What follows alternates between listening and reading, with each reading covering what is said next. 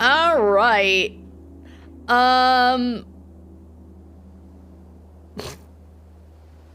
Do you think that little goblin guy and Viskin are in a secret relation? They're probably not, right? But what if they were? Anyway. That's not very family oriented. Or rather, for everyone, affect your it wouldn't affect my standing in the workplace. I'm the favorite. I came in at a time where he was working so many hours, and now he can pull back and take a little time off. I'm the favorite.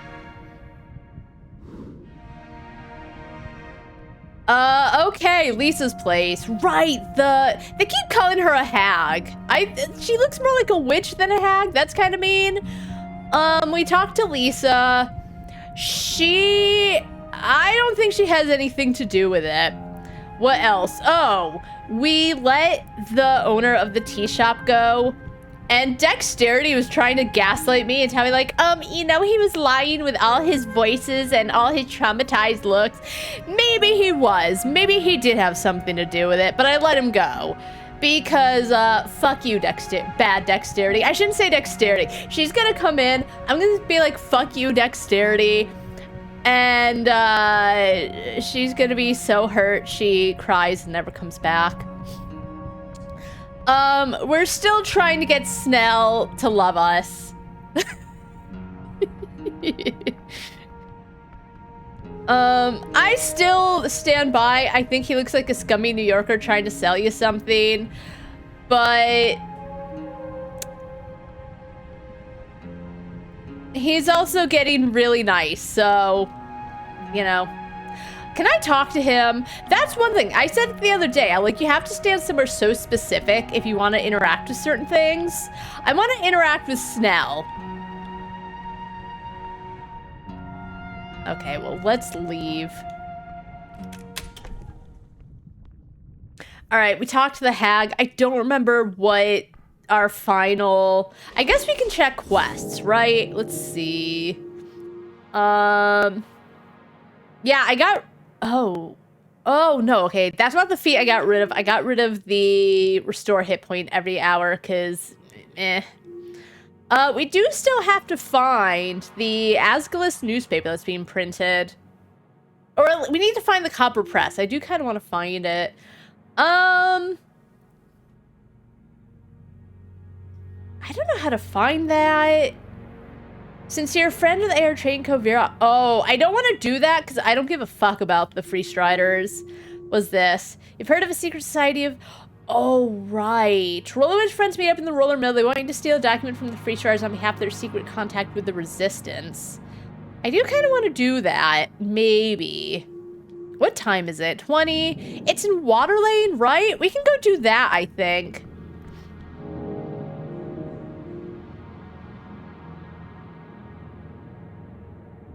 Yeah, I think it was in Waterlane. Probably... Oh, how do I get out of here?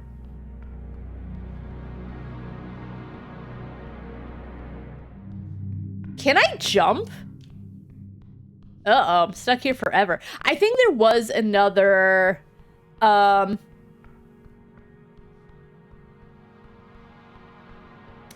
Yes. Nope. Oh, I know where we can go. No, never mind. I lied. Teehee.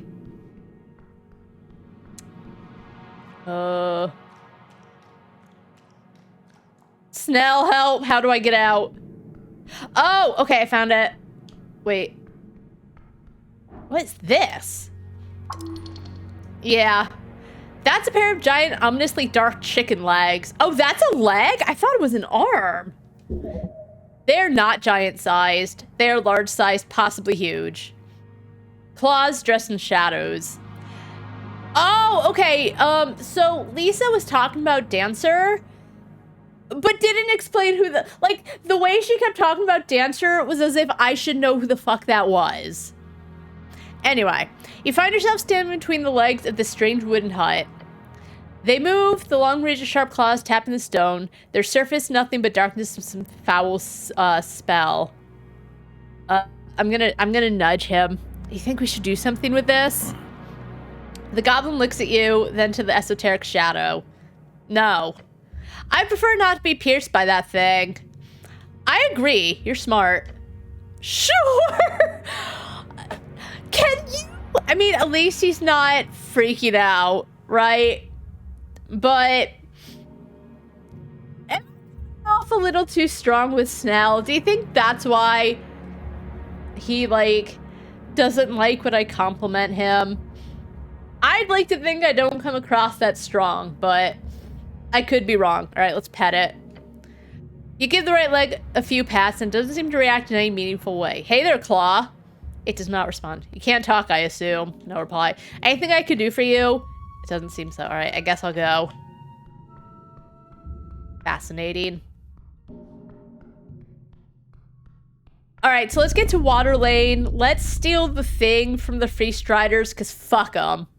I know they're gonna help with, like, local economy and shit, but the way people have been talking about them, like Viskin was saying, when I gave him the little thing, the flyer, he was saying, like, it's something that'll happen regardless, but he won't be happy about it. So I think in some ways, probably the Free Striders will try to take all the money and put a lot of limits on small businesses.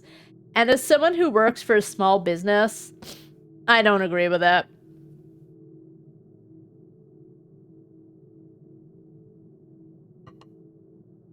All right.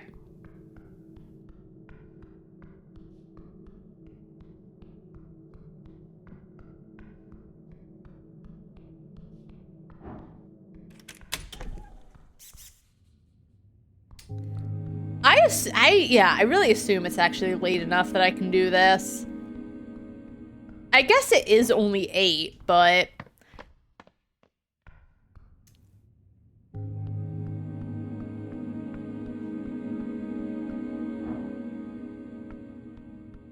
Wait, what's this?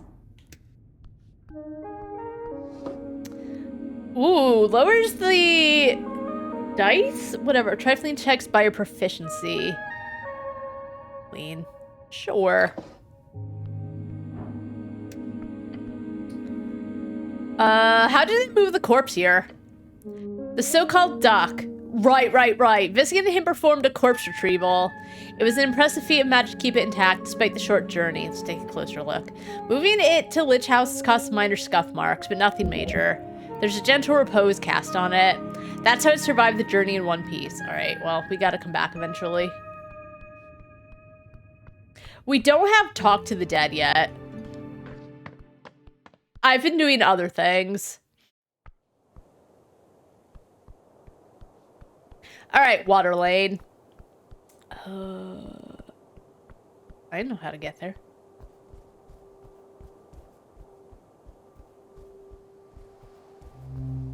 Oh, can I go this way to get to Water Lane?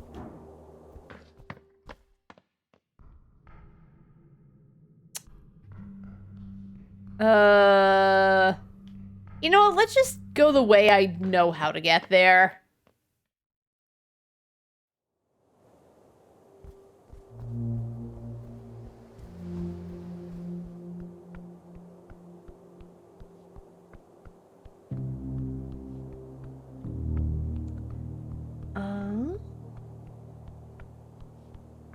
This way. Oh, there's someone up there. All right. Oh, it's that kid, Arn, I think. All right. Let's see if he has anything to say. Oh, they're... All right, hold on, kids.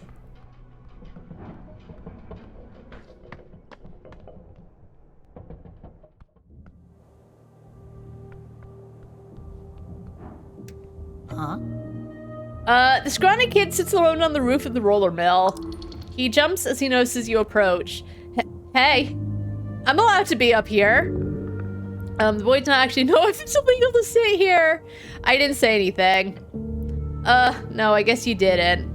I'm just seeing what you're up. I am just actually seeing what he's up to. Oh. His body language goes from fight or flight to, I guess I'm not gonna die tonight. Oh my god. I just come here sometimes after work. to think. I'm gonna glance at Snell. He shrugs and then leans against one of the giant chimneys. He's so cool. Do you like working at the kiosk? Yeah, it's good. He's trying to not talk to you, steering the conversation into a null. He wants to be left alone, perhaps to indulge him. Do your parents know you're out this late? He keeps looking out the horizon. No. Uh-oh. Neither of them are around. An orphan, or just neglected. Didn't he talk about his brother, though? They're not around, eh? You'll end up a delinquent. I don't think he will. Okay, he's sitting on the roller mill, just chilling, just freeing up, not freeing up, but like clearing his head. That's not delinquent stuff. They're not around, eh? Mom's gone, dad's dead. That's awful. A glance toward your companion reveals a solemn expression gazing out over the city. Let's look at the horizon. He doesn't say anything. The boy just looks at the horizon. Let's sit down next to him. He doesn't seem to react at first. And then he says, I don't think about it a lot. I mostly just go to school and the kiosk. Oh. Keep his mind off things, it's understandable. Let's try to sympathize with him. Fuck! Hold on. Oh, is there an autosave?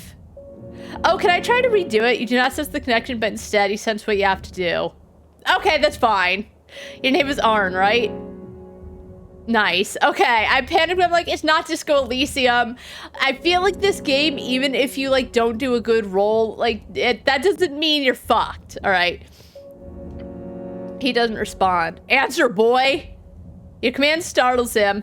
Yes. Let me tell you what my patriarch told me long ago, back when I first began my Earthguard training. Oh God. Okay, let's quit to menu. Let's see if we have an autosave or something. Oh, I don't. Oh, that's... I made a mistake.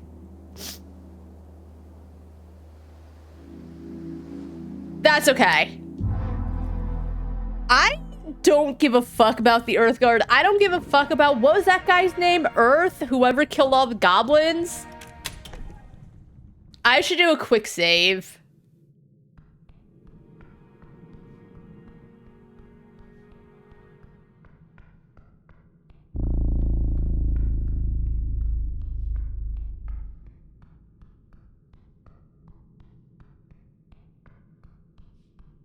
Oh, do I have anything actually that increases my wisdom? Let's see. I have a bag of holding. We can put that up here.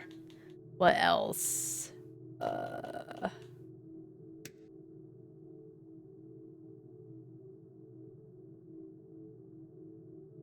want Meek to be here for this.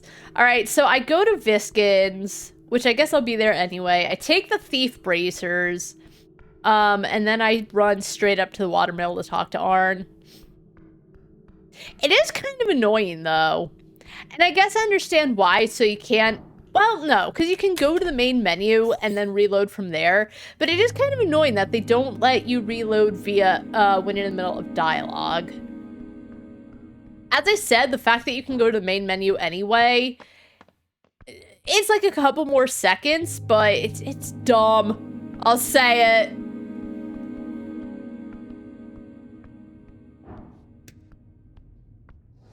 All right.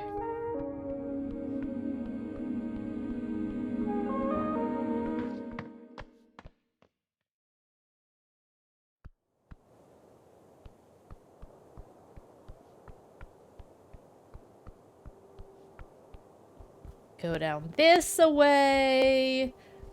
Go up the stairs. Oops. Go up the hidden stairs.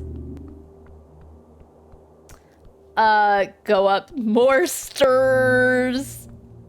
There's Arn. Actually, quick save this time. I should just quick save before I talk to anyone.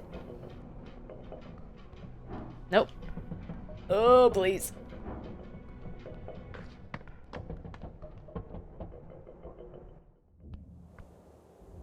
Okay. Huh? Okay, I didn't say anything.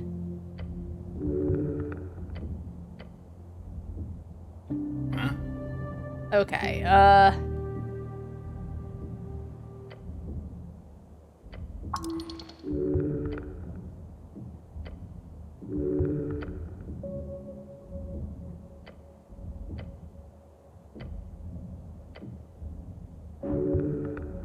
Alright, so now we have a +2. Yes! Sympathize with him. You know what to say, do I? You have to. Tell him. Oh no, not that. Sorry, but you have to. Tell him about Dad. So here's the thing. The boy didn't say anything. My dad was... Oh! So we know... I said I was sick and, like, I didn't feel anything in my nose, but, like, it sounded like it. But now as I'm trying to talk, it gets a little, like, stuffy. Holy moly. Ugh. My dad was crushed by a troll. We know Dad died, but we actually never knew how. He looks at you with wide eyes. What? The smell was awful. Loud. The smell was... Okay, I guess what he's trying to say is the smell was awful and the sound was loud, but the way it's put, that's not how it comes across. All right, the smell was awful. Loud. He told me to run, but I was very little. I stood and watched. I remember it well, just 30 feet down the lane. There was a troll in Norvik? Almost. We lived in the hills, went on a rampage through the village. Oh, 10 men died that day. My dad was number 8 on the official list. Oh. Oh, that's one of those things you keep in your head forever and in your heart. But, like, not in the good way. He stops looking at you. It's not nice. You know, not having a dad. Yeah, he knows. But we are trying to bond. Yeah. I've heard it's not always great to have one either. Not always. He speaks with pain. It's like... He glares across her once more. You're not alone, Arn. It hurts differently for everyone, but you're not alone. You have me and Snell. We could be his new dads. Yeah, thanks, Clarak. And I mean, I'm not really alone. I've got my brother. Yeah, okay, I was gonna say, I was like... I think he was the one with the brother. There's hope in his eyes when he says that. He gets up from the roof tiles. I should get home, he mutters. But yeah, thanks. He gives you a nod. Then he walks away. I don't know if that made a difference or just got him confused. But good job. I do my best, Nell. I do my best. Yes, you do.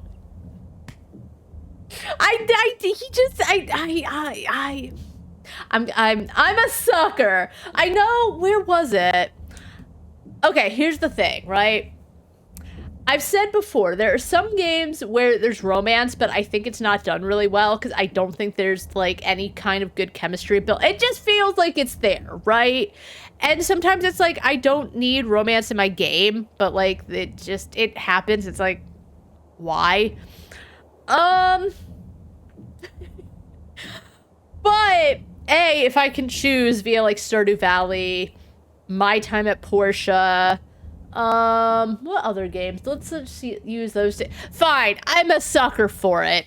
Or if it's done quite well. I thought Hiro and Mari in Omori, I thought they had like very cute chemistry and I liked them together. So I know I'm clearly down bad for Snell, but yes, I'm gonna take it when he says nice things. Shut up! He shakes his head. Yes, you do. I don't know if he means that in a good way or not, but I'm gonna take it as so. Alright, let's go. Do you love me now?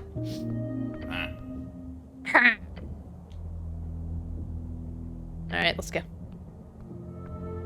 Alright, let's go help the kids. I like how that was like a 10-minute conversation we had with Arn.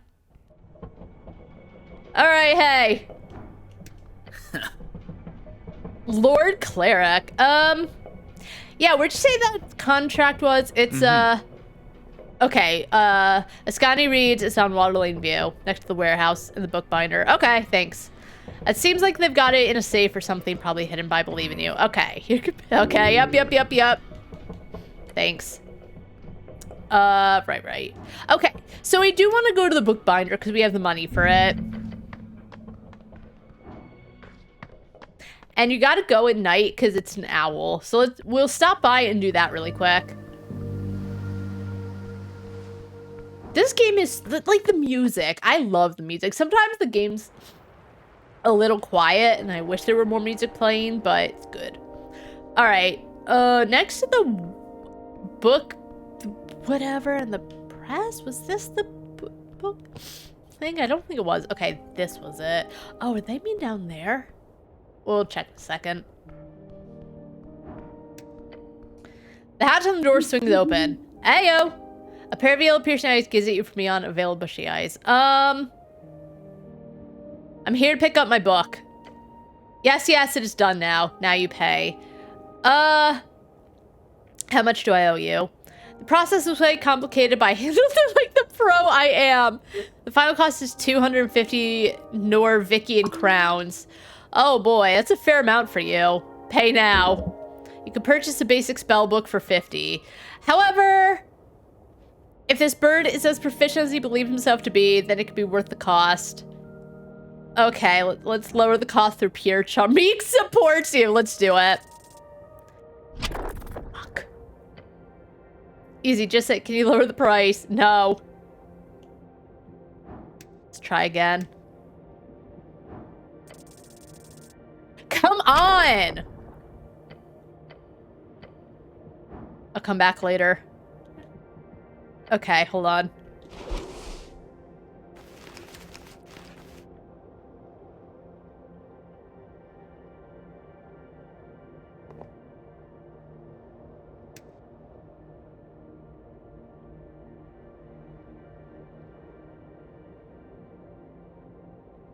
Well, that lowers my charisma, which doesn't help.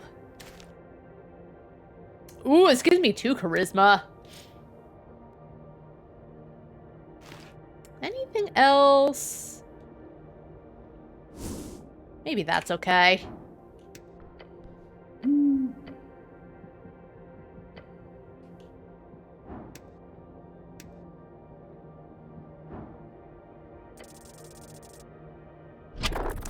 Can we? Please.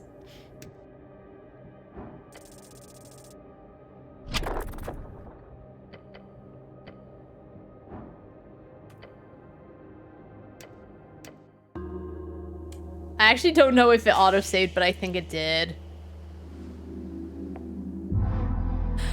Oh my god! Come on! How do I fail so many rolls?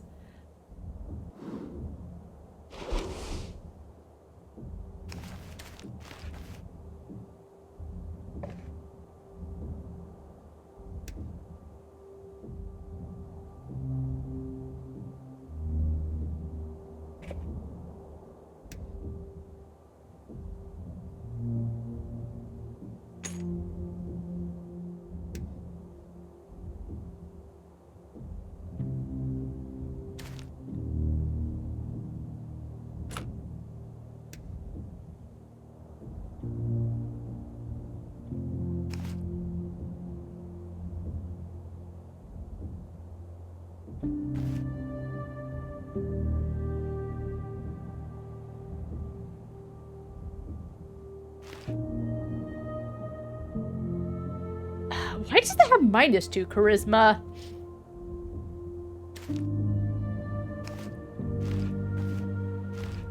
Oh, you can also go via that. Well, everything is minus charisma. All right. We'll quick save.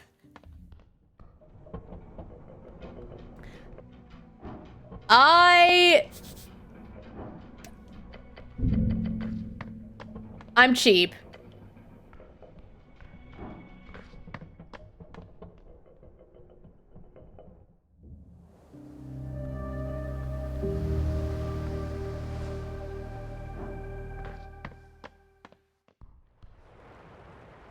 Okay.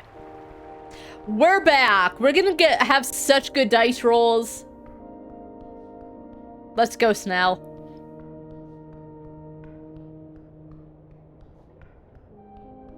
All right, quick save.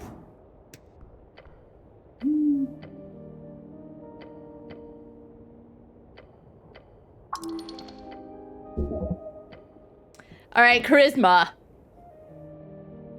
Meek. Yes. You gotta comb his feathers, you know? Just say, make it 100, I'll owe you big time. Wouldn't it be nice to have a cleric in your debt? True. Okay, pay 100, then you get your book. Nice. That is a big discount. I thought the discount was gonna be like, you know, maybe 200, 175, but... And you know what? I would help the owl. All right, great. You toss an all 100 crowns from a pouch of holding, and out of the slot in the door, you see the end of a paper-wrapped book. All right, nice. Take it. You open the wrap, discovering a book that feels eerie to the touch. The inside is marked by some fiendish geometric shapes along with various arcane shortcuts. A masterpiece. You'll love using this as your spellbook, won't you? It feels tingly to your touch. I think I did like dark magic because it gave me more charisma. Extremely esoteric. You're happy, I can see it. The yellow eyes tilt to the side as they peer at you from the slot. Now be on your way and mention my services to your clerical friends. I'm the best, you see. That needs to be known. Will do, General. Stare at your book. Anything else pre-leave? No? Thank you for your time. Nice.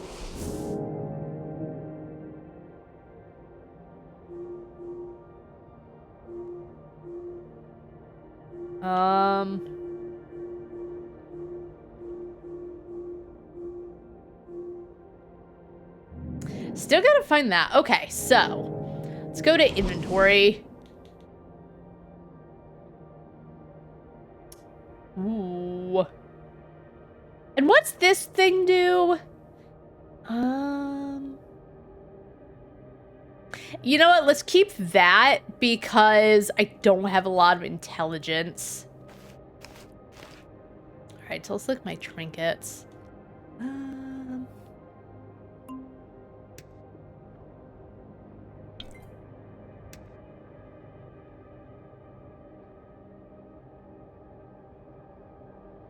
It's probably fine.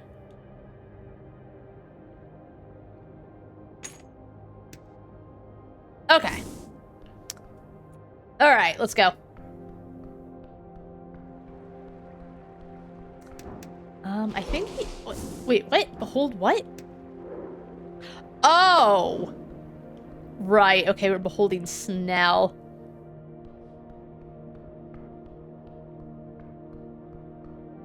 So he said it was, like, near the warehouse? I think?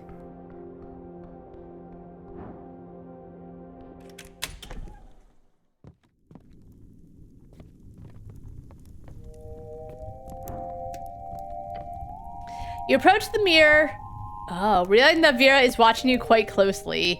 But taking a quick glance, you do see there's surely a safe hidden behind this mirror. Interesting, I'll have to come back when Vera isn't around. Oh, it's probably not late enough then. Oh, I have to pass some time. All right, what can I do? Let's see.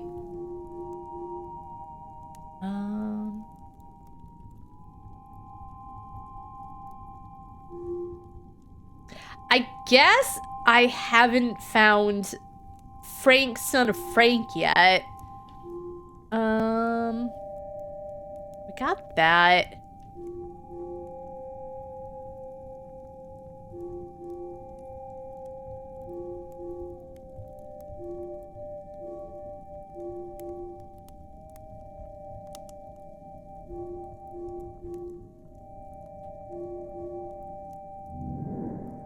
I guess we can look around. What's this?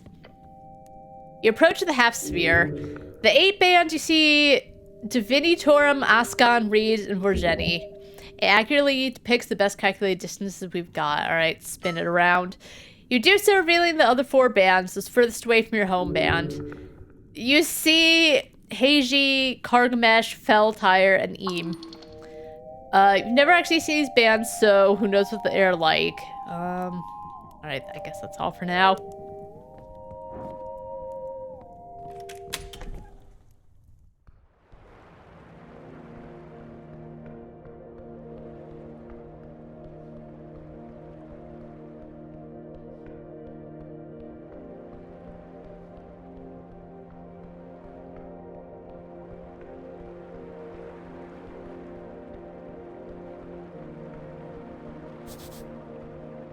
Yep, lovely weather indeed.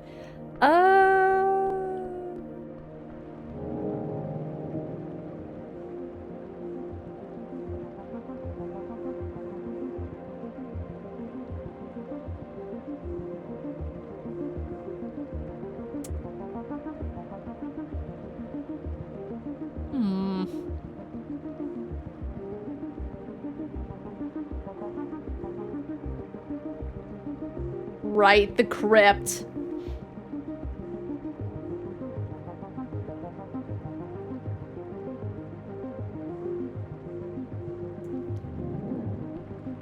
I guess I can rest.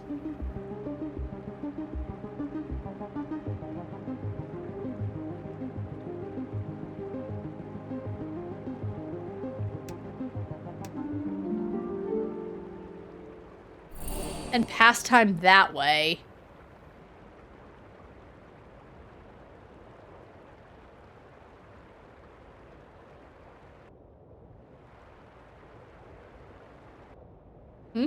Yes, we are leaving. Is she still gonna be in here? How do I make her leave? Can you go away? Cleric, I'm working late today, as you can see. She gives you her trademark smile. Though I do believe that almost every day, if you can believe that.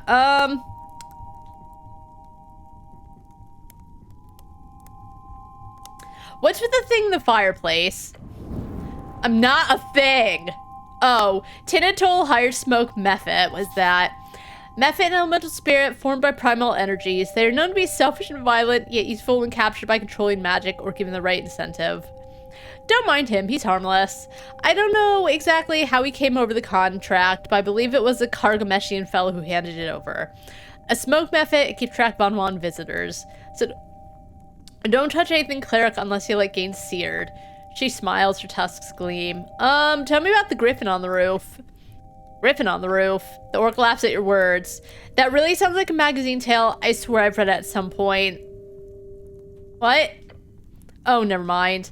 Technically, the griffin is not allowed to use our building as a nest. However, by sheer happenstance, it has become one of the many unwritten and unofficial exceptions around here. I've simply learned to make do as one does. And it just sleeps here all day.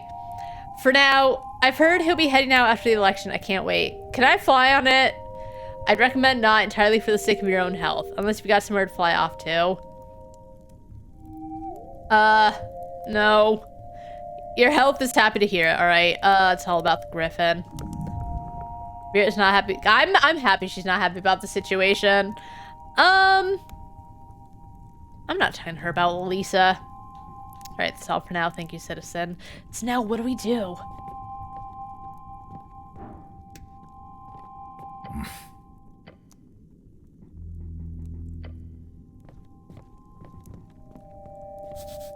Spicy extracted juices, most exotic varieties. What is that?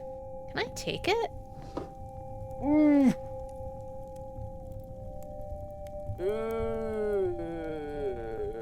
Okay, hold on.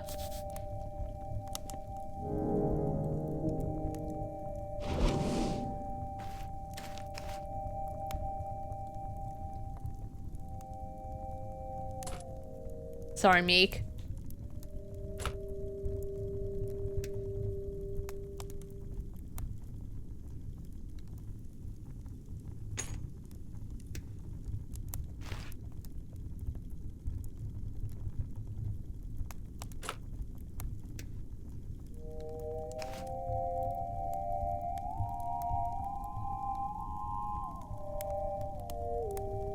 Do I have... Oh, this ups my... Alright, so our dexterity is 22. We might have it.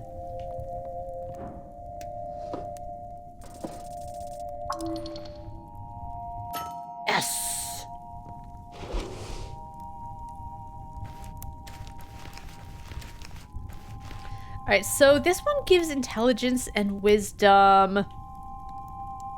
Strength, dexterity, and wisdom. Yeah, you know what? It's kind of sick looking. Ascension Vorpal Sword with obvious performance anxiety. As you hold it in your hand, you hear a faint whisper. All right, nice. Let's get that back on. Oh, the satellite gave more dexterity than that. Oops. Okay, I do like having the esoteric watch. Meek for sure, because Meek's a cutie pie. And then the ring keeps me, you know, legit.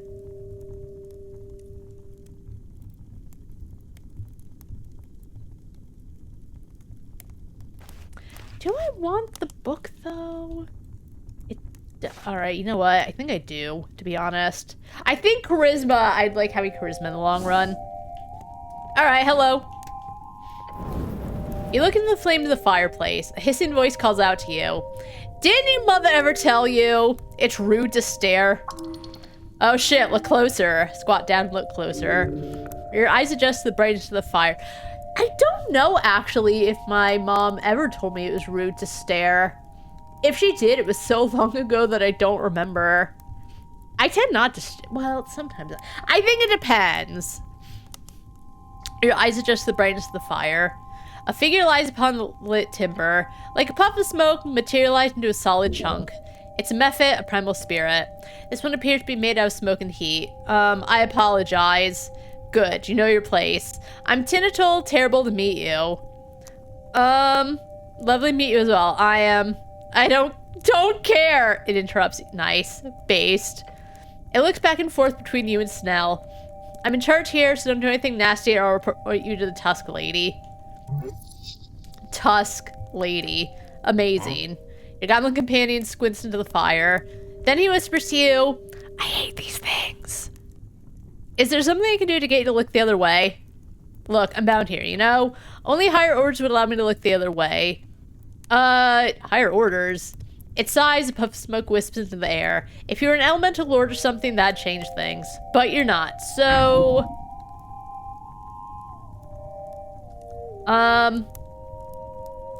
Prove that you're a worthy elemental lord by sticking your hand in the fire. Nice. Nice. Shield. Your skin is a shield. Take off your right glove. Huh? Place your hand in front of the smoke guy right in the flames. Confidently, you reach forth. Oh, Smoky Boy, what the critting are you doing? With your second hand, you cast Druidcraft, causing the flame to wrap around your hand. Holy hells and bells and stuff, it exclaims as it dances around your searing hand. It is not a lot, but you can sway the flames by tugging primal strings. Gods be damned, dude. This is enough. Slowly remove your damaged hand from the fire. Your heartbeat screams in your ears, blood rushing, adrenaline pumping. Beyond your body, the smoke creature laughs wildly. Haha, you're awesome. Fuck it, I guess you are an elemental lord. I look the other way, you go ahead and do whatever you want, boss. You hear him cackling as he rolls over and stares into the wall. So you're like a guardian of this place or what? Something like that. I'm only obliged to attack you if you actually steal something. Oh, really? Test the little guy. You should push. I'll keep that in mind. Yeah, you better. Okay, that's it for now. Goodbye. Nice. Okay, well, that was pretty good. That's kind of why I keep my constitution dexterity high. It just feels right. All right, what else can we do here?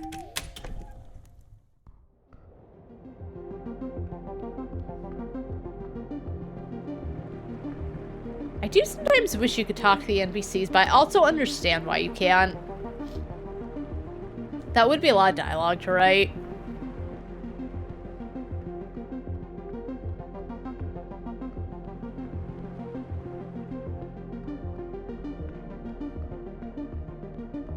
Is there anywhere else to go?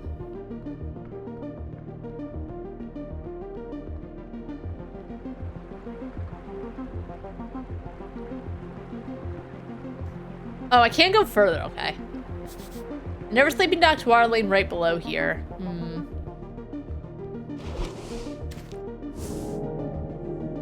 I really want to do this quest for them. Just to, I guess, rub it in the Free Strider's face. Try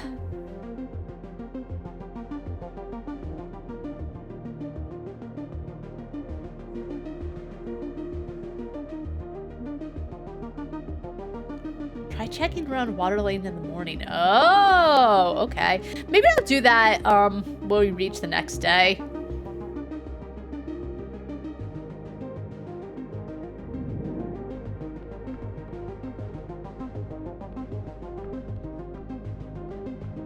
You know, we can go to the bar. Wait, what's in here? You stand before a damp door on a cramped corner house. The wood is dark, swollen with the perpetual moist of Water Lane. A layer of river, mud, and algae. You know someone here? Let's knock on the door. You wrap your knuckles against the wood. A solid rhythmic knock. A moment passes, and then the sound of a heavy latch sliding. The door creaks open. A pair of bulbous eyes stare up at you. It's an Honoron. Dressed in a tiny velvet smoking jacket. Quite distinguished despite the lack of pants. I mean, Camel Frog too, right? When he wears, it's like, I got it for him. It's a white button-up shirt with a vest. He doesn't wear pants with it, but he looks really good in it.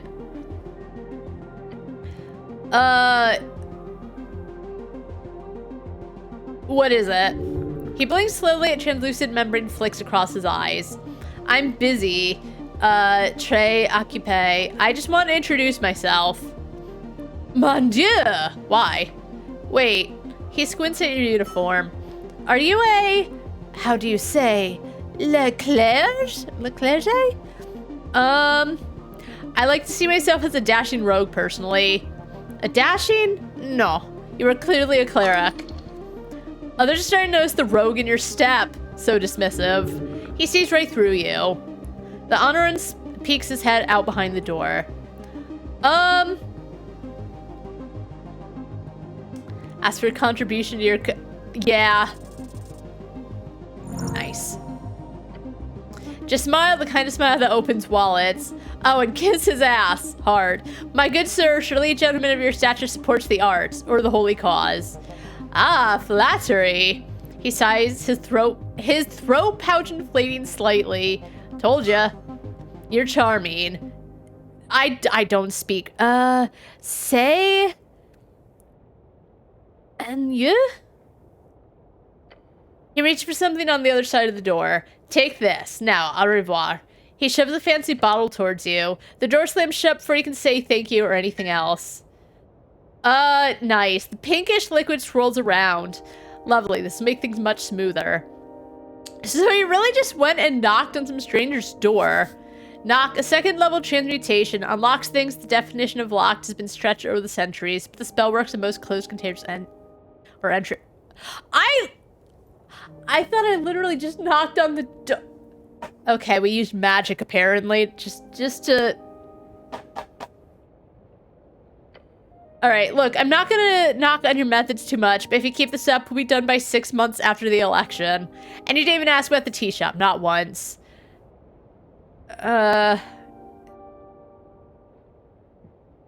You're right, let's just focus. The goblin closes his eyes in a short, silent contemplation. Then he says, maybe stick to, le points d'interest, okay? That's funny, I like it. I like you.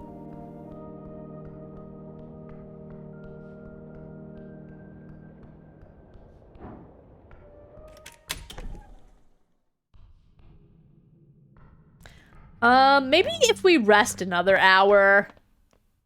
Because there's not much I can do. Alright, let's quick save before we just rest.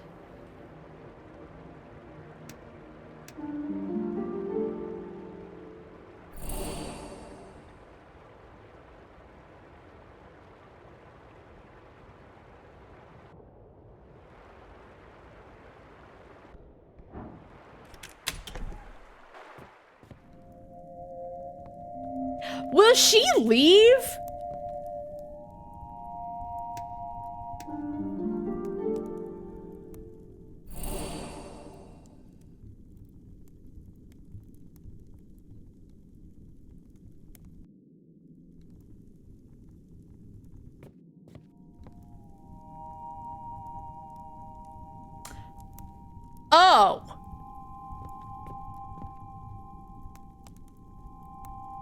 Oh.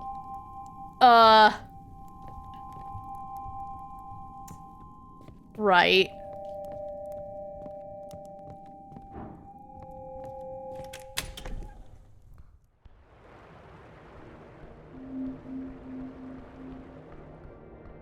I might have to stay up all night to do this. Mm-hmm.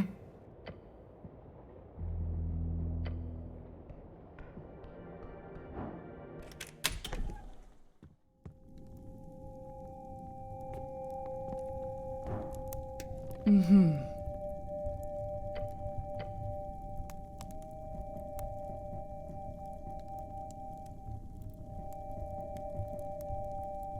About the tea shop owner. One greasy bird makes good his job about him. I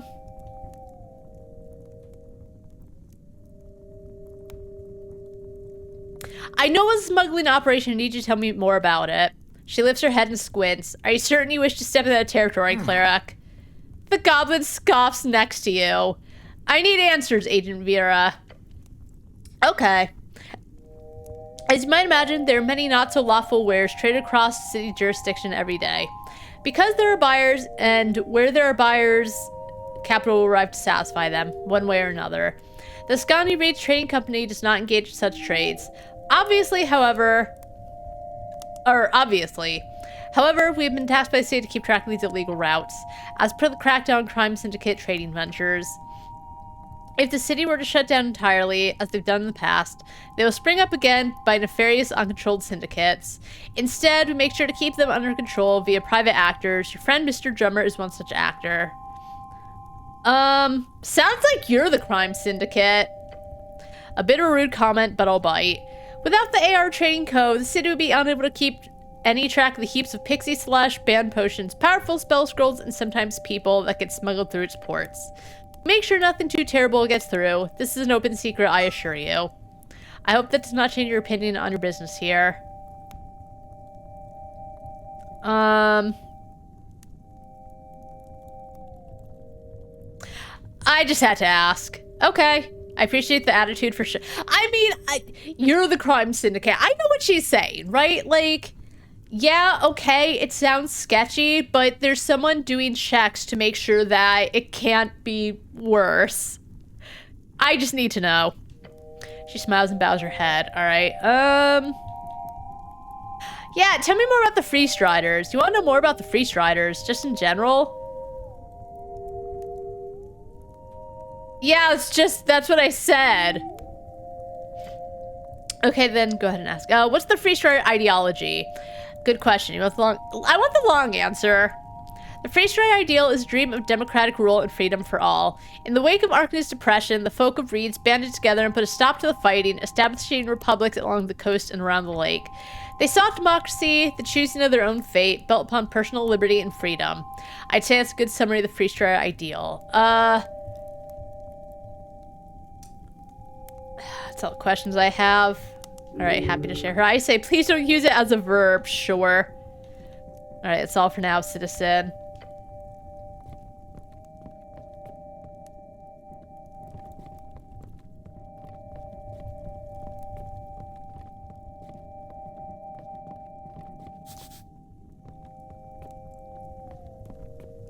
Can I, like, grab from her? No, I think I behold. Oh, right. Oh, actually, can I behold Snell?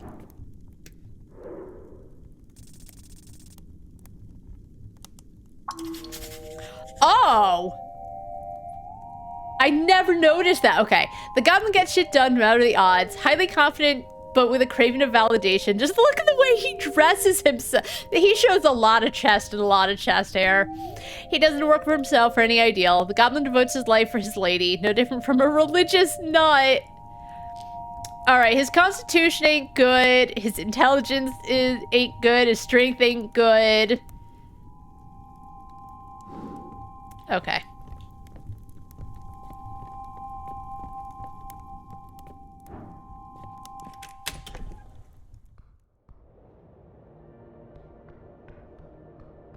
Is there anything else we could talk to Snur about?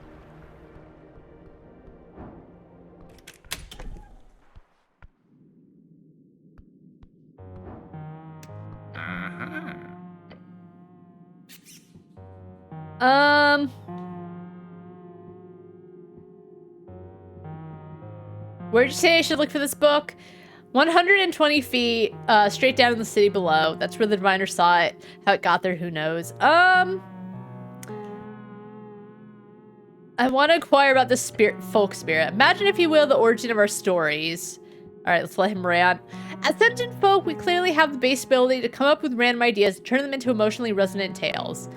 Tales that explore the condition of life itself and make us feel many things. But an interesting thing happens if one were to study the core parts of these stories. That even if we look at stories crafted in entirely different bands, separate, isolated tribes, or even in worlds outside Yor itself, there's overlap. Alright, stay quiet. Humans who live in the remote mountains of Eam have the same repeated tropes in their foundational myths as humans in Reeds. Same for halflings. The Stormbloods of Kargmesh have the same variations as my people in Fordnip, despite being separated in esoteric evolution by at least 10 millennia. It's as if every folk is haunted by a spirit, like an unconscious collective dream of concepts and ideas that follow us. Even when those separate folk originate from entirely different worlds. Could you imagine? Two folk arrive through two separate gates of Yor. They are alien to one another, culturally, spiritually, biologically. Yet they share those core myths. That is what I'm studying. Don't elaborate anymore, please. That's very interesting. Isn't it? Most importantly, it's provable. A unified soul of people, what happens upon merger. How is it provable? Reproducibility analysis. Cultures and folk who had no contact with one another, even originating from different worlds, both have the same core myths. Narrative traits, archetypes, repeated tropes. It's the same method used when uncovering ancient dead languages. Using common denominators to narrow down similarities and differences. He adjusts his mustache. Now, there hasn't been that much reproducibility yet from my peers. I'm still working on getting other scholars in on this topic. I think I understand now. The goblin crosses his arms, ready to hear your comment. The halfling scholar leans back his armchair. I think you've got something cool cooking here. Oh, do you? He gives you a quick nod. I would not spend my old age here if I did not agree to, in some deep sense. He sniffs. Thank you for listening to my rant, cleric. You as well, my goblin friend. You're welcome? Alright, thank you, citizen.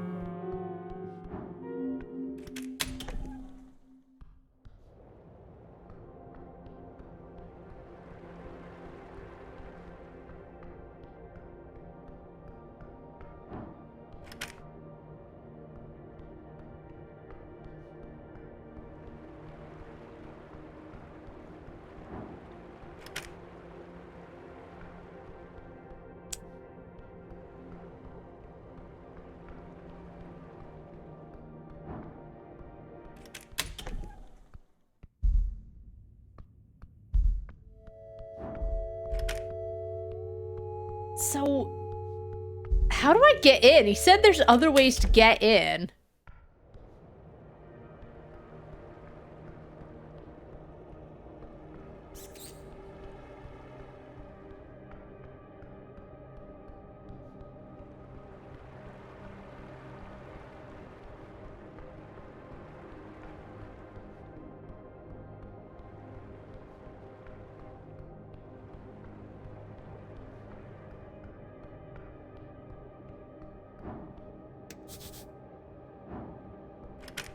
Maybe there's another way in. There might not be.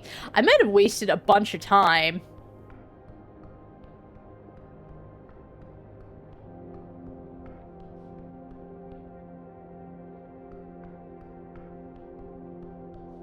Okay, let's do...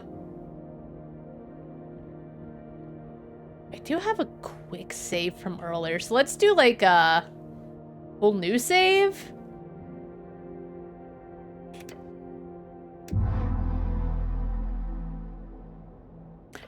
That is actually really annoying. That doesn't load your quick save.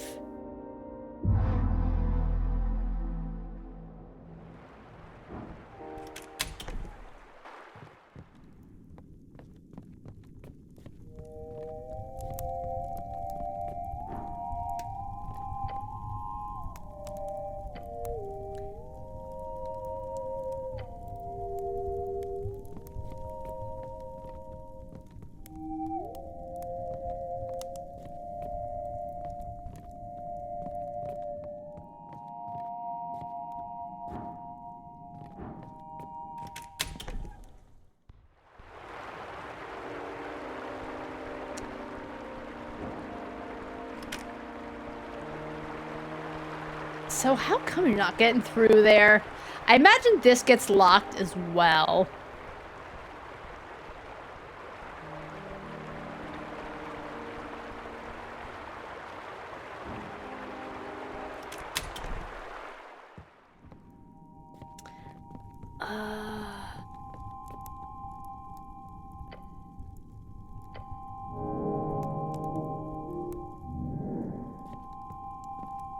Can I really not even lockpick it?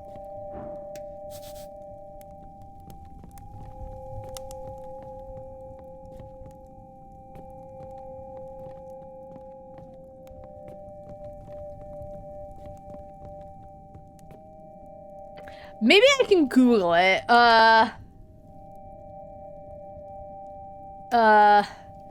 Esoteric Ebb. Sneak into free strider building water lane.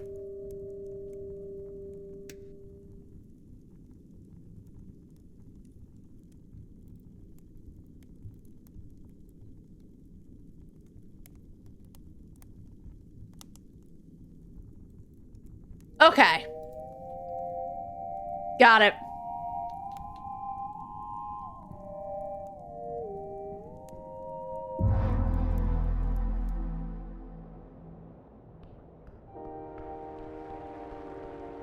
Oh, this window? Interesting. Let's see. You take a few steps away from the top entrance, find yourself positioned before one of the windows. It's dark inside. While Waterlane never sleeps, the Free Striders are clearly busy these days before the election.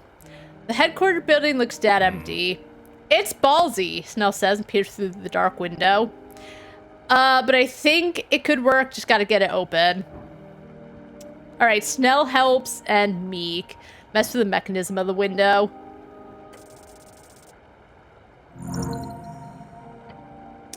A careful maneuver through the crack of the side of the window and... Oh, you know what? It's because I have a lot of dexterity items on. Crack it. It takes you 10 seconds, 10 short seconds. And you've got the window open, baby. Time to enjoy the spoils. Nicely done. And if we run anyone inside, remember, you're a cleric on a mission, not a burglar. What about a sneaky rogue? Sure, that's slightly better. Nice. Nice, let's go. Let's go, beloved. Hello. Hey, awesome guy. I ain't seen anything. I didn't even notice you enter. Oh boy, sure hope a cleric is in here stealing all the cool loot. That'd be terrible. All right, let's see. I mean, I have stolen a lot of things already. Oh, what's this?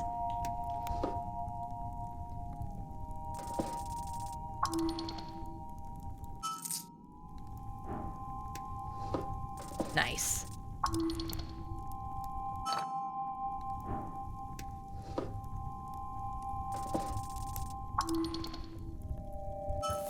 All right, is there anything else? I mean, since I'm here...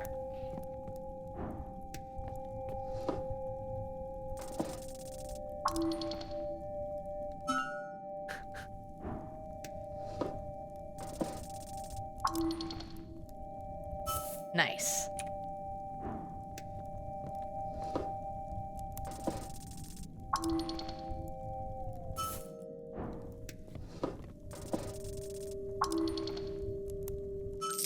Nice.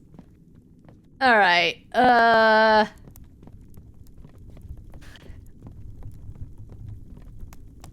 right. You check behind the mirror. There's a safe in the wall. Careful, cleric. Sorry. Oh, hold on. Careful, cleric. The goblin whispers to you. I'd hate for you to get hurt. The Free Striders are many things, but careless is not one of them. Let's inspect the safe. Looks like you need a key. Thick walls, a handle, the words Orient and Galat are hammered into the front plate. This would be difficult to get into without the proper tools. You want to crack the safe, right? Let's look over to the fire. You glance toward the flames. The Mepha is clearly looking in your direction, all right?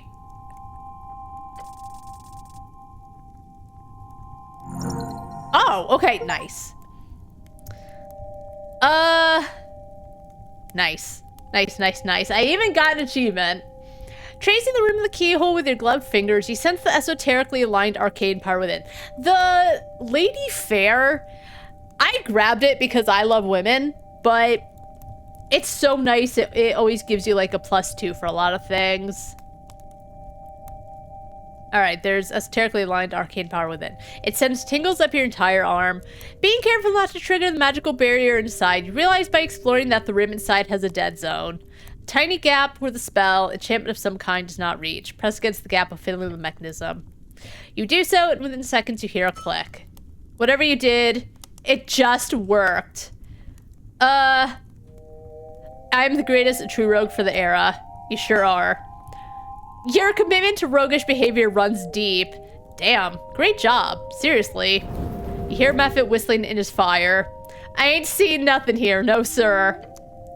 As the door glides open soundlessly, you see inside a stack of papers bound by a leather strap. Let's grab the ledger. As you do, you realize how light it is. Is this just one paper? 2? What the hell? Why would they keep a single contract alone in a safe? It must be juicy. Or it's a trap. You look over the text real quick. It's easy enough to understand what it means. The contract is between the Ascani Reeds Trade Company and the city of Norvik. What's taking so long? Wait, now I need to check this. Fine, be quick. The contract states that from the 1st of Belton on the morrow of the Blood Night, that's 4 days after the election, Blood Night, a solemn holiday usually spent visiting graves of loved ones, especially fallen soldiers. Each day of a week, you're supposed to pray for a different fallen soldier. Oh, wait.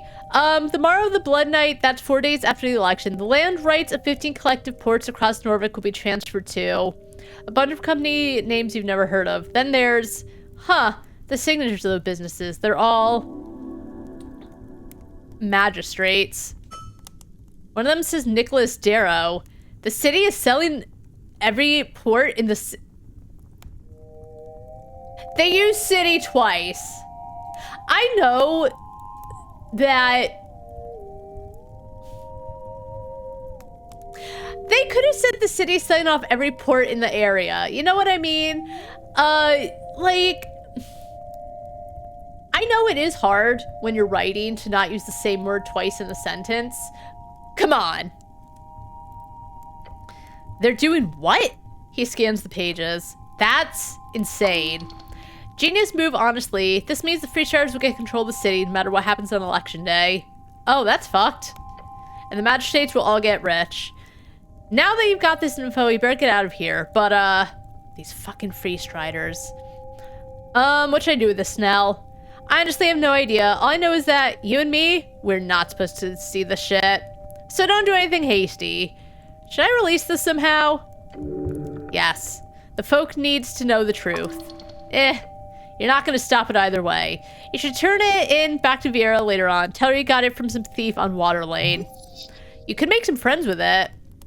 And enemies. So be careful who you show it to. The city is corrupt. What a surprise. Keep it or share it. Make sure it's not traced back to you in either case. Democracy in your grasp. It festers. It dies. All right, time to get out of here.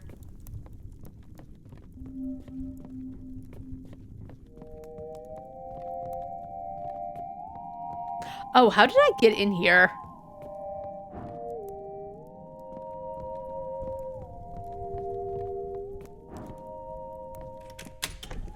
All right, we just left through the front door, sure.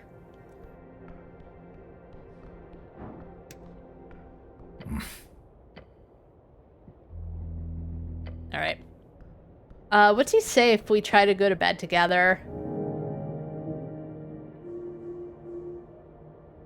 The Skyreach Trade Co. has apparently signed a contract with the city for exclusive land rights of every port, including the entirety of Water Lane.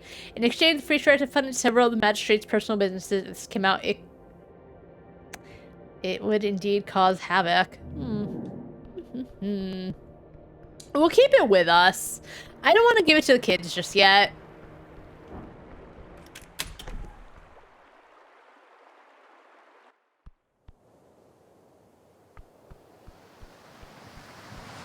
What if I gave it to, like, Lady Sageleaf?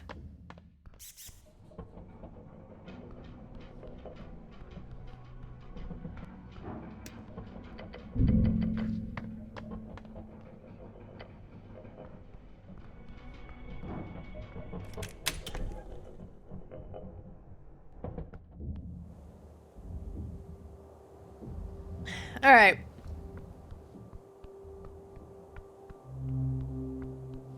Get out. Can I give it to Lady Sageleaf? I just want to take a little looky-loo and see. Let's go, Snell.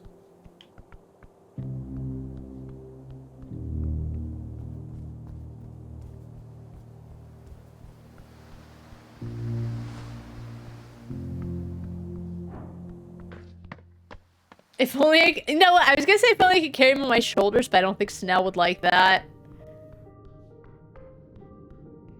Oh. Yeah, I guess even goblins need to sleep. Can I give it? Can I talk to her about it? The elf flicks you up and down as you approach, human.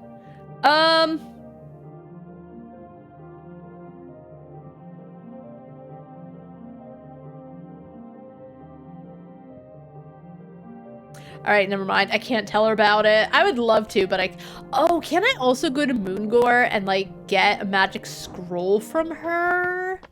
Might do that tomorrow, honestly. All right, let's go to bed.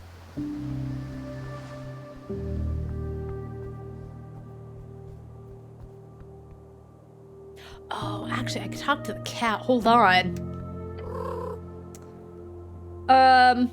What are you voting in the election?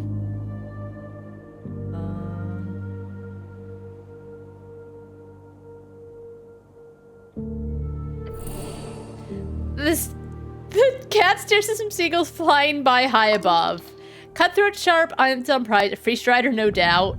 A bestial force, ready to spread asgalism of course. What do you know about the tea shop? The cat does not turn to look at you. You towards the cat's head, meet your palm, nuzzles up against it. Not doing anything, you gain so much love. Learn from this beast. His grace is unmatched. If you're a cat, you'd never have trouble again. Good. Pet. Enjoy your day, citizen. Let's go, Snell.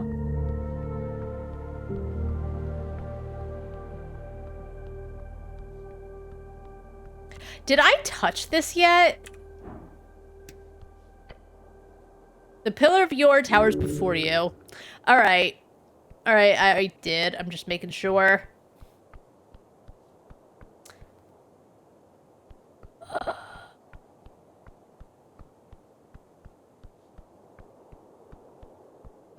I remember where I'm going.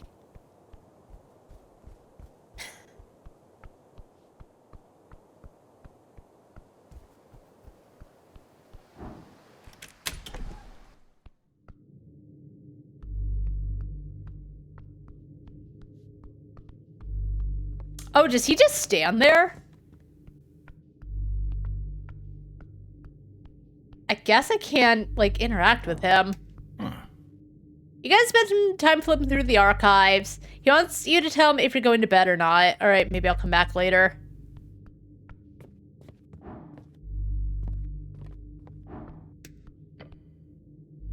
Where he lights bedroll. Let's take a long rest. And you're going to bed, I'm head out the night. No! Go to bed with me!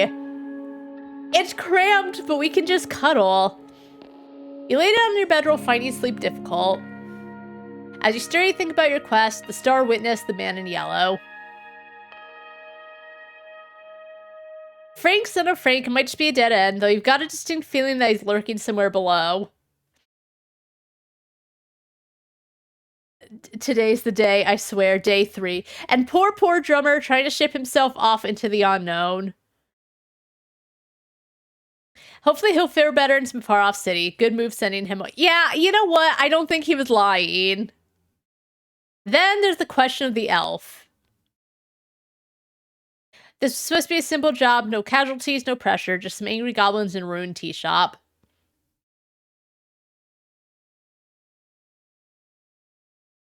Now it appears to be anything but. There's also the hag. Lisa is suspicious, but beyond her natural hagness, nothing seems to point in her direction. Is she suspicious? She seems like she feels bad that it happened. So many loose threads, but don't worry, you've got time. It's time to delve deeper past the below. Among its many secrets, some path has to go deeper. Yeah, that, before you know, 8 hours have passed. Successfully complete your long rest. Let's go to Water Lane and ask about the milk. I wish Meek would speak to me.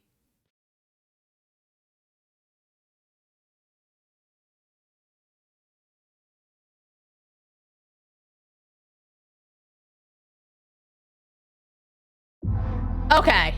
I had to press something. All right, 2 days to my birthday. Another day full of trouble. The end is near. It's time to open your heart. People told Stod cry out for you. You really gotta finish this today, or else people are gonna talk. I'm already on day 3. Feel stressed. Time moves fast and running around like a headless chicken. The election looms. I'm not feeling too good. This is literally how you feel like 50% of the time. More sleep would help. Perhaps tomorrow. I have so much stuff to do today. Hell yeah, brother. Time to get to work. All right, let's start the day. People are gonna talk, but like, this shit takes time. Shut up.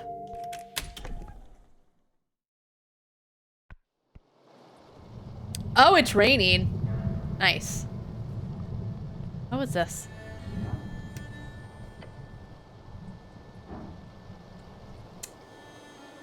Oh. Alright, hold on. Let's get to Snell, because Snell might try to help me out with this. Love of my life. We depend on each other. We have each other's backs.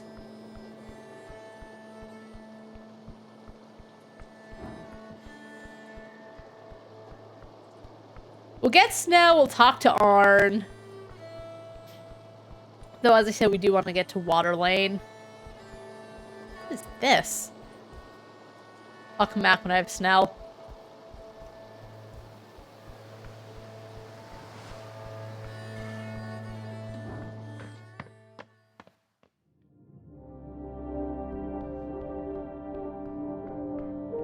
Hey, babe. Morning, Cleric. The goblin rubs his eyes. Are you ready to head out? I usually head out about this time, so yeah, I'm ready. Nice.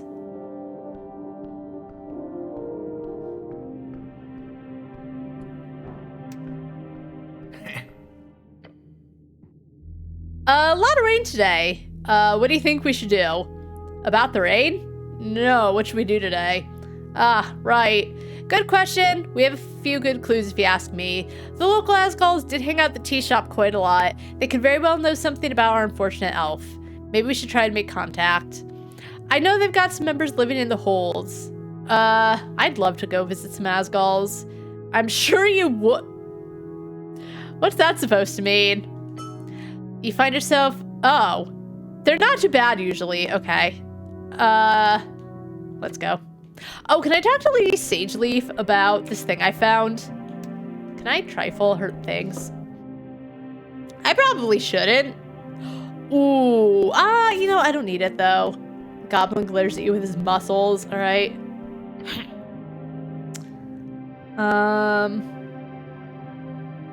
All right, I can't tell her about this thing I found, unfortunately.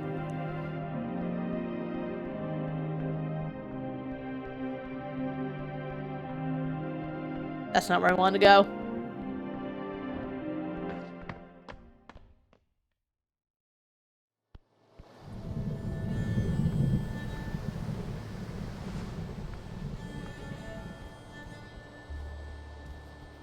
Hello. The dwarf notes and whispers to himself, "The storm calls to me."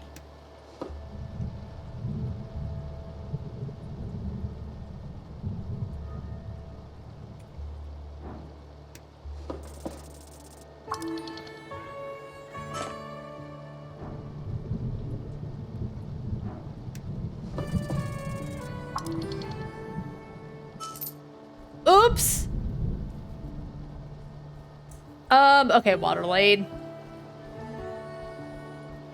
I have no idea how that happened.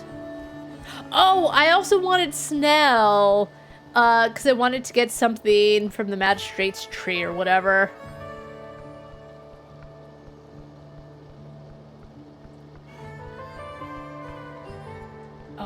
get there.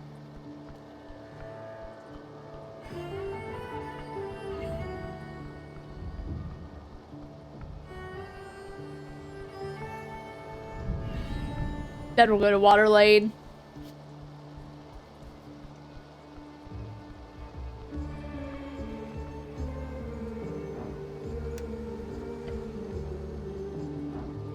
Alright, Snell doesn't help at all.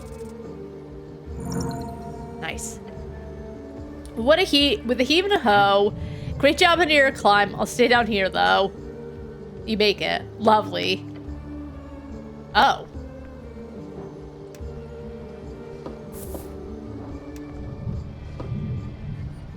Oh my god.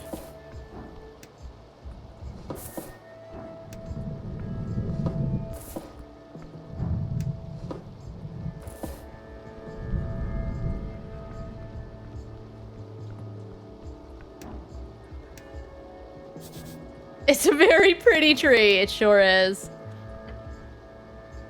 Seen anything suspicious lately? Snow gives you a concerned glance, and then he too turns to the tree and growls. You better answer quick if you want to keep your leaves, buddy. Yeah, he's definitely from New York.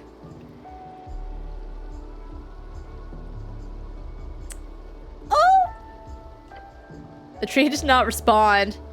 Damn, I guess we'll never know.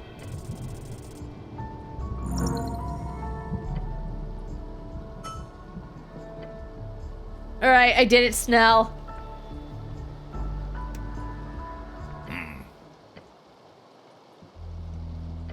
Alright, let's go to Water Lane.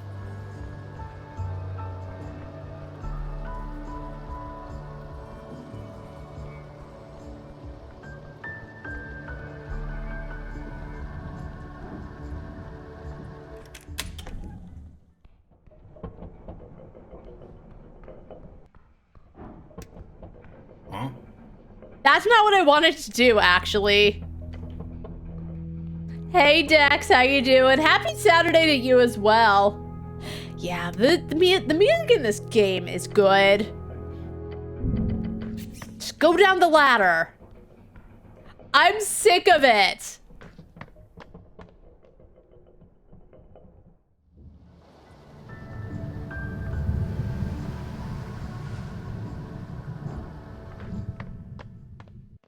Yeah, it's really good. Now and then the writing's kind of whatever, but oh, what? Yeah, what's he doing here? Austin's standing at a street corner. Behind him, a large crate of milk bottles. Oh right, milk delivery. Cleric, leave, be gone. Is this the milk run? Yes. Can I help? No. Try harder, you can do, please. He growls in an adorable way. You see him stop his growling. He thinks to himself something. Ah, he's got a plan. A scheme. But then the kobold turns around and starts picking up bottles. He hands them to you one by one. You are now a delivery human. You are on the milk run. Oh, cool. Human, listen up. Each bottle is special, very expensive. You must deliver it to rich people. Make them buy. The price is 4,000 crown. Oh. That's expensive. It is good milk. Like, okay, so I said, like, sometimes the writing just, I think sometimes the game thinks it's very important, or it goes about things in a way that, in my opinion, are dumb. But it's also quite, you know, it's all subjective. You pay $4,000. You're in debt. You have to take out loans, but at least you have the best milk money can buy. You put it down on the counter. You go to talk to your husband because he's like, dexterity, why are we in debt? Why have we taken out loans? Oh, honey, it's okay. We have the best milk money can buy. I will split it between us. I will show you what I have done for us. You go to get the glass because you bought this good milk, right? So you go to get the glasses, you go to turn, your elbow touches the bottle of milk, it falls to the floor, all the glass breaks, it spills onto the floor, and you're crying because now you're in debt. And you don't even have the milk.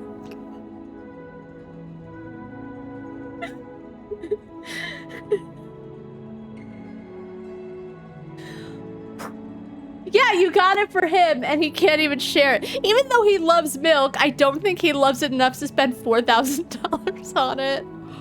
Oh.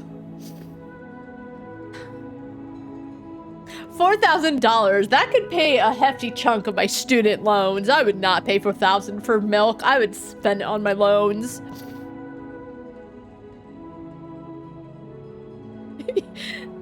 You'd be like, honey, beautiful love of my life, what the fuck are you on about? Why did you spend 4,000 of our dollars? After you sell them all, come to me on election day. This is when we count money. Each cost 2,000. Wait, now it's 2,000. Yes, for one bottle. Didn't he say it was 4,000? Why is it 2,000 now? For one bottle of milk, yes. You sell all, you get 20,000 crown, that is math. Oh, you sell all, you get 20,000 crown.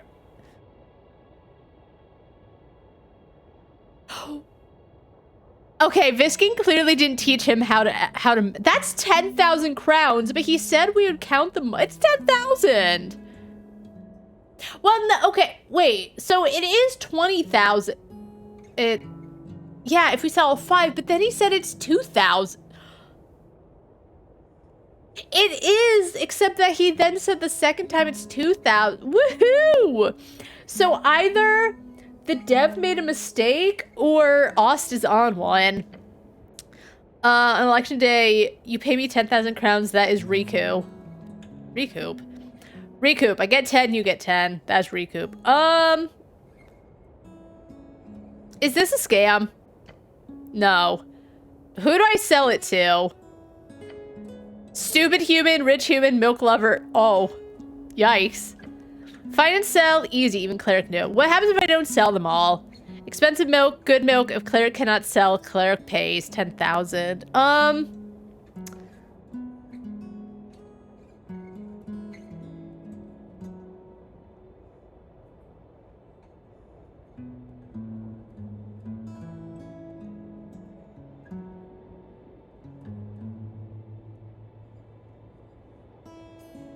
You know what? My intuition is telling me that I shouldn't fall for it. Maybe in the second playthrough I'll do it. Okay. He takes the bottles. Now go. What a scam.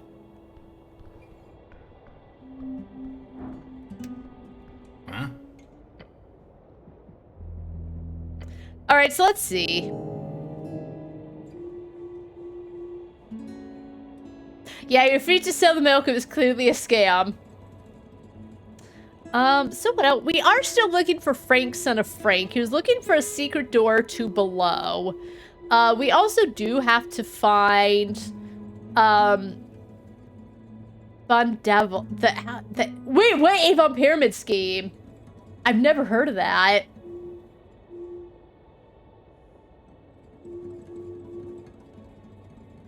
Alright, I guess we can look for a secret door down below.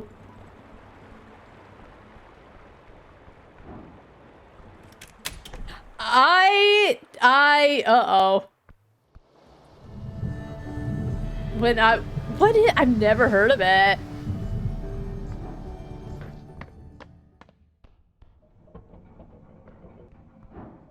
A friend signed up to sell products for a company. Yeah, I know what Avon is. I just don't know about a pyramid scheme.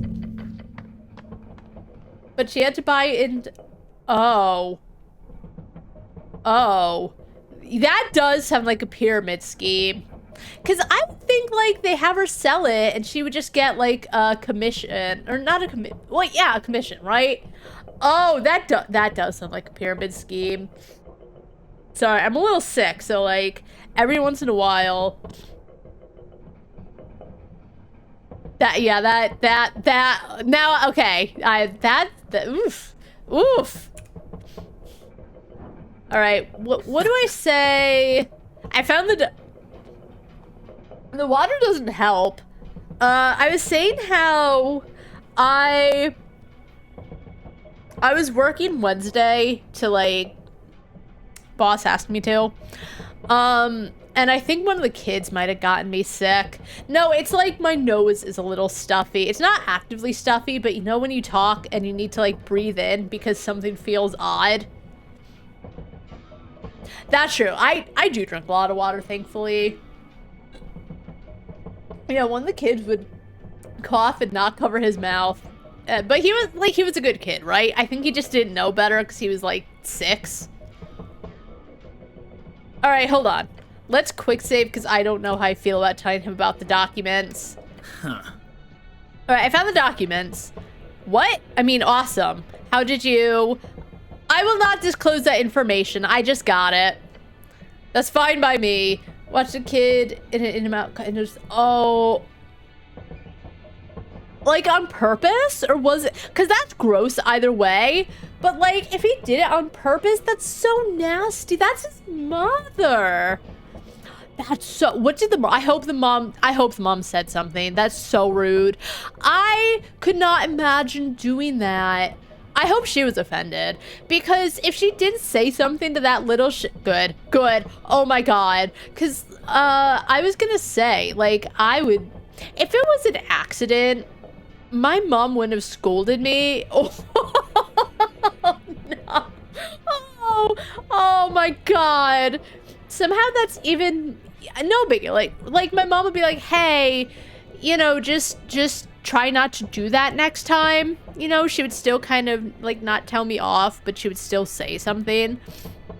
But yeah, on purpose. That's so fucking, I couldn't imagine doing that to anyone. Even a coworker that I really do not like. I couldn't even imagine doing that to him. I would want to, but I still wouldn't. I nearly what? All right, let's see. Do you have it like right now? I don't want to get. I gave it away. What? But you betrayed us? I'm a betrayer, a sneaky little rogue. Well, okay. Screw you then. Yeah, seriously. You're an asshole. What they say.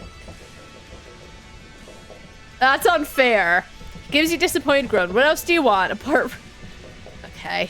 So do they... Okay.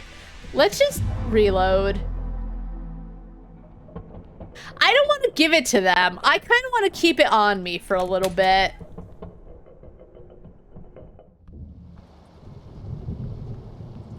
Just, like, I don't know what to do with it, but I don't feel right giving it to them. Okay, Viskin's place. Is anyone over here? No. I can't anymore. I can't because, see, the thing is, who could I get? I feel like I would need such a high charisma check. And, my charisma is at, how do I look? Like, 13. My strength is abysmal. My strength is so bad. But that's okay. All right, so I'm wearing, oh my God, Meek! Wasn't he just selling milk? Whatever. I mean, I can kind of fight. You know what? Usually when the fights matter, like my dexterity or something helps me out. All right, I gotta find this crypt, though. I've always found the crypt when I haven't been looking for it, unfortunately.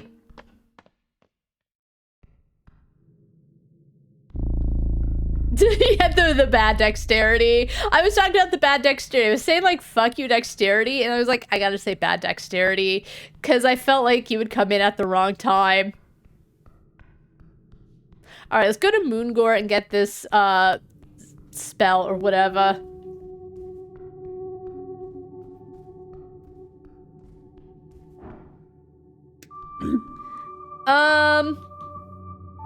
Can I have that spell scroll you've got? No, of course not. I got this as a gift. I can't just give it away, please. No. Just take it then, leave the convo, sneak up on her, and snatch it. Only suckers ask for things. All right. Okay. Okay. Okay. Okay. Oh, there was like something about a tree I think I talked about. All right. Right. Yep.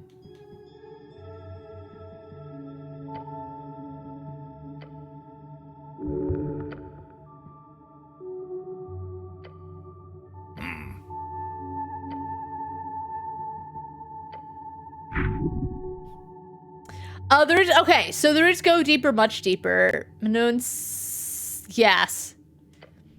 The roots slowly but ever so slightly widen, revealing the goods within. The cache has been revealed. Lord Pooh appears to allow you to loot its cache now. How polite. Nod your head and stop talking to the tree. Okay, I was gonna say, there is something with the tree. Money, that, and this. Oh, bark skin, nice. Woof, woof. All right, now we gotta find the crypt. Wait, what's this? Nice, the shard of yours are quite nice. I guess you could also quick save. But it's nice to just have a free reroll.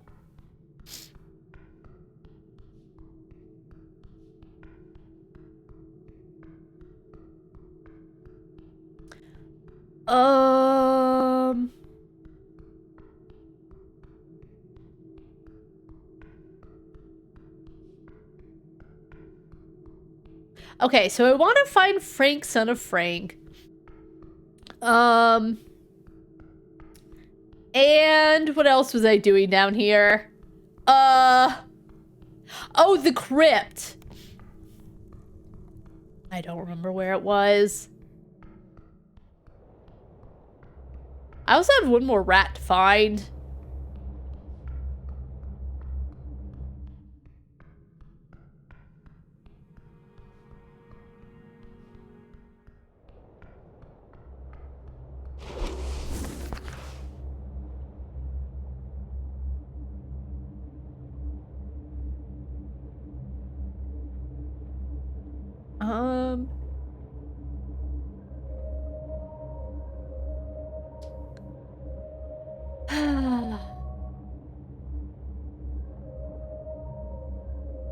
I found the crypt one whole time. Was it actually even this way? I feel like it was. Cause we, cause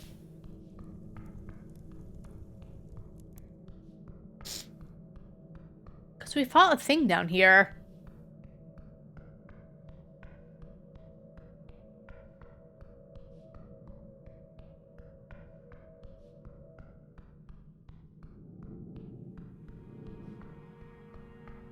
Let's check on Lisa.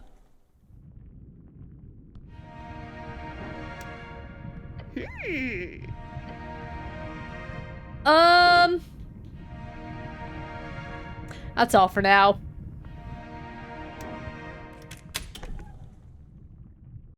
Hi, buddy. Did you go for big walkies?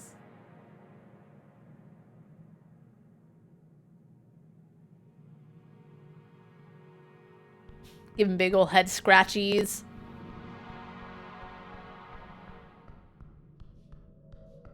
I am glad though, because as I said, like lately he's been... Oh, actually, he never came in for his treats earlier. I want to give them to him real quick. Oh, he's not even like... Usually when I'm like, you know, talking to the computer, he's like, oh my god, that means it's treat time. But he didn't ask for one. I'm still giving him one. Hello, snort, snort.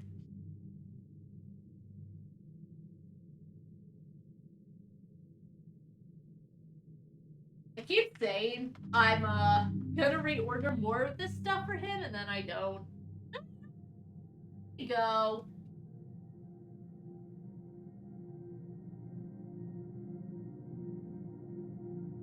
There you go. Ooh. Oof.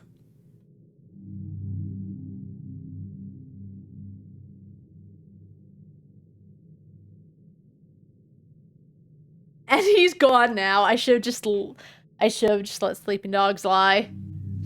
He wasn't even sleeping, but anyway.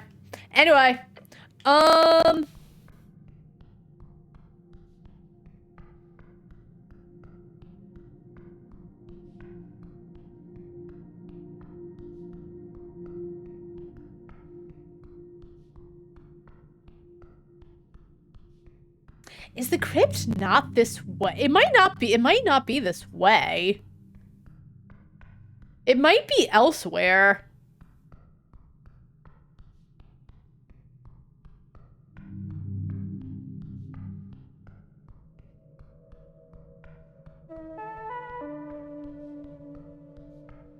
Because I feel like I've been here like 1,000 times.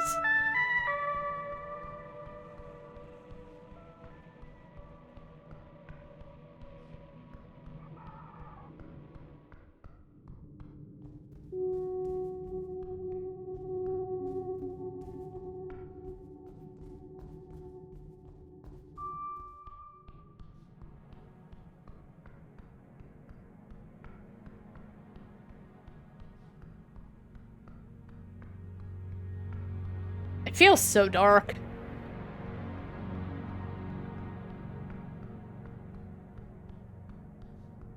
And we still have to look for like a secret door.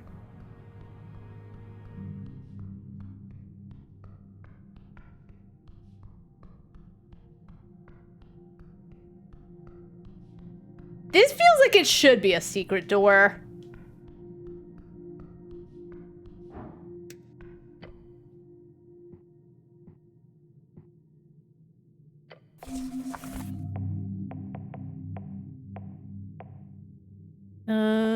What do we got?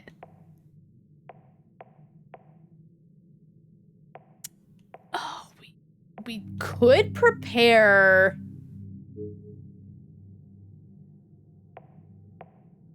You may have to fasten an aura around yourself. Grant protection against creatures that are celestials, elemental, fae, fiends, or undead. The protection grants several benefits. Creatures of those types have disadvantage on attack rolls. I mean, why not?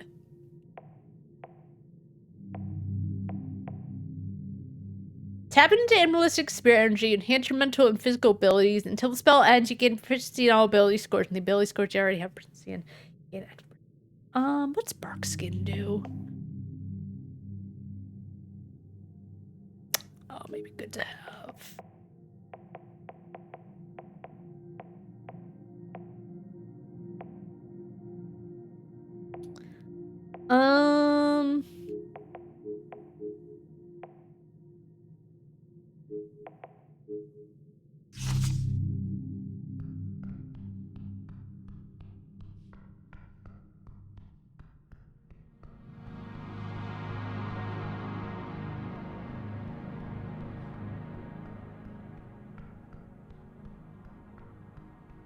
Alright, this is where we were.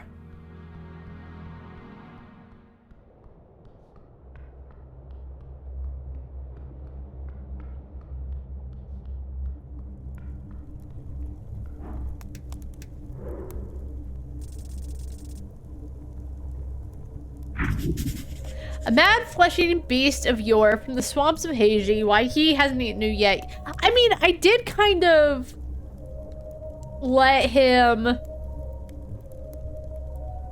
wasn't really putting up a fight, and then he realized and was just like, yeah, okay, see ya. Also, yes, I missed your messages, but I have Pavlov trained Loki. I don't even remember how it started, to be honest. I think I just gave him a treat one day, like during a stream, and then he's like, oh my god, I can score them every time.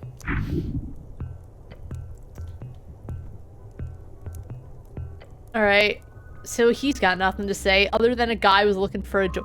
I really want to know about Franks and a Frank. Like, bad dexterity and wisdom were freaking me out, saying like, by day 4, people are gonna start talking. To be fair, we do have the whole day.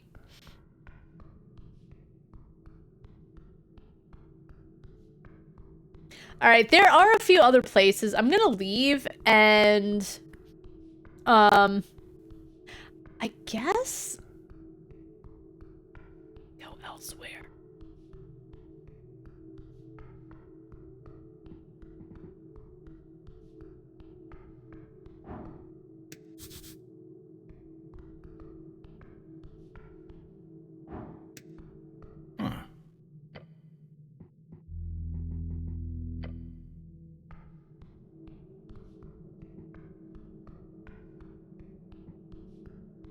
Can I just buy a really long rope?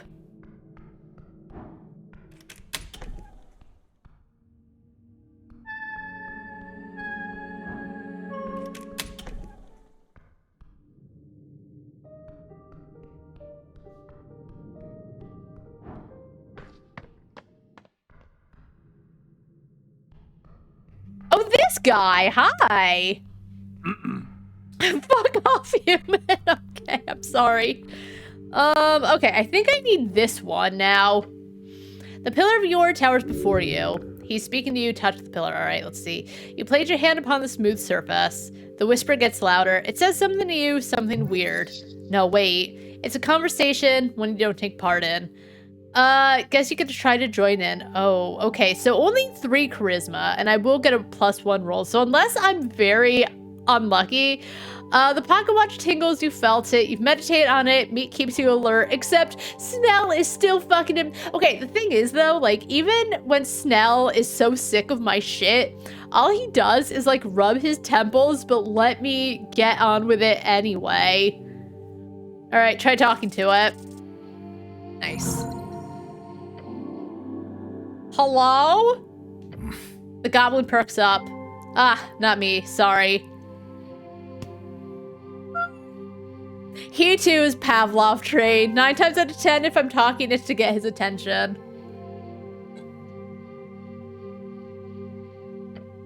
The pillar vibrates. Hello.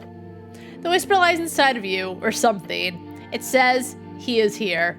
Who is here? It says divinity. It says death. It says necrocrat. I thought it said necrocat. What? The voice ends. Your hand is repelled from the surface. Ew. Weird. You understand plainly there's more to this pillar you need to investigate. In time and further below. Alright, let's finish.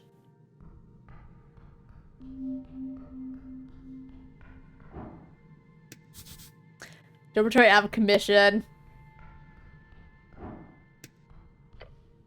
You approach the green door. An apartment in the holes like any other. Let's knock. You knock twice in a polite fashion. That was very low. They probably didn't hear you. Let's wait. Stay in the pillar crossing like this, just waiting. It's calming. Don't think they heard, cleric. All right. Well, okay. If he says they didn't hear my beloved, then we will knock louder. Both of us together, hand in hand. We put our hands together, pretend that these are 2 different hands, and we knock in unison as one. Me and my mans. Within seconds, a slit in the door slides open. From within, you see the glance of a hairy face. Ah, it's a dwarf. No milk. Oh, he looks familiar. Where have I seen him? He looks familiar. Why not? Yes, indeed. Why not? Greetings, citizen. You hear a grumble on the other side of the door. Ah. Guess who it is? Oh, it's this guy! Okay.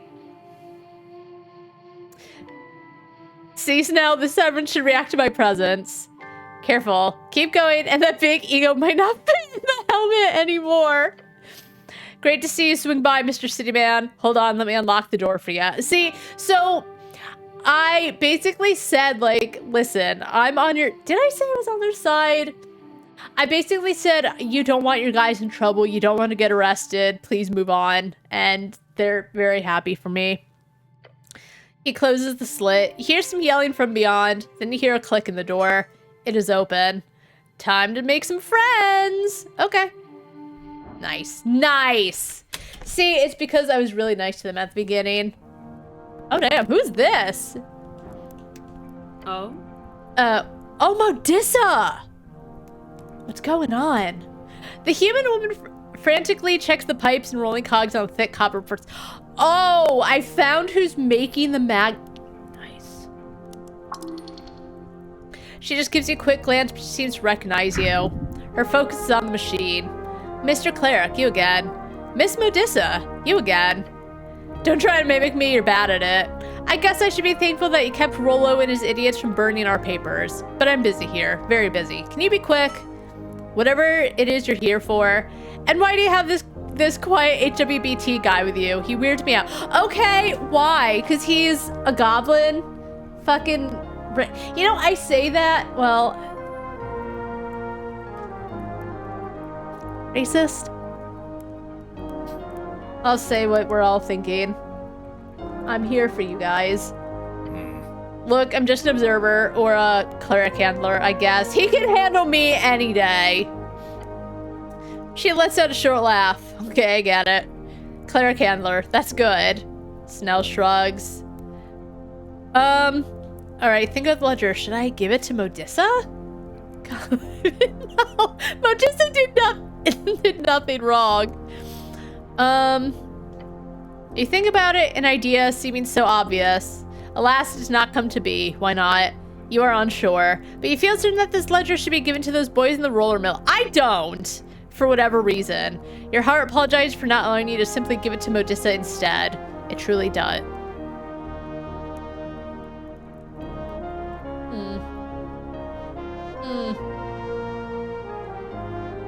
I'm gonna turn it down. Okay, it's fine. I was gonna say music seems a little loud, but I assume I come up over the music. No, it does seem a little bit loud. Hold on. I'm gonna turn it down a little bitty bit. Alright, what is that thing? Copper press, she answers without looking up. Alright, I can be heard. I mean, I do have, I believe, yeah, do I have my volume set so that it doesn't go past a certain point? I might, let me look. Because if not, I should. Oh, I don't. Alright, hold on.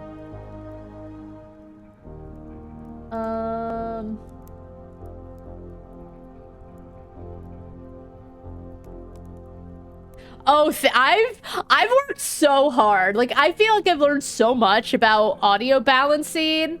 I know what you mean. It's like balancing basically. But I feel like I've learned so much and watched so many videos and read so many things on how to have really good audio. So I try really hard actually. So thank you. That actually does mean a lot. Okay, limiter for the audio. So the threshold, let's make the threshold, I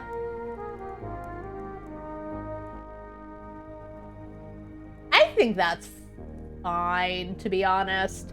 I want it to be heard, but I never want it to get too high. Like sometimes I'll play games and it'll go into the red. So I think this makes it fine. Maybe I'll put it up a little more.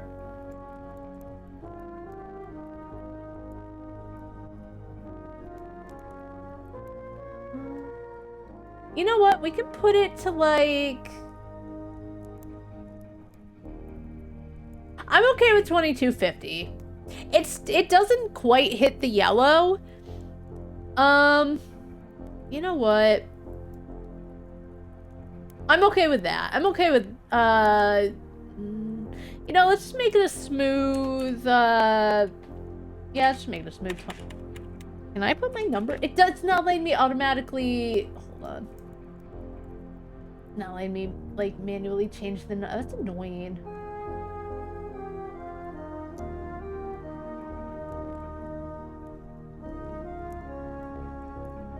Oh, I was on it. Okay, that way the desktop audio can still be heard. Actually, relatively. Hold on.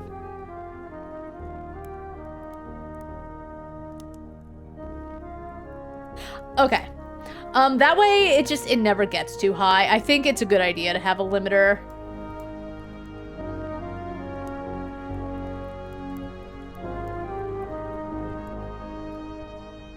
Okay. I feel good about it now. I can't believe it's taken me too long to put a limiter on my desktop audio. But, for my own sake, yeah.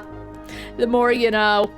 Are you allowed to run a copy press in an apartment like this? Are you a friend or not? Not a snitch, don't worry.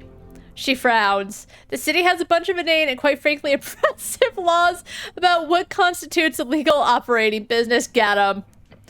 All of it's bullshit. Meant to keep people from printing stuff the city doesn't like. So you're saying the city should allow anything to be... I mean, she is kind of saying that... I guess 3. I don't like any of the options but 3.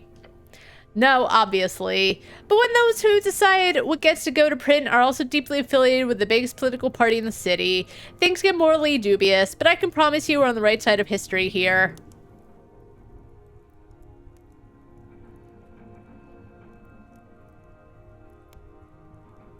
I'm never sure how much I feel about that. You know what I mean? Like, on one hand, I understand what people are saying, but that also sounds like what someone would say when they want you to just buy into what they're... You know what I mean? I get the point that some people are trying to make, but, like... I think if you truly believe in what you're doing, you don't need to...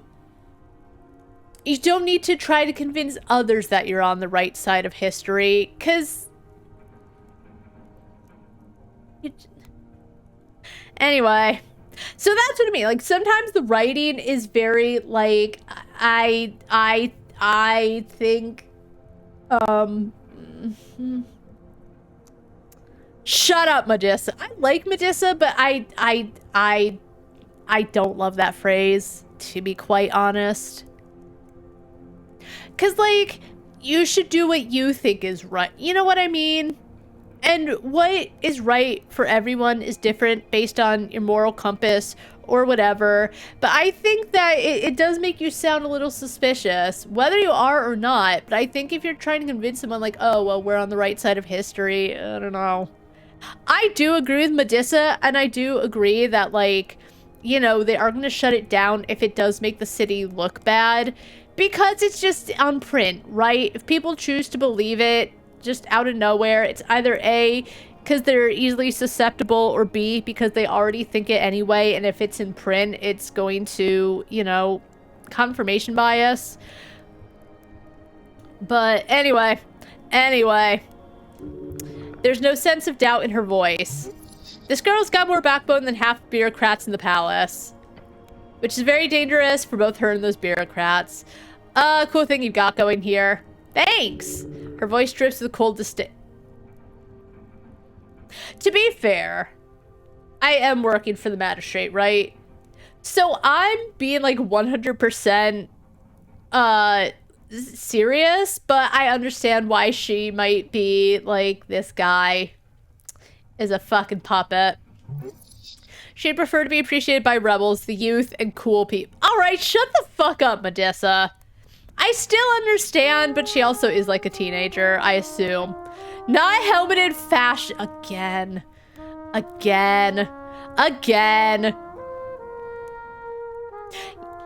Because sometimes those people who are against fascists, sometimes they get somewhere good and they become fascists in their own ways. I'll say it. Sometimes they become their own mini fascists, but in a way where they think they're in the right, but they're still little fascists themselves. I'll say it. Don't give a fuck. My honest opinion. Not 100% of people, but you know, they're fascists in a different way sometimes. Did you set this whole thing up yourself? Why? You don't think I could? She's being so antagonistic. I get, like, a lot of people don't believe in her, but, like, yes, I kind of told both her and Rolo to cool it because I didn't want her and her friends to get in trouble, and I didn't believe in Rolo either, but I couldn't just let her go on and eventually get arrested for being harmless. But she's being very antagonistic when as I said, I'm the cleric, so I'm working for the magistrate, whatever. But this is why people are probably against her, not even because they like disagree with her, but because if someone is just 100% of the time being combative, why would you want to deal with them? Whoa, she's reading way too much into that question. She does not want you to undermine her. It's very impressive no matter who you are. She clicks her tongue and glances at you. I am the second forewoman among the youth Asgold. Let her talk. My mentor, she founded the youth Asgolds from scratch, so I've got a lot to live up to. All right, now I'm letting her talk because, as I said, like, I do like her. I do believe in what she's trying to get to. I just think that her being so defensive, she's getting in her own way. But I think if she can loosen up, that'll help her. I'd helped a bit before taking on the editing role, so I've run with the youth Asgolds since I was a kid. But I didn't expect to take over all the Tolstad stuff. Well, I'm happy to do it. I'll admit that I'm spread a bit thin, and honestly, it's... She stops and clears her throat. Until the election, we're giving it 200%. Now, do you have any other questions? Okay, get back to work. Who writes all the articles? We've got a circle, anonymous journalists. And no, I'm not giving you names. Why anonymous? She clicks her tongue and mumbles out a poem. Only bad folk live to see their likeness set in stone.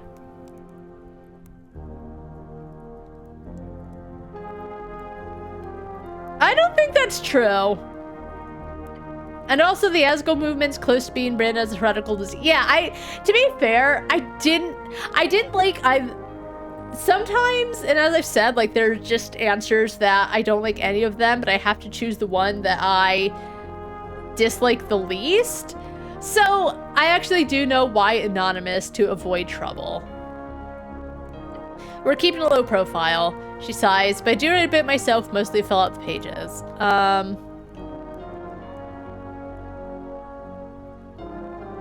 What do you write? Page ops mostly. Let's see. Page op, a focused newspaper column featuring the opinions of a writer on a topic of relevance to a targeted audience. Tell me more. She groans and taps the machine. I write about corrupt events, guild conflict, strikes, corrupt officials. Illegal spellcasting by clerics. Her eyes land on you for a few seconds. I've done nothing wrong. Anything the other newspapers won't touch, basically. What kind of writing are you inspired by? She laughs. I highly doubt you know any author I enjoy. Try me. She hits you with a grin. What have you unleashed?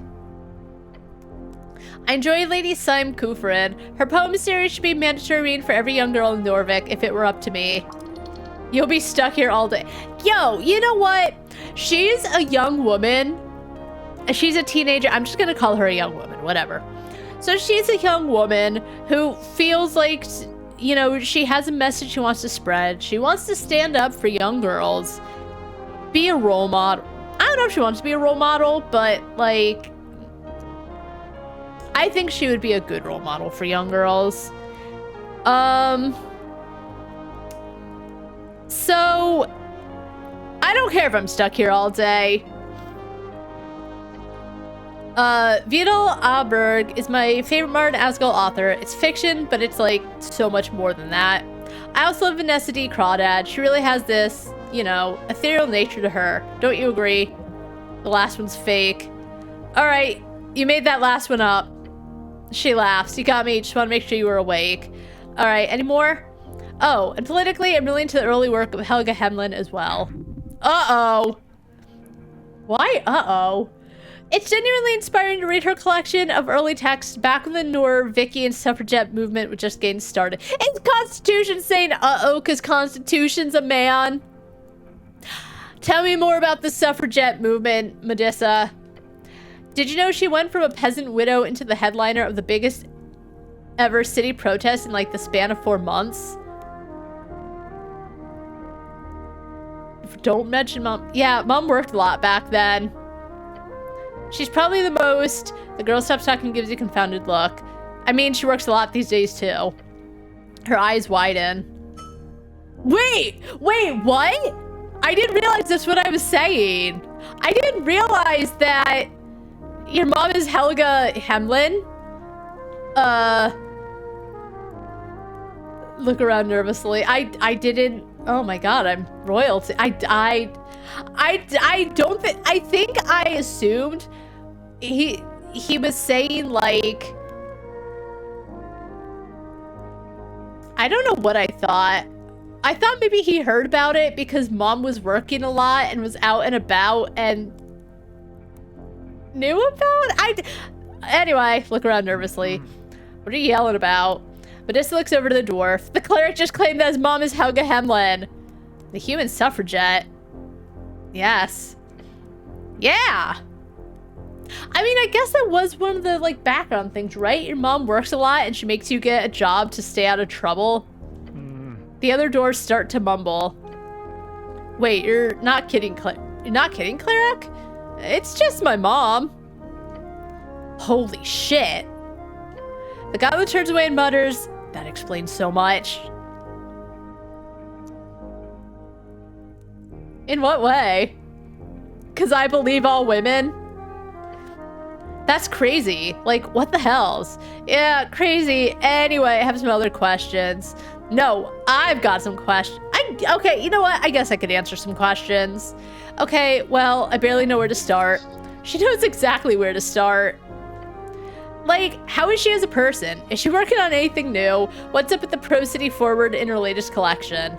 How much does she actually believe in Asgalian analysis? What's she voting in the election? Her companion appears equally invested in the conversation.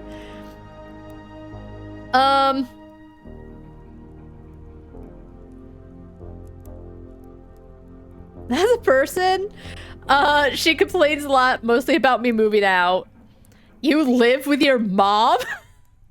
I just want to... Yeah, what about it? What about it? Huh.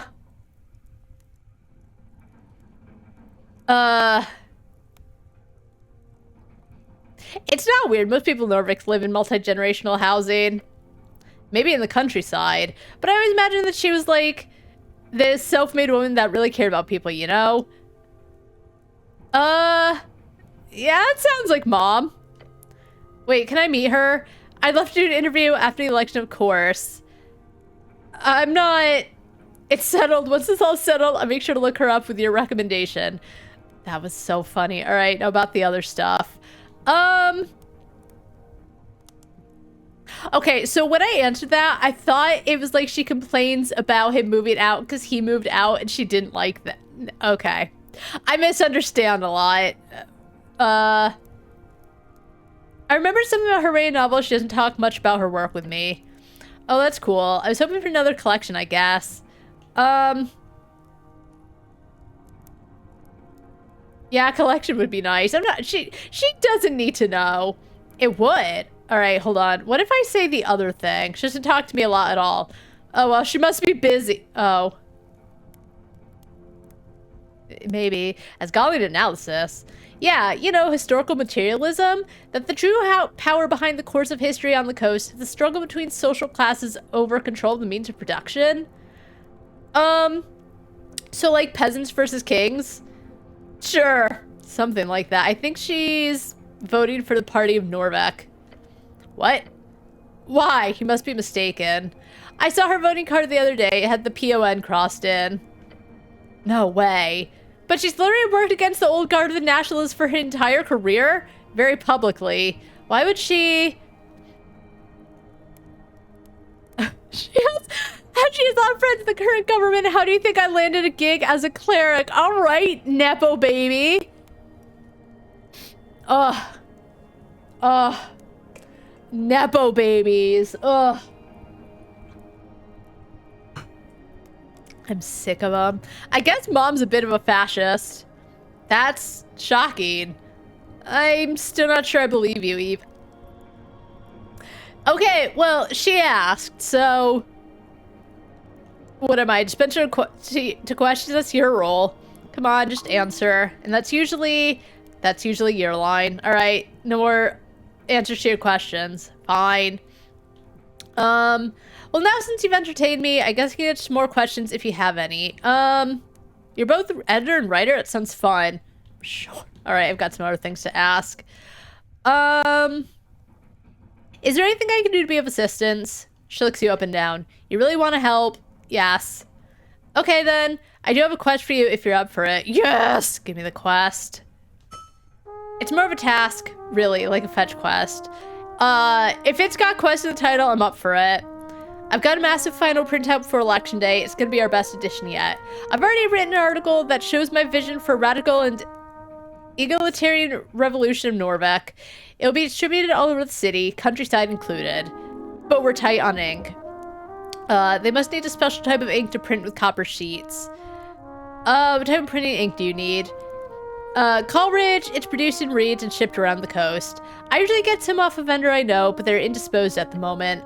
Election stuff, you know? From what I understand, the entire shipment of Quillwell cartridges is just stuck in the guild warehouse. Since I only need a single set of cartridges to finish off the election edition, I could just walk in there and snatch it. I've even paid for it already. But the Scotty Reed's trade company controls it and they will not let me inside. Okay, so I've been in there already. Oh, do I actually have it? I might have it because I checked everything. Not 100 eras. I'll get it for you. If you want to help the cause, that's one way to do it. It'll actually allow us to reach the entire city on election day instead of just like 60% of it. I've already been to the warehouse. You have? Great. Just get inside. Did you sneak in or are you friends with the AR? I snuck in, so I'm a sneaky little rogue. Okay, well just get back in and get me the ink then. Please. Rogue? More like you. Remember to be polite, a rare treat from her. I think because we're like, I'm not treating her like a little pest. I didn't see ink when I was in there last time. The box won't be just labeled ink, obviously. It should be labeled as Coleridge R Special Cartridge Quillwells. Just look around. I know the shipment's just sitting there. Got it. Alright. Tell me about your relation with the tea shop. Loved that place. Not because it was good, but lots of memories there. Go on. Really sad to see it gone. I don't know what kind of trouble he ended up in, but I never expected Mr. Drummer to get into explosive trouble. Anything else? Not really. He just served tea and made that clacking sound. Alphaz might know more. The dwarf glances over to you with a frown. What about an elf? Her eyes go wide. We talked to her once or twice, nice gal. She shuts her mouth and points to Alphaz. Talk to him. No, you tell me more right now. Nuh-uh. Did she just nuh-uh you? Holy shit. She points to Alphaz again. I'm not a snitch. He'll tell you what you're allowed to know. What are you voting in the election? She stares at you. Then she looks at the large Asgol banner hanging on the wall. Are you kidding? I'm just asking. I'm voting green. Interesting. You want to know what I'm voting? Not really. Let your lower lip quiver. Yeah, you want anything else?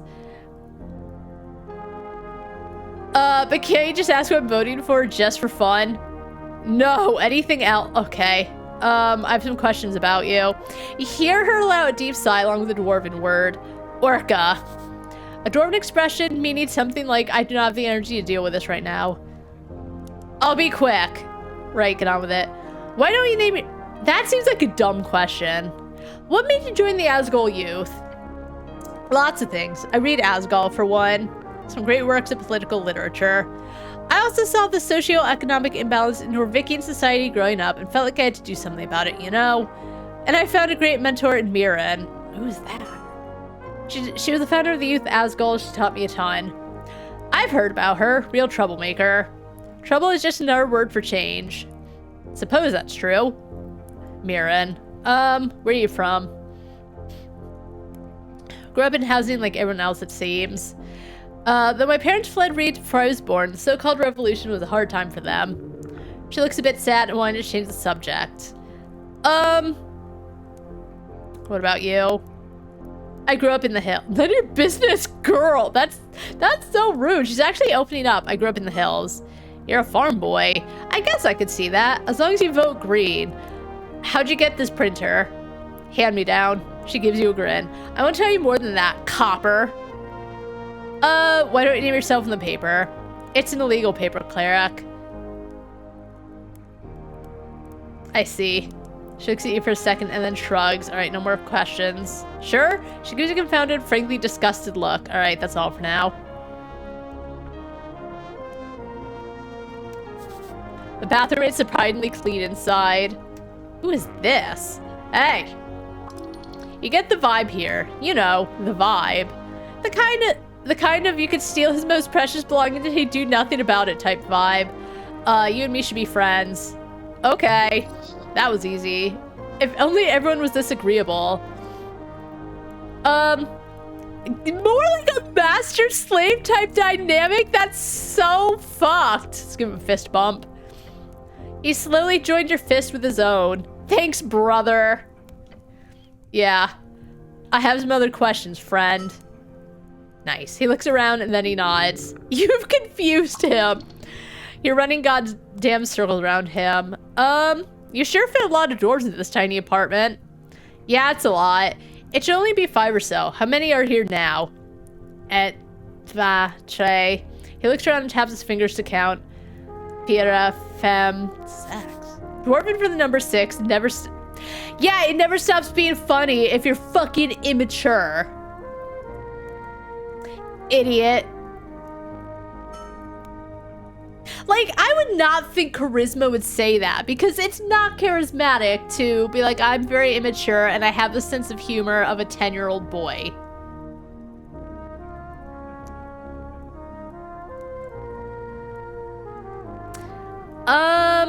All right, maybe a few to me right now, but just until the election, so it's fine. Thank you for your sacrifice to the cause. Okay. I mean, yes, anytime. What do you know about the tea shop? Nothing really. He grunts and gestures towards Alphaz. Ask the foreman. I'll go do that, thanks. He nods. He nods nervously. What are you voting for in the election? Election? Workers' party. Thanks for sharing. You're welcome. You're not gonna ask what I'm voting for. He looks at you for a long while. His rocky, endless wasteland of a face does not move an inch. Then he opens his mouth and mutters out, okay? I'm voting for myself because I'm a great wizard and I should be in charge. Okay. That's all for now. He does not give... Wait, what's this?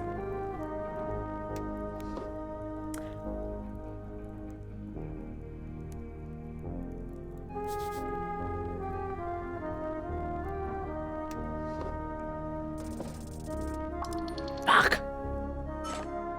Oh. Nice. All right, anyway. Mr. City Man.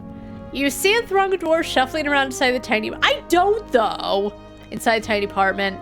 The smell of confined sweat reminds you of that summer you spent as a farmhand on the plantation. Terrible memories. Welcome to Asgalian Sanctuary in Telstad. For sure, Ast.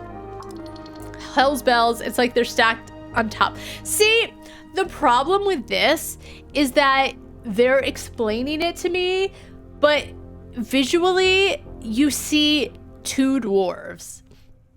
Would it have really been so much to draw a few, or even like, I don't know, make the sound of low, like, indistinct chatter?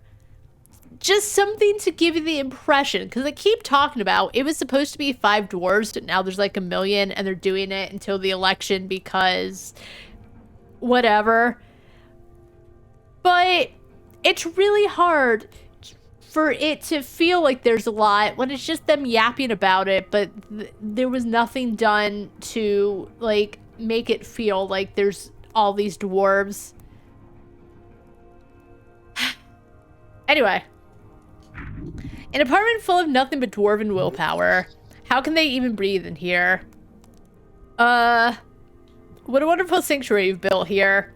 It's central and it's small. He draws in air through his teeth and looks around. But we use what we've got to full efficiency.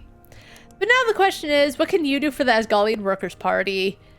Do you have anything particular in mind? The dwarf sucks in a deep breath through his teeth. Then he glances to his men before nodding slowly. We don't really need anything right now. What? No. Despair. I've got 5 men out on Waterlane docks. I'm preparing speeches and overseeing poster distribution. All in preparation for the Great March day before Election Day. He looks like he's thinking of several other things he needs to be doing right now. He's trying to make you think he's busy. He might also be busy, but still. So no real need for a spell-slinging cleric, I'm afraid. Fair enough. It is what it is. Elections are won through organization and press. Not magic. Those days are long gone. If you wish to help them, do not offer a cleric. Instead, offer assistance in their printing. Speak with Medusa. We found a dead elf in the tea shop. His face stiffens. He realizes something. An elf, you say? Yep. Stare at him. He does not meet your gaze. He knows something. You can read him like an open book. Not right now. We're in the middle of something.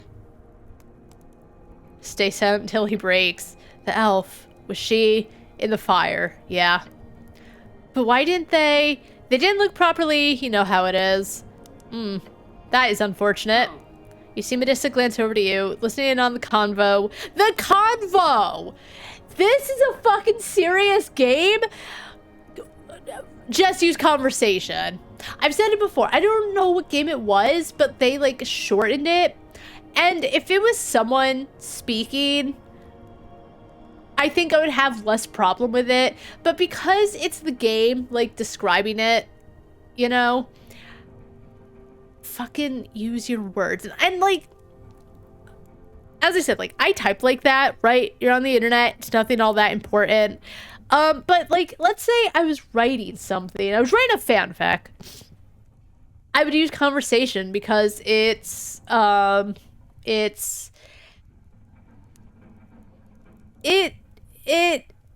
doesn't set it.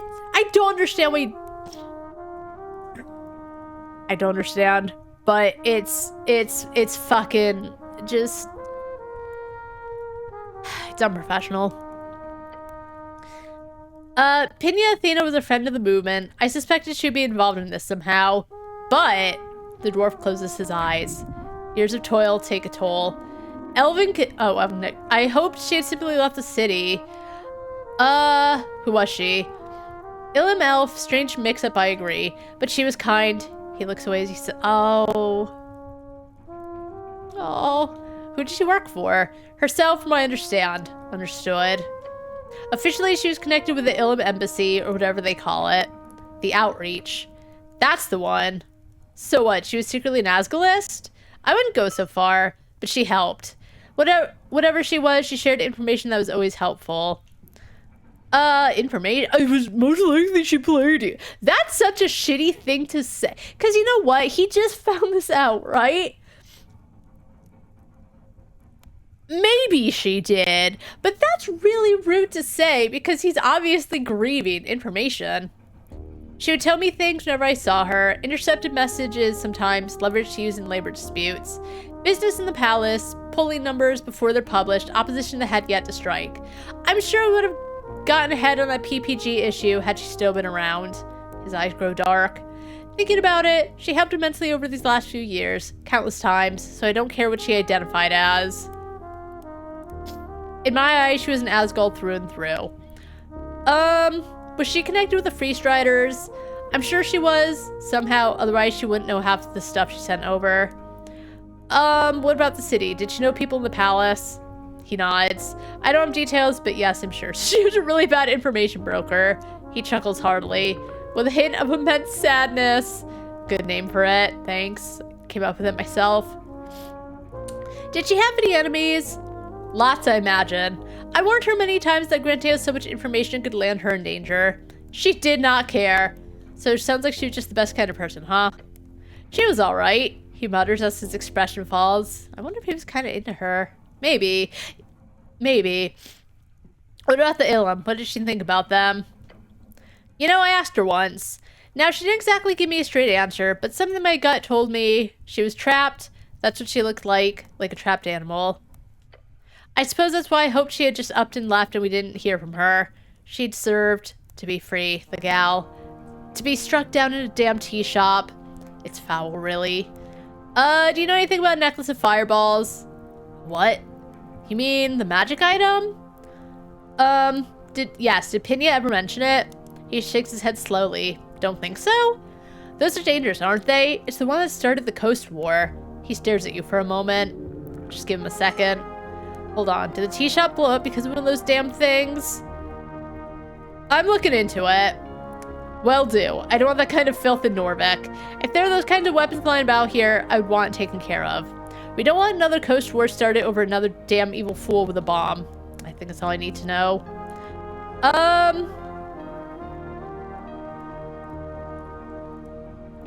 What if I'm here to shut down this entire operation? No. Tell me what you know about the tea shop. What I know damn well how happy I am that none of my boys were inside at the time. Especially happy that none of the youths got hurt either. They spent a lot of time there from what I understand. Did you know the owners? The Birdman? Never spoke much with him. Something about him never struck quite right with me, and not because of the voice thing, just... It seems like he was happy about hosting the youth's meetings and letting us have official drinking nights with local workers. But he seemed to be an opportunist, if anything. Something about the way he acted. Not sure what, just gut feeling, you know? A man of intuition and little else. Nothing wrong with some intuition. It's all about the tea shop. I want to know more about you, Alphaz. You do you?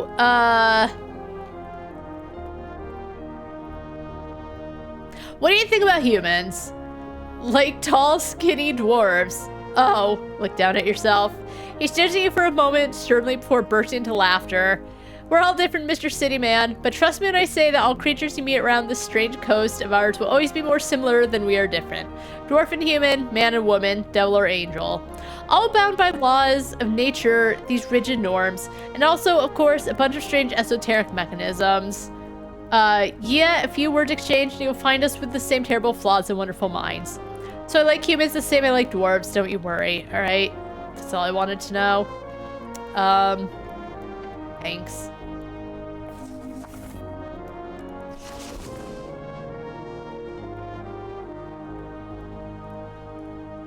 Okay, so let's go find the ink from Odessa. I really want to give her the orange paper.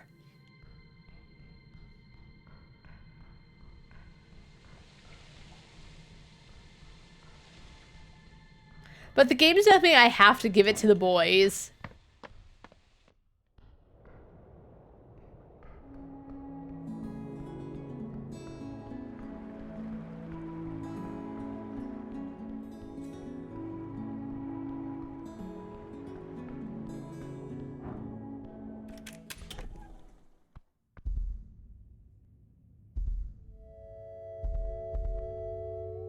All right, let's see. How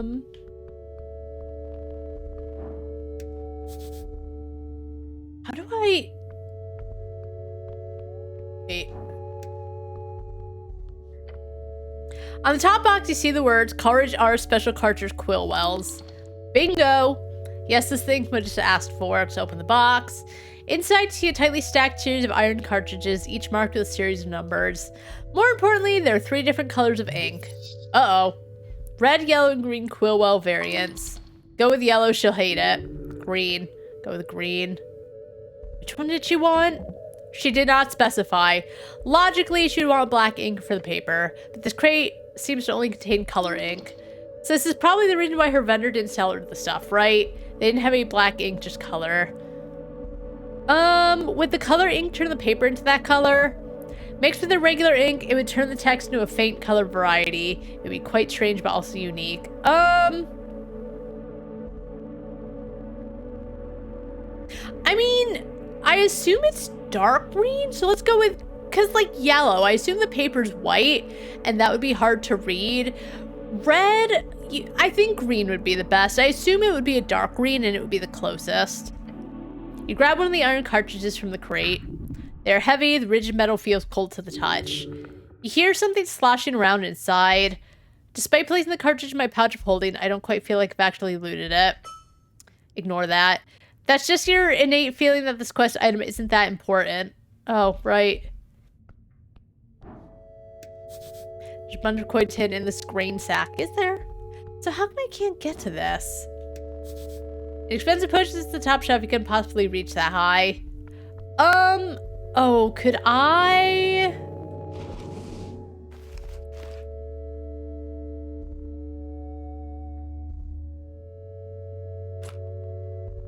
Use this?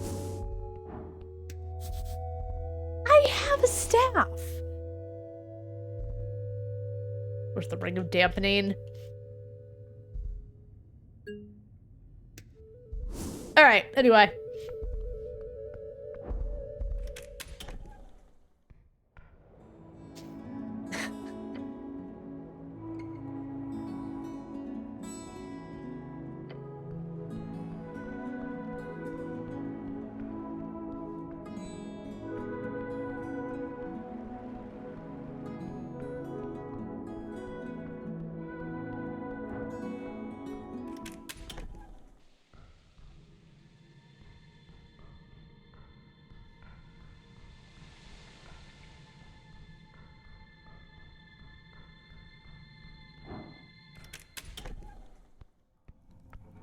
Hey, girl.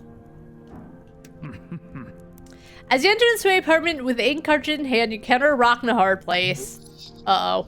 The rock being a red-faced dwarf, and the hard place being the unyielding stubbornness of a teenage girl. You ruined a decade's worth of goodwill. The dwarf slaps the newspaper page against his massive forehead. For what? The girl snatches it from the dwarf's hand. Show me. Show me a single thing that's false. I dare you. It's not truth or falsehood that matters, it's the content, the message. It's Va I Allah Heliten. The dwarf mutters to himself, noticing you approach. Mr. Cityman. Am I interrupting something? No. She takes a step towards you and quickly grabs a set of ink cartridges. Look out, Foz. The cleric just allowed us to reach the entire city. She holds up the paper to his rocky face. They need to hear this. I got access to the warehouse. It's pretty hard. I had to. Do you know how much the palace would love to see an article like that? Do not put me in a position where I have to tell the foreman to denounce the chant. For fault. Shut the fuck up, Medusa. Ah. I feel like I need to step in here. Do you now? The dwarf growled. Maybe you want a third opinion. Maybe you want people to back you up. Shut the fuck up. I'm helping here. Right, Snell? He then takes a deep breath, rubbing his eyes. I apologize for having an issue. I'm just trying to, he mutters. Mr. Cinnamon, please enlighten us. What does the law say on criminal incitement, specifically in print media? Practically, it's always in it depends. Just thinking about it makes your head hurt. Give me a practical example. As in, what if someone printed a newspaper calling for a violent uprising? Oh.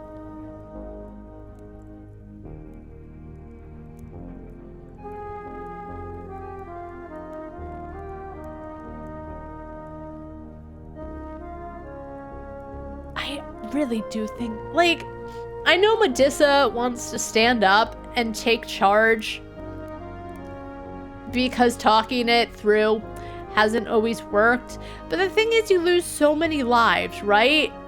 And yes, you might get to where you want to be, but on the blood of others.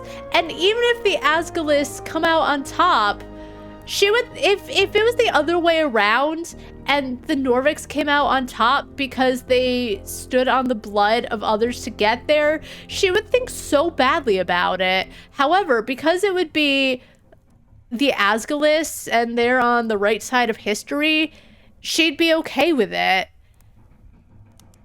So that's why I don't agree that, like, violence, because violence begets violence and it would just keep it going. But then, like, for a while, the Asgalists would be in charge until the Norvik, who would be on the bottom, would probably rise up, and it would just, I don't think they would be very happy.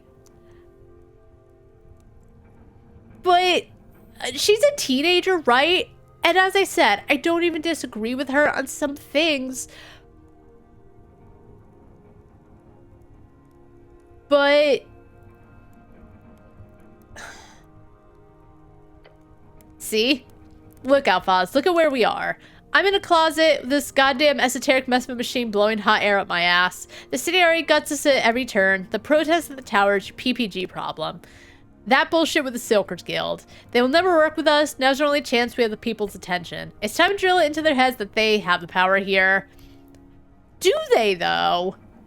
Because, like, they might have the power in voting, but the thing is, the palace will murder them all. They don't have the means to make it out of it alive if they get up and start punching. You missed the entire picture, girl. Bah. He crosses his arms. You're correct, the people have power here. And we will use that power responsibly by creating lasting lawful change. If you keep writing about violent revolution, the average person will think you're crazy. Yeah, that too. That is true, right? Like, if you keep going on about... Well, I think some people will. I think some people will listen, but I think that is one thing. But again, I think the bigger picture is that they'll kind of be just as bad, because I really think innocent people will die in the process. And even worse, if they push for all this other socio-relation crap. What, is feminism also just an ignorant reworking of Asgul's ideals? That's... She said that, though. I don't know what he's on about, because he could have been talking about anything. And I don't disagree. Feminism, great. But...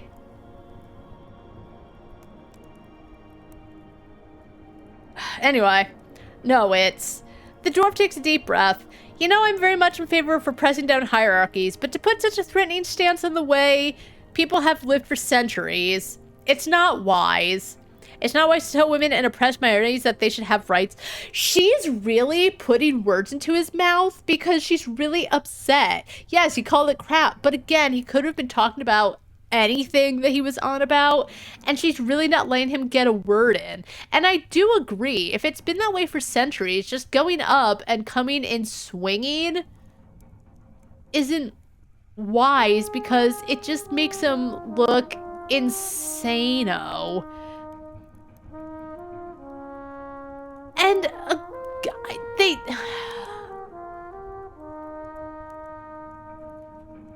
She's trying to keep putting words in his mouth so he'll just give up and let her go on. As I said, I don't even disagree with her, but he's been around way longer.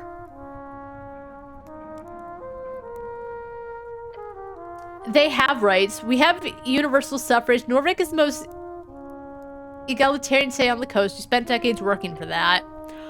Universal suffrage, sure, but 9 out of 10 guild leaders and business owners are human men. She taps her fingers to the list off her talking points. Women earn lower salaries across all work sectors. Citizenship is withheld from other folk types on the basis of so-called monstrous traits. Halflings are constantly extradited to the Horde, while every major faction ignores their pleas. Mind control being used somehow as the legal tool of the state. And despite the outcalls over and over again, none of the four folk have even begun to address any of our core demands. And don't even get me started on rights among MGIs. I don't know what an MGI is.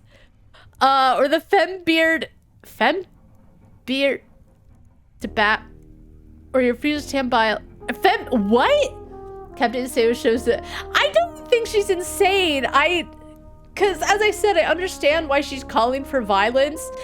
And I really wish that I could say, listen, girly, I don't disagree, but if you call for violence, you're going to get more people hurt, and it's not going to end well. I still do think that even if the Asgulus come out on top, it really is on the blood of I don't have any answers. I can't say what would be the right way to go. I do think it is terrible that, like, so many people are being brought down. I don't know how to make it better. I do think there needs to be change, but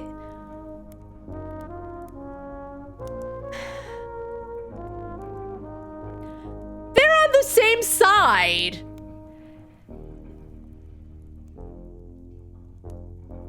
I think they're trying really hard to give her these talking points to whatever.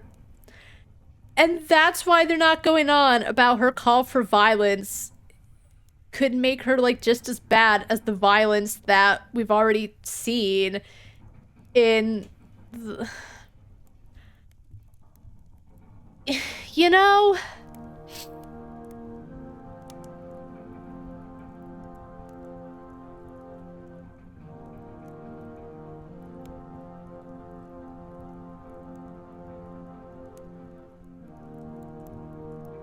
we are on the same side.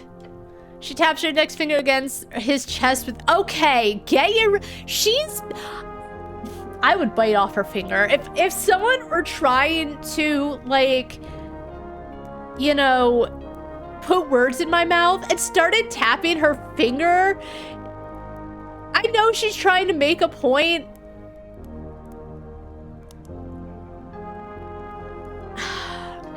Cross. Folk. Attraction. The louder she yells, I think the bigger point she's trying to make. Cross folk attraction. Yeah, I get it, because me and Snell were a team, but like, I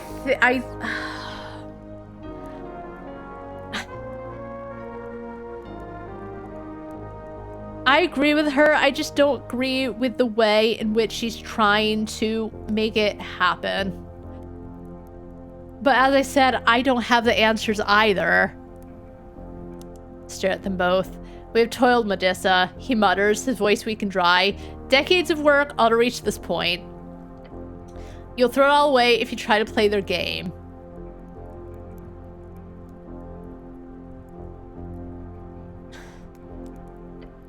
You know, the party's not behind even half of these ideas. The party doesn't have vision, that's why we're not winning. We have as many voters as the Free Striders, potential for more. You think the numbers matter? After all you've seen, they don't care. We will make... Oh my god.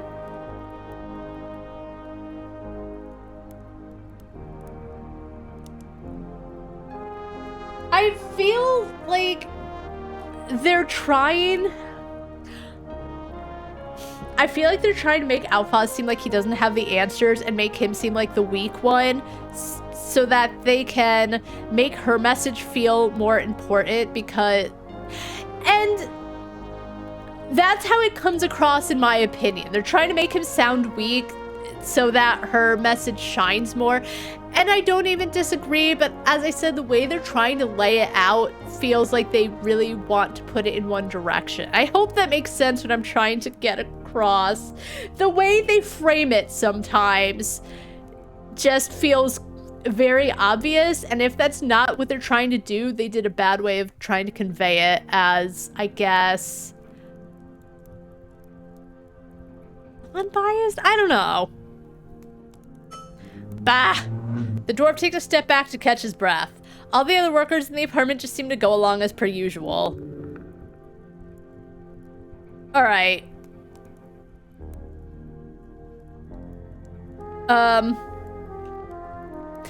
Alright. I do want to get both of their points of view.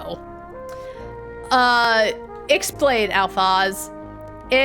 He appears to calm down, shakes his head. She's bright, but she's in over her head here. I do agree. As I said, the problem is that she's a teenager, so she only has so much experience. And she really does believe in what she's saying, and that's great. But it feels like she thinks that if she just keeps being very loud, then he'll just shut up and go with her. If she prints that article in the election issue, I'm certain there will be fallout. And it's not just that I have to deal with... It's not just that I have to deal with personally. I'm fine with that. It's my job. But if she pushes the chant too far from the party line, we'll have to distance ourselves officially. That's not good. No, it would not be. I won't allow that to be printed. I can't. All right. Medusa, tell me what's going on. An article, that's it. She holds it up. It's a test page to see the article in action before the issue. Let's skim the article. We Built This City is the name. It's an emotional and moving page op about recent events and the future of the Workers' Party. The author weaves in arguments about city corruption with a call to action. A direct call for the workers of the city to not let the Free Striders corrupt Norvik and become another oppressive free city. I think the problem with this is, like, she weaves in arguments. Does she have stuff to back it up? Because if it's in there and there's really nothing to back it up, which I guess would make it a long article, but like have something to point to, then it just kind of becomes shit talking. And I don't even think that the city is innocent, but it really can. I do agree it would make the Workers' Party look pretty bad if they're just kind of pointing fingers, but again, I get it. Where wealth is consolidated into the hands of the few while the many struggle to survive. Yeah. Then it gives a list of what almost looks like demands on several wide-ranging important topics, from the Golden Line and Guild Union membership fees to social acceptance of cross-folk relations and more. I think the thing is that while that's good, I think to ask 8 million things to happen so quickly is a lot, but it does have to happen.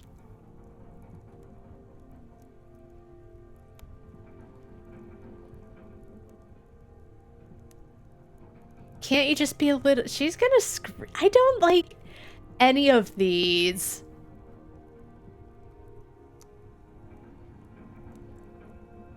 But that is true. If, like, so many people hate...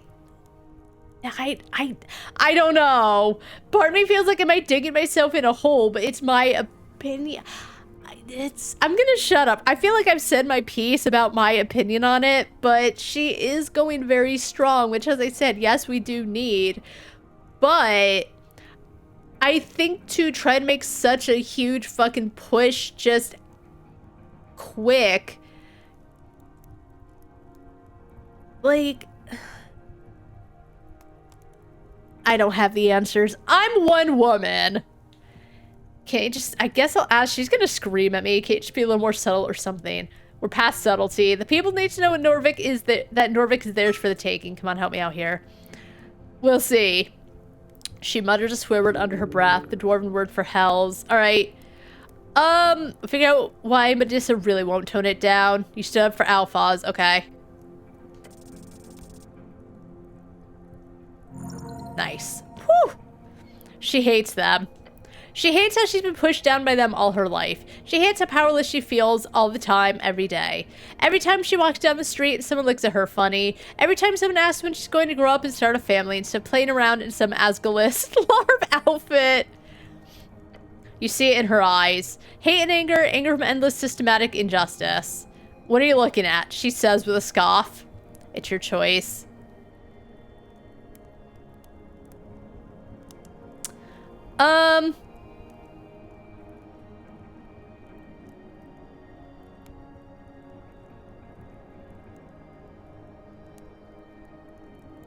That is true. I think that's the best way to put it. Right? Like, she can still make a difference by writing these articles, by getting people to learn more about it.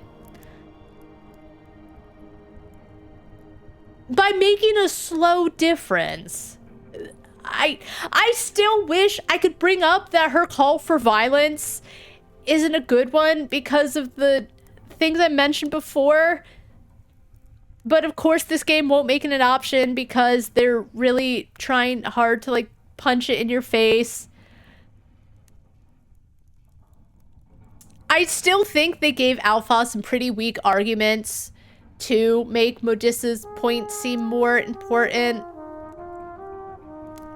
Whatever. You don't need this article, Modissa. The system is unfair, but don't trust Alphas to change it. Change it yourself. She stares at you. If you publish this, they'll push you out, and everyone like you. Your voices will be silenced in the years to come. Instead, speak out slowly, bit by bit, until your ideas are accepted as the truth. Also, if there's an uprising, you're gonna get a lot of people hurt. She clicks her tongue and looks over to Alphaz with frown. Then she glares at you. Not today, but tomorrow, and tomorrow, and tomorrow. Fine. I'll change it. I'll rewrite the article. Thank you, the dwarf says and closes his eyes. But I'm not happy about it. Well, I'm not happy at, like, you potentially starting an outrage, which will get a lot of Asgilists killed and make them think even worse about you guys. I'm sorry, but really, thank you, Medusa. Alphonse goes over to his comrades to begin the final process on the machines. She grunts out, you had the ink, right, Mr. Cleric? She quickly looks it over with a stern face. Green? Really? They didn't have any black? Well, shit. I'll mix it out with what we have. Should make it readable still. That's what I thought, because as I said, yellow, tough color. If the paper is white, which I assume it is, it'll be hard. Red, I assume it would be a bright red. I've printed with red. Red is also honestly the hardest to work with. It takes longer to dry. I feel like it won't mix well into a dark. So green felt like the best choice. Yeah, I have a lot of experience with printing. Red is like the hardest to work with. Green is at least thematically relevant. Ah, yes, that's what I was thinking too. Green for the Asgilists. I didn't think of it at all. I forgot. She shrugs. Then Medusa pours it into the machine. Thanks for this. We'll actually be able to reach that last portion of voters before the election now. She sighs, and sorry for the mess. I shouldn't apologize, really, but... Her voice trails off as she stares at the components on the printer. You should shoot! Nobody likes complain, or this is... Oh my god. I mean, I did say she's very combative over everything, and I do think you should be combative when you truly do believe in stuff, but to be combative with everyone. If they're trying to be friendly, if they're trying to ask questions, and you're being combative, again, it honestly makes you look not good. It's an ideological battlefield. Keep fighting. She keeps working on the machine. All right, that's all for now. Thank you, citizen. I'm gonna go use the bathroom. That was I'm happy for even though I don't love the way they put it, because again, I've said anything and I'm sick of talking in circles. I did appreciate it. I just really wish they had given Alphonse like some more, because he's older. I don't know how old he is. He's older. He would know more about the violence and everything. I wish that they had given him more arguments against it to make it feel like they were trying to evenly show the two different sides. Anyway, I think I have to talk to more people in the hole or whatever they called it, but I'll get to that when I come back. Right back. All right, so we sure showed her. All right, what's this? The machine hums in the corner. The thing is incredibly expensive. The fact these Asgilists have one means they must have some type of funding, for sure. Or they just stole it at some point. Can I sabotage this machine? Jesus. Let's look over the machinery. It's humming along. The girl is exchanging some parts, probably tinkering with the auto press plates. It's time consuming to set a copper press up for a print, but once it's going, it can go forever. Or until it runs out of ink. Alright, thank you for your time, printer. Snell, what do you got to say about this?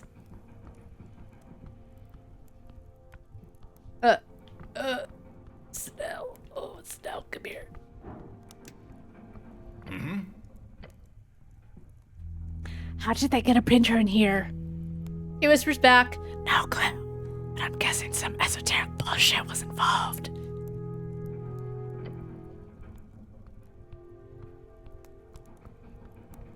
How do I get out? How do I leave? Help. Oh my god. Ugh. Okay.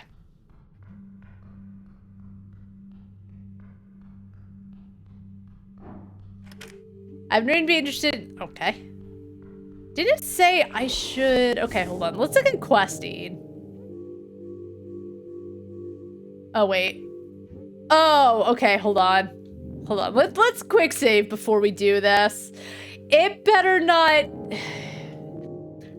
All right, let's see.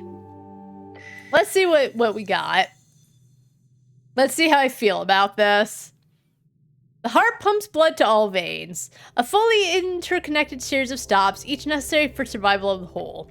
All stops must accept that blood. They can never be cut or clogged, or the entire system collapses in an instant. This is the weakness of the egalitarian dream, as well as its strength. Unity and spirit at both rise and fall. Is this a metaphor? Yes and no. Asgalism was born out of the conditions of twos. The first, illiteracy of the masses, created in various forms across different cultures during the Arcane Era. Oh my god, there's a motorcycle outside that keeps revving its engine. I kind of want to slash the tires. The second, a deep enough divide in wealth between the masses and their masters. Feudalism holds deep and fast due to the inability for its serfs to understand the functions of their system, to see their own shackles and how to break them. The more advanced governmental structures of both federated magedoms, parliamentary republics, and constitutional empires all grow partly due to their bourgeois? Is that how it ended up? Nature and modern state industrial developments. In this, some states hold out better than others. Some floating cities in the old Dimenor, specifically that of the Shadow Lord, would grant access to magical food to all the lower classes.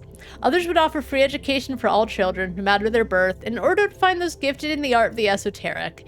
Actions like these, along with a steadily rising quality of life, prolonged the spread of working-class resentment. However, Reichfall Empire had no such luck. The kingly line had sat on the Forget throne for hundreds of years. Their monarchical, autocratic ways were roughly burrowed into every cavern and fungus farm in their population. Through development of the Arcane Era, trickling down through the cracks of the earth, the already massive dwarven populace exploded. Within a generation, it doubled. Approximately 30 million dwarves lived in the Empire by 440 AE, the vast majority of them living in absolute poverty. Starvation was rampant in times of rot and conflict. Heavy taxation mixed with little to no protection from monsters or raids meant that life for the serfs was hard and rough. It was in these conditions a man was born and raised, his dreams filled with one thing, emancipation, the right of every dwarf to his own hammer. That man? Asgal Ashmask. So dwarves have been pressure cooked in wealth inequality for too long while also having access to information about better... I like that they spelled it out in case someone didn't understand. This sounds like Asgalist propaganda. I don't think wisdom is going to be telling me propaganda. If it was dexterity, maybe, because bad dexterity, likes to talk about shit that no one asked about. The birth of Asgalism, what a story. It technically goes back even further. I didn't ask. What Asgal did was gain access to books by banned dwarven scholars, gnomish thinkers, Honoran philosophers, all pointing him towards his own brand of a radical egalitarian ideology. Asgalism exploded with Asgalin's revolution, yes, but it was born as early as the Divine Era, for these dreams had lingered in the minds of all folk for as long as there have been shackles, and they've been documented about for as long as there has been paper to write on. Yeah, it took a walking god to push the oppressive regime back.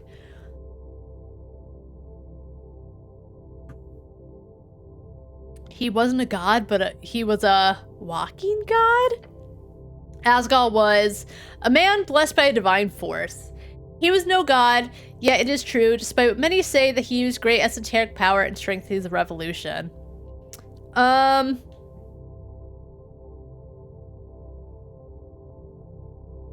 What happened then? Many dwarves died during the initial fighting. Many more died during the first years of the AFF. The Asgal Folkham Forge, the dwarves' old Asgal underground empire. How many exactly? Millions. How many millions? The exact number is hard to tell. This is a point of contention for you and many others. Asgalism had a slow start. The dwarves quickly pulled out of the Coast War, leaving the VK behind. But with that, many dwarves were put back into the workforce and reunited with their families after decades of warfare. Economically, they were unable to manage such a sprawling set of states directly, but the fungus farms and vast cavern valleys were handed to the people who worked in those lands instead of the greedy nobles who once lorded over them all. Asgal took step in the right direction, even as all force in the world pushed against them. It modernized in time anyhow, just it was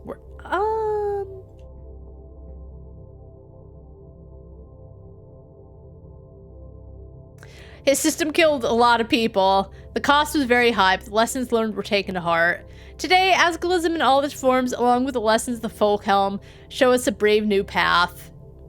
Was it taken to heart? Like, it was taken to heart, but then at the same time, they're still getting pushed away, and that's why part of me is like, she can have an uprising, but a lot of people will die, and will people actually get the message she was trying to send if that is the case? But, you know what? I'm glad Wisdom isn't berating and screaming at me about it. That of a softer Asgalism, that of democratic socialism.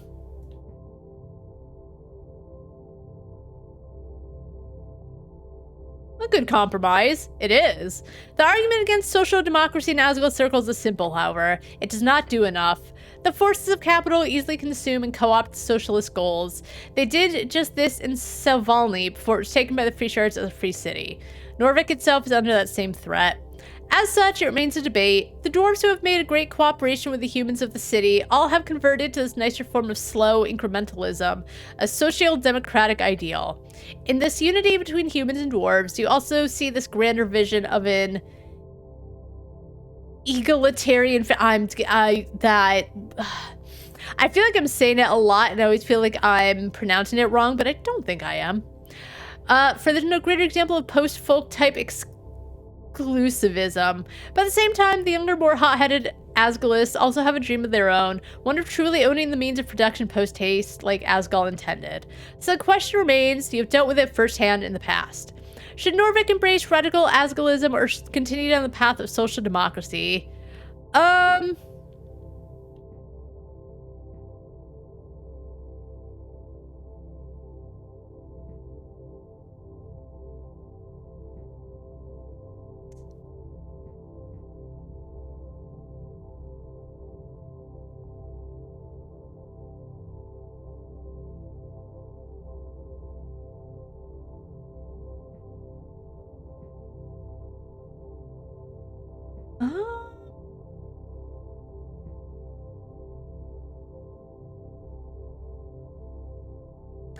I'm a little curious if I say we need someone to lead us forward, one supreme leader, someone like Asgard, but more magocratic. What? I'm just gonna be silly goofy. Think what you will, say what you can, but the Asgalists have at the very least mastered the modern pathways of communication. Oh, nice. The Copper Press. Those mad Asgalists are utilizing it just as they should, to influence the minds of the populace. During better times, the Arcanists would do as such in more direct ways, of course, but the irony of that is lost upon these poor fools. If anything, you can learn something from watching their mass media propaganda in motion. Sharing of ideas is very different from mind control. You would think that. However, in statistical analysis, the difference is all the smaller than one would assume. The printing of ideas is the second step towards emancipation, the realization of a better world. They are enduring. Cast out from below, exiled from their homelands, spread across the land above and beneath. Like agrarians, they see the earth growing, a weed or fertile wheat, you do not know.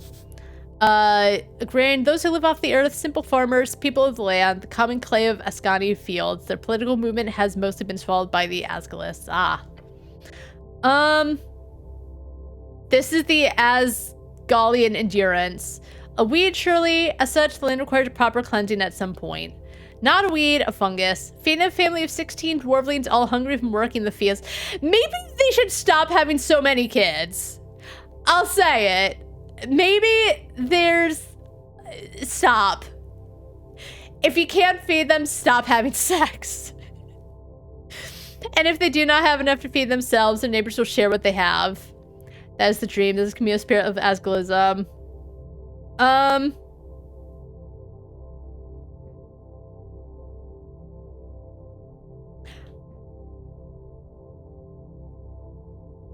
What about the human-dwarf unity? Together we are strong. A social, communal, Asgalism utopia. It can be built. Human-dwarf unity, while you are at full health, whenever you take damage, those dice are rolled with disadvantage. I do kind of like humans and dwarves. Why not? Mass media propaganda? I don't know. I'm ready to sell this debate, I suppose. There's no bad choice. Be what you will. Sure. It shall continue ever on. In a society in which folk type is only suggestion and not a barrier of any kind. Alright, yes. Anyway.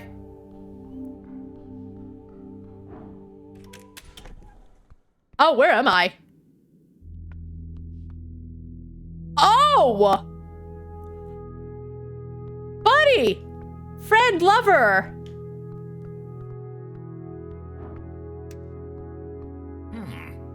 Welcome to my pad. Go ahead, root around as much as you want. Don't mind if you do. Sarcasm.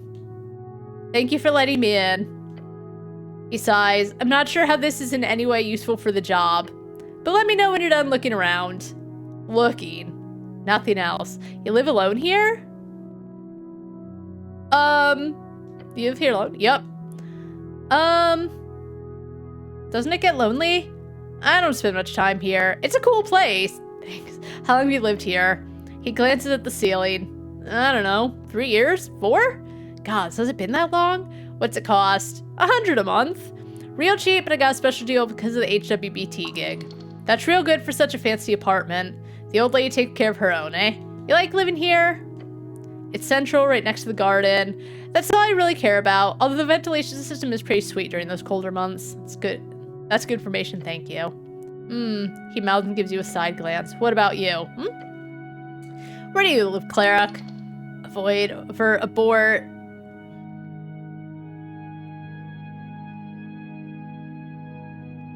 I live with my mom. I'll say it. I'll say it. Nothing wrong with that. You do? It's honorable. Traditional family housing is good for society. That's a good point. Ugh. What? Why did I take damage? He does not mean harm, yet it hurts. Anyway, he tries to not linger on the subject since he sees your pain. I can't afford my own place. The economy is shit, I agree. She's not home a lot, so I mostly have it to myself. Oh, that also makes it more understandable. I don't mean to get all personal, but if I had to live with my mother, I'd probably be like one of those energy zombies. What? An esoterically infused undead creature more akin to a ghost than a regular zombie. They're mostly harmless, apart from slowly draining folk into exhaustion, common in the old city wall. I used to live in the towers, but they kicked me out. Can I ask why? Yes. Okay, then.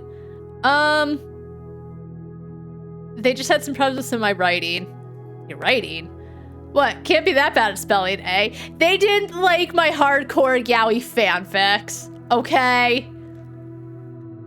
It was based on real people, because I was bored, and they were offended. Idiotic comment. Spelling, because you're a cleric. Casting spells. Light apostasy. The unofficial mark of a traitor. Let's see. What does this say? I got a new patriarch who didn't like me, and then when I presented an argument for a Republican revolution without the influence of the free cities, they said it was a misuse of state resources, and they branded me with a minor case of dereliction. Really, it's all overblown, and Bjorn uses the same copper press all the time for a bunch of personal stuff, and he never gets in trouble over it, so it just seems really overblown to me, and yeah. You know what? You know what? He asked. He listens to your rant with an intense interest. I'm in. So they can just do that? Toss you out? It's all... apparently. Well, sounds like bullshit. But you're still employed as a cleric? Of course. This was just disciplinary action. They've been mad at me ever since I refused to register as a member of the party of Norvek. Interesting. So this whole thing is sort of like a redemption run for you then? Some of the mystery of the tea shop that exploded, and so on. Rejoin the fold.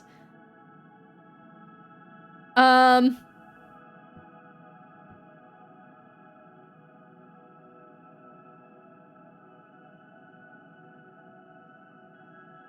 solve it to prove my abilities. Eventually, I'll lead the city myself. Right. As a magocrat or just a general clerical dictator? Magocrat for sure. Right. Nice. As per usual, good luck with that. Alright, let's talk about something else. How much is the rent? Not so bad. Thanks to the old lady. She looks after her own. Every goblin's so lucky. What do you mean? You know where You know there are 3 tribes in the city, right? The halfways get by real well, thanks to Lady Sage Leaf. But it didn't used to be that way, and most goblins have a real hard time getting by here. Most guilds won't exactly hire a goblin just like that. What? That's illegal! That's illegal! I know, doesn't stop them. We're not humans. By default, on average, we're not trusted. Back in the day, there were apparently a bunch of programs meant to push us into the workforce, anti-discrimination laws, goblin public work projects, but the support for those ran out way before I was born. Look at his sassy little stance. I love him so much. So most kids just fall into crime.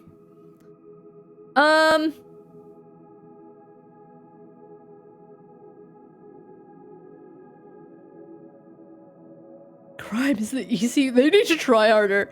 In Norvik, it's illegal. Okay, but like, they can do that.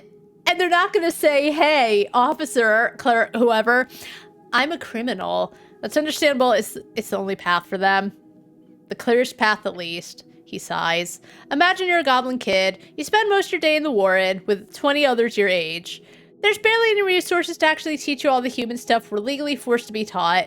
If you're lucky, you've got one parent with a stable income. Otherwise, you'd be living in the dormitories. No support system, no chance to integrate into the city you're supposed to be living in. If you're lucky, you'll get a dangerous gig in the tunnels. If not, the only way for you to get enough money for food, beyond the basic handouts, is joining a syndicate. They recruit young to keep you in the juvenile stockade if you get caught. Starting as an errand boy, ending up as whatever the need for their enterprises. Then you bring home a heavy pouch of crowns for your mom and pops. What are they gonna do? Turn their little kid in? Or accept the only major income the household's gotten in months? Maybe they'll even encourage you, push to get real friendly with the local runner. I was gonna say, I feel like he's touching on something, that he knows a lot about.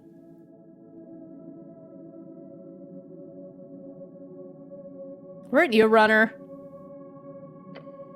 Runner and handler, yeah. It's complicated, but... The Halfway Bridge Tribe is classified as a syndicate. We run things in a similar sense to the Ishki and the NMBT, except we do things strictly by the book. We don't run drugs for one. We keep Waterlane free of smuggling. But most importantly, we keep the youth out of it, and we keep the other tribes at arm's length. Lady Sageleaf is a real draconian in that regard. Everyone, and I mean everyone, in our tribe gets a job and a good salary. We tried pushing this method, our support system, onto the other tribes, but it's hard and not always popular. We're the small, annoying cultist tribe of Tolstad, after all. Oh, Snell. He sighs again. So it is what it is. What a rant. I didn't ask. That's so rude. You're working hard for your lady. I sure do. You catch him glancing at the image of her on the board. Oh, I didn't know there was an image. It's a nice apartment. Yeah, I'm not here a lot. Yeah, I want to be nice. The goblin laughs. I'd argue it's much better than usual. One time I was on a date, brought her back here. All right, so I was like, maybe he's gay because he was acting really fucking weird about when I was asking him about... He could also be lying, to be fair, but he was being really fucking weird about children. Terrible idea. The date was already going poorly. Imagine her expression when she steps in here, and there's a pile of reports all over the floor, a block drain in the kitchen sink, and 15 confiscated bowls of pixie dust piled in the corner. Let me tell you, took her 10 seconds to come up with an excuse. He recounts the tale with excellent timing. This is one of his favorites. He tells this one to everyone. Girl. As his laughter fades, he looks around the place and tells you, anyway, looks better these days. Figured if I'm such a neat goblin like everyone says, might as well keep my apartment clean too. A girl. Yeah. Back when I was still looking for that sort of thing. You know, getting tied down, so on. In the metaphorical sense. What about you? The question cuts tiny holes in your inside skull. Clerics are popular, right? Avoid abort alert. Let's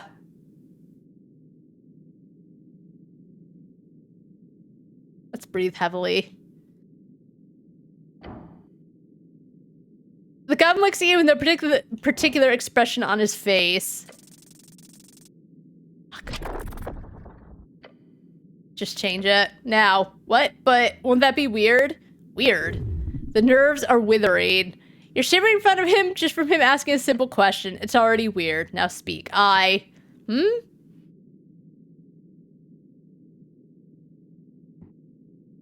rather talk about something else. Snell stares at you for approximately 6 seconds. Then he opens his mouth and says, I understand. He'll allow you to move on. Phew! Phew. Sorry? Don't say that out loud. What is wrong with you? Do you have something else to say about your life? Me? Not really.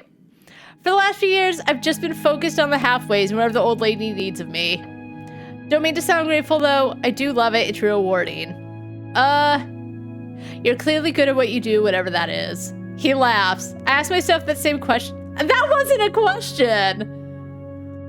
I ask myself the same question sometimes. The goblin takes a breath. I tell you to look at it from goblin perspective, but let me put it like this. Lady Stageleaf gave me options in a world of railroad tracks. I get to help my people and get real fucking good at it. So for now, I'm going to keep doing it. Maybe you should try something else later. Like I'm trying to tell you goblins don't have too many options in the city. Maybe you should try being my fucking husband. How about that? Okay?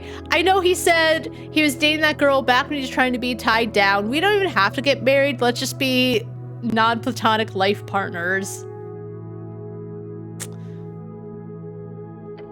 But sure, who knows? Maybe I'll turn out real good at magic and become the first goblin cleric. That would be cool. Well, actually no. Terrible idea. He's joking. He's clearly and obviously joking. He grins. Anyhow, anything else you want to chat about, or can we get going? All right, thanks for the talk. I was hoping to hit on him a little bit. A glowstone lantern. It appears to be non-functional. Can I fix it? You look over the lantern, checking the insides. Beyond the thin, cheap glass lies a green glowstone, a shard type. Touch it. As you do, it burns your hand. Ow! Cleric? That thing has been active for weeks. Let it be. I'm gonna throw it out. So no, I'm gonna try again.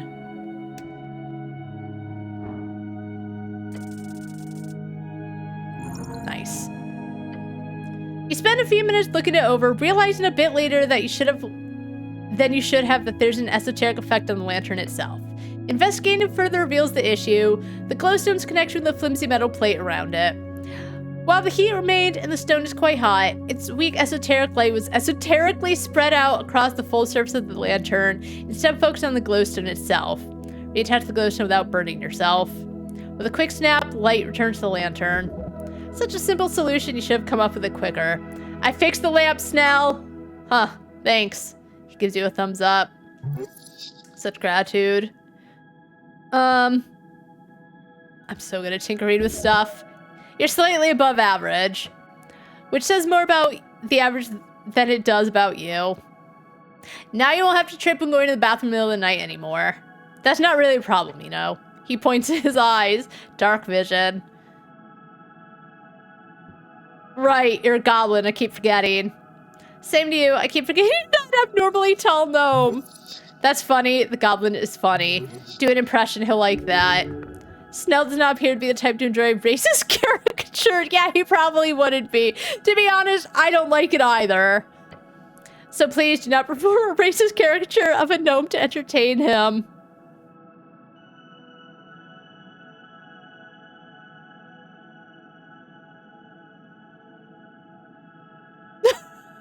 Look at me, I'm the tallest. I'm the tallest in all the world. Oh, God.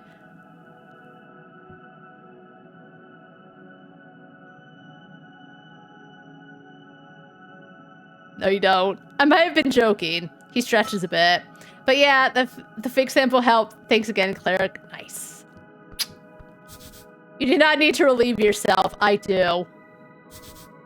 Family. Ah, Bagatelle. The goblin has some good taste then. I'm just gonna take his shit.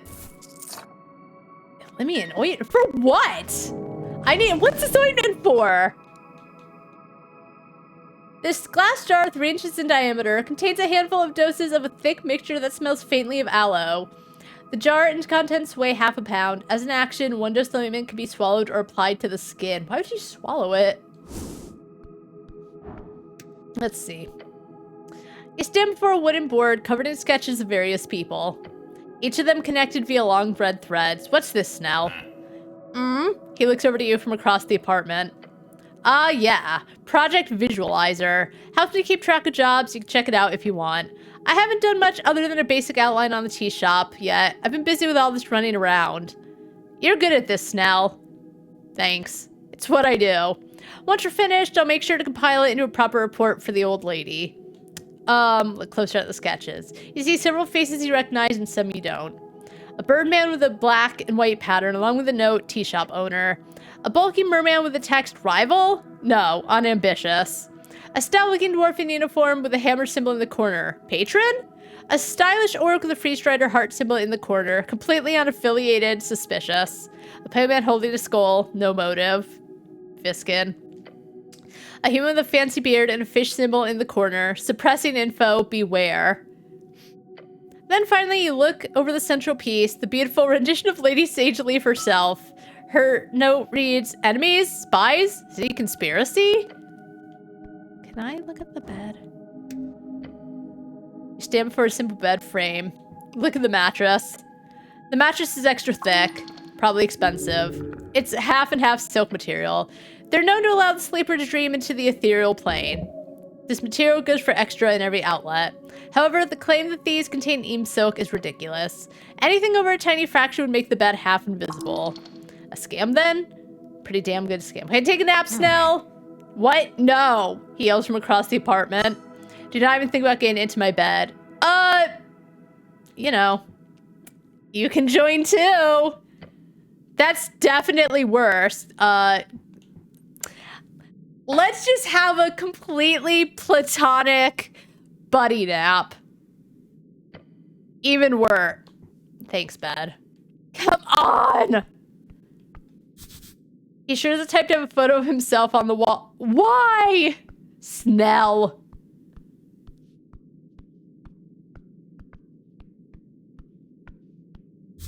You don't really fit back there. All right, what is this? Hope you're having fun. I'll chill here for a bit. All right, thanks. I feel like I've learned a bit about the love of my life.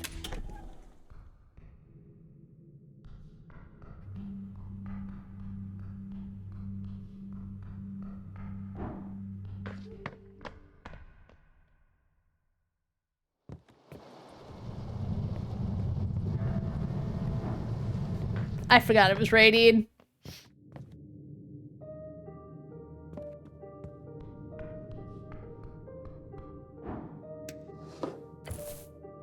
You just ripped those mushrooms out of a pot. Why'd you do that? What? It was cultivated there. It was a potted mushroom. Oops! The primal scream. Someone worked hard cultivating those, and now I've just taken them. Stop with this. Yeah, shut the fuck up! You'll put these plants to better use. Just take whatever you want. Can I put them back? No, you'll have to live with it. Literally no one will care. Then why bring it up then?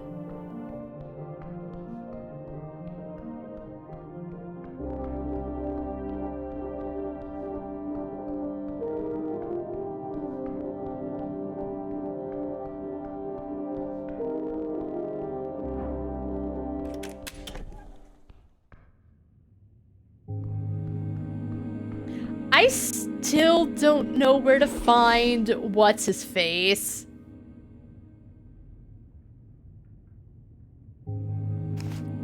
All right, let's see.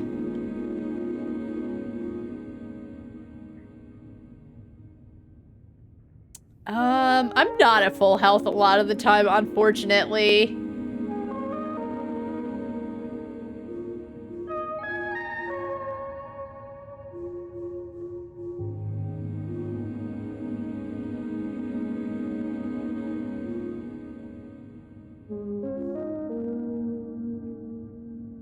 Alright, obviously you're very clear about the fact that you should be the future god wizard Okay, yeah.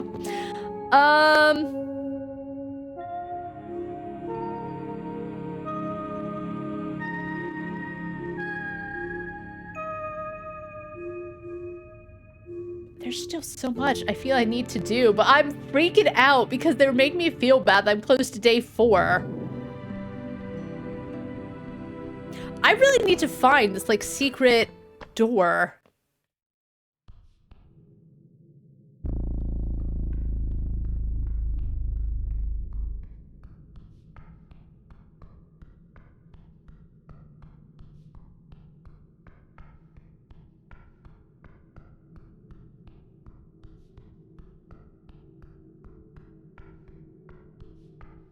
I bet you the snail's still there, too.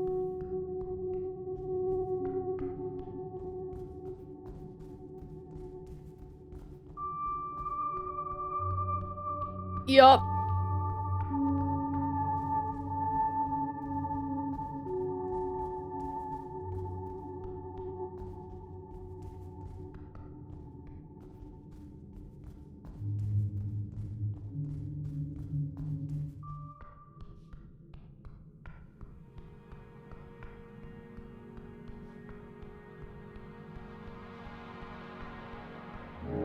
So what else do I have going on?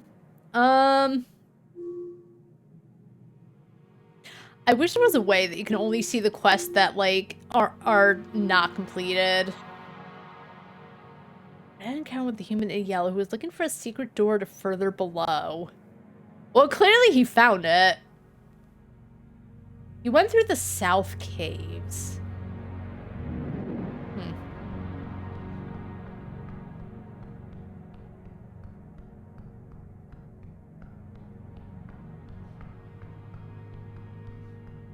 I assume this is the south caves.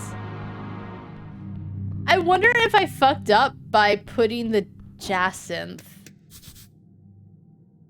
Okay, so that's not even a door, it's just like a thing.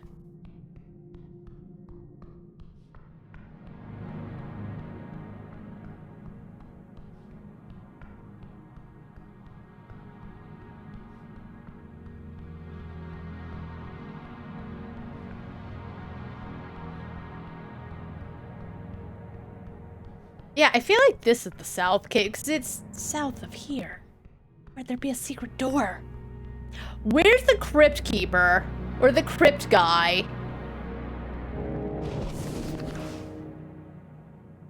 Yeah, south caverns. Maybe I should investigate those rocks again.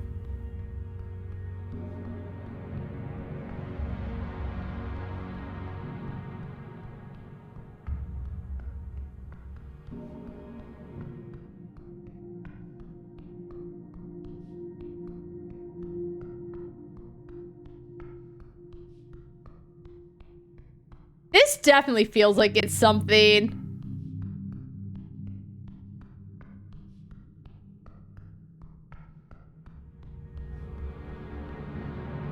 Just trying to look for anything I can interact with.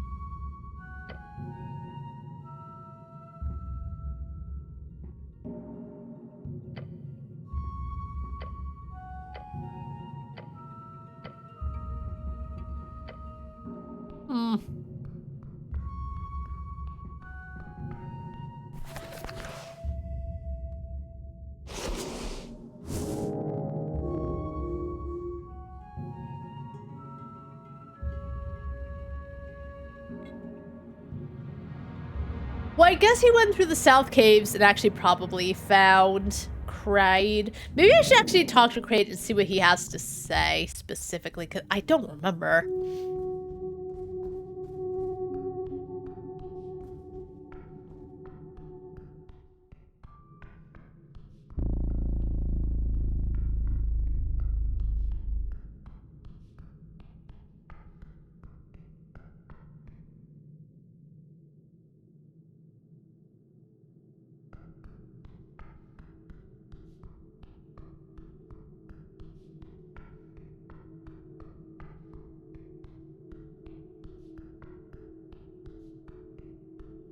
That definitely feels like it should be a secret door.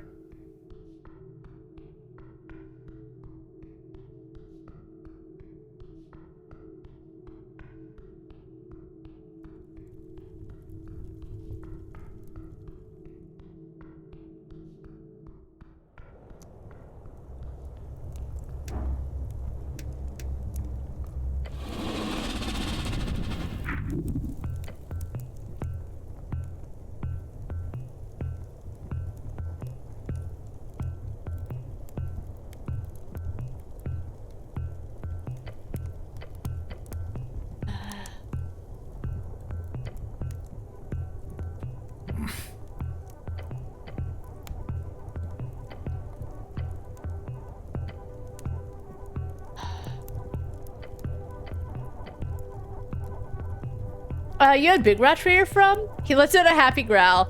Big mushy swamp rat, the gayest little rodent. I hunt as little, then as big. I follow, I learn. Big rat is great hunter. Little rat has much to learn, but they will. They will. That's great. He turns to you and whispers, let's not get too friendly with the rat-loving killer croc, alright? Alright, so I can't ask about Frank, son of Frank.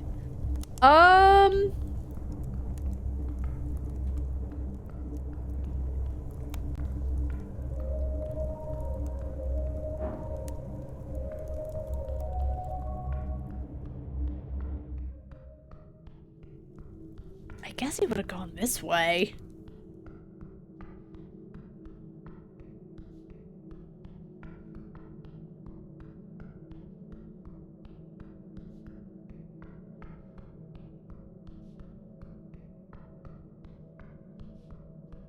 Maybe that's Frank, son of Frank.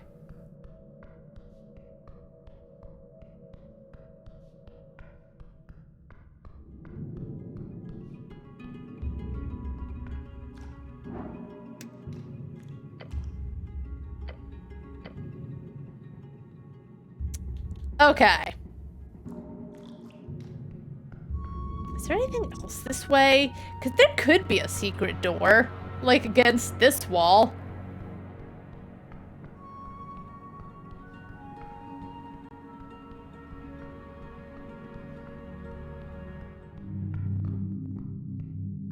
This definitely feels like it would be something.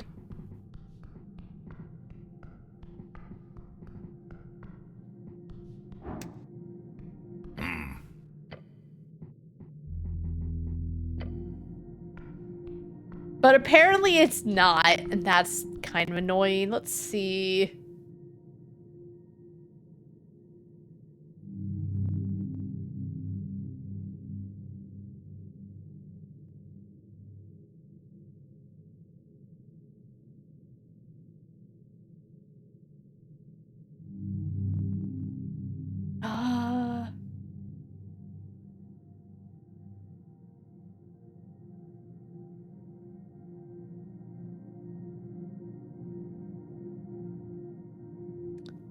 I wonder if Druidcraft would help.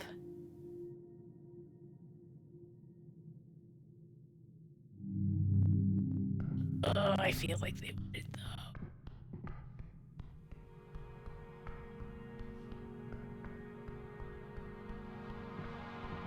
Alright, I guess we can look for this crypt. I really wish I could remember where it was. Oh, how do I get out of this? Oh, how do I get out of this? Oh, no. There we go. B button.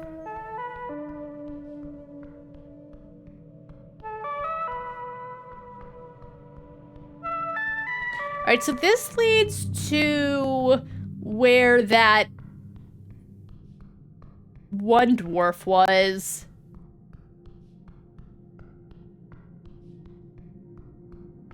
Where have I not been?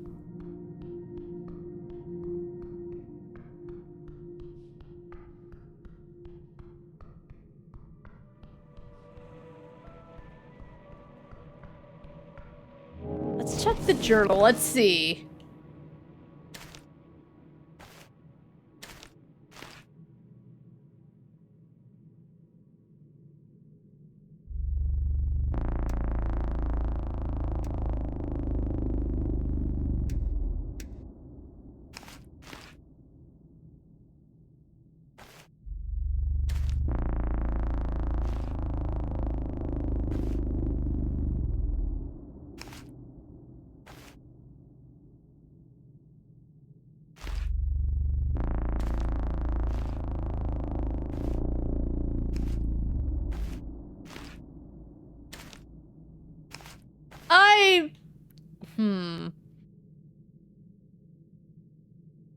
Route, South Caverns, Suez, North Cav.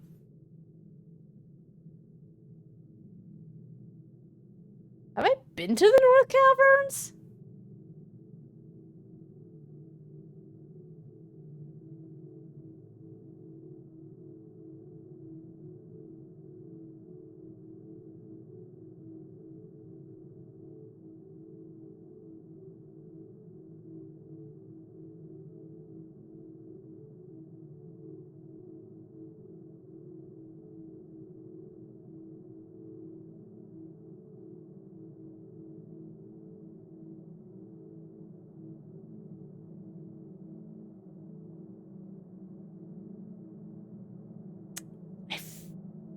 Don't remember the North Caverns at all. I remember the South Caverns.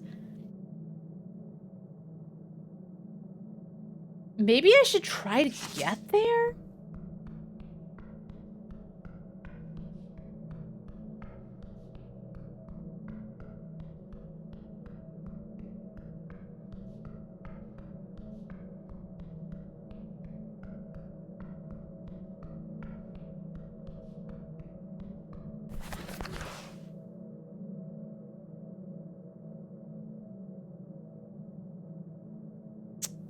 Maybe this... It doesn't look like the North Caverns where I am right now.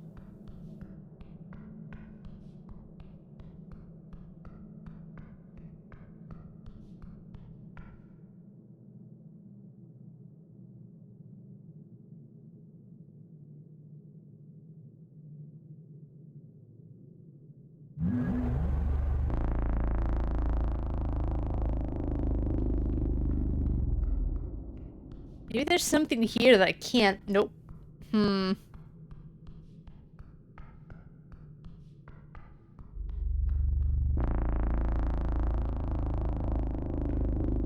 Oh, you know what? I think the North Caverns is, like, where Lisa lives.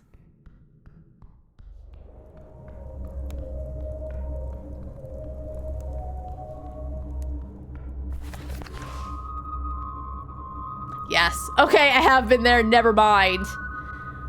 So where's the crypt? That's like where the... I wonder if I should just go to the old VOD and see how I got there. I don't think it was this way, but I don't remember because it was it feels like it was forever ago.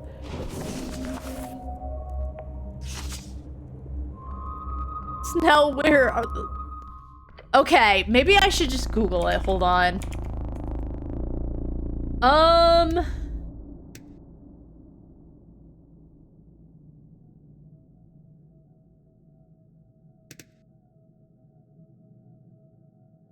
One is south from the city below.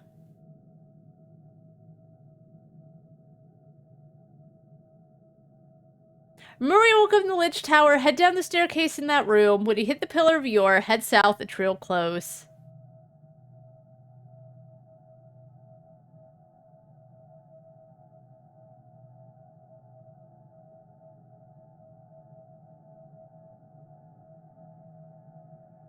Okay.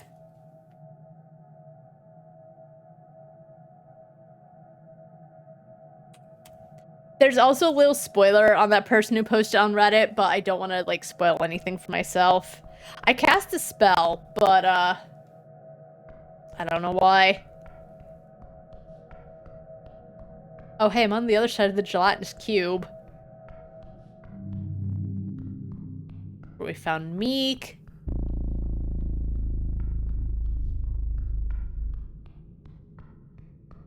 Right. We found a lot of little things. I want to find more little things. I probably should stop casting so many spells I don't need.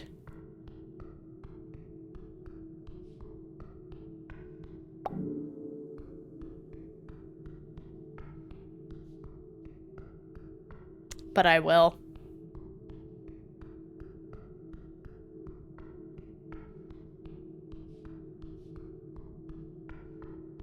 Alright, so it's 70 when you're at the pillar of your... Go south.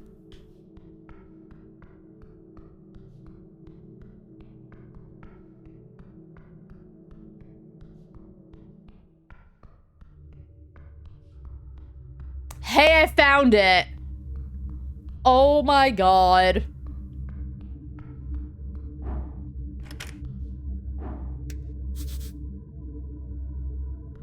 Oh, crypt key, huh?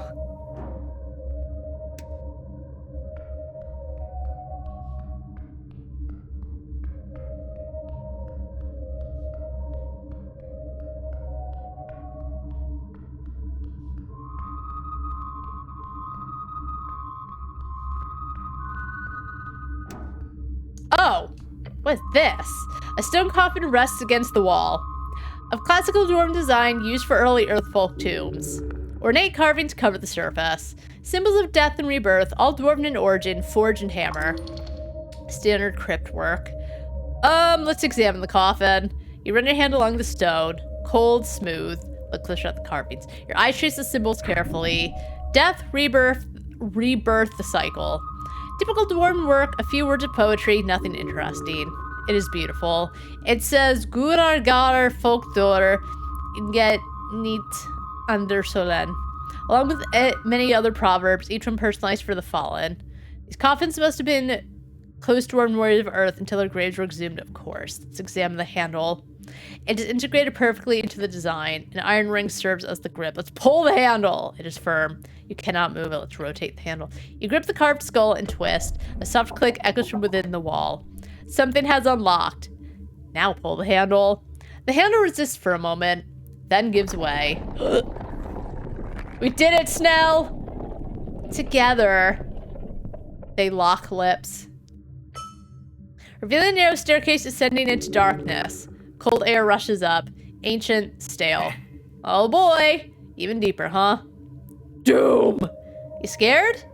I'm not feeble-minded if that's what you're asking. So yeah, I'm scared. He steels himself and grips his sling. Let's go. Into the dark, yes. Oh, okay, he's going before me. Let's go, babe.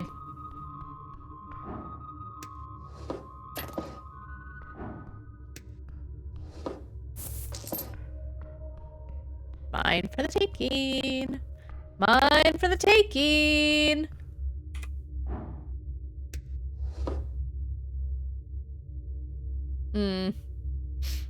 Okay, hello. Stepping into the hidden tomb, you see a colorful display of twinkling light through the gloomy and dusty air. Maybe I should have beheld it. An eerie altar placed on top, a skull, and several colorful gems. Valuable, too. Like, extremely valuable, but probably horrendously cursed, sadly. The skull is a sign of death. Let's just look around. The shrine is quiet. The colorful gems cover its altar, as well as the eye sockets to the central skull. I have a feeling just taking something off the bat, not good. So we're not going to. What am I going to do with it?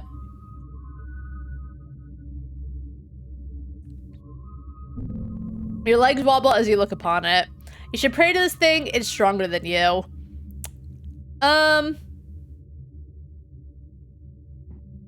Hello? Viskin sent me here. Is there anyone here? The fuck are you shouting for? Alright, hello.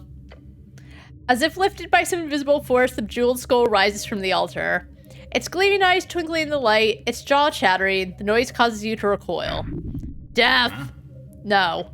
No way. An unending wave of dread fills upon your essence. Try to run. The goblin tries to grab you, but he freezes and groans. What the hell? He falls to his knees. You barely stand. I can't move. The dread. You resist it. The skull's jaw drops, stops chattering. As the noise disappears, you feel in control once more. You wake me up for some trifling bullshit. You a trifler, huh? It clicks its teeth together. I'm a rogue. That does sound like triflings to me. Yeah, it's fair. Please don't kill me. That's what I like. Grovel for me. You carry the weight and pride of a true rogue. A cleric of a dead god. Holy hells, this thing is terrible. Just being close to it ruined your posture. The body cannot sustain this on death. The skull lets out howling laughter as it shudders about in the air. I am Necrolord Bondaval. Wahaha. Necrolord. This is the title of Old Diminor. You've been unfortunate enough to encounter here a remnant of the Arcanist, left to decay into this mad form. A demi-lich. I cannot punch the skull. Jesus.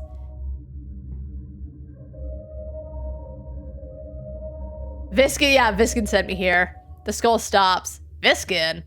What are you, an apprentice? No. A slave, then?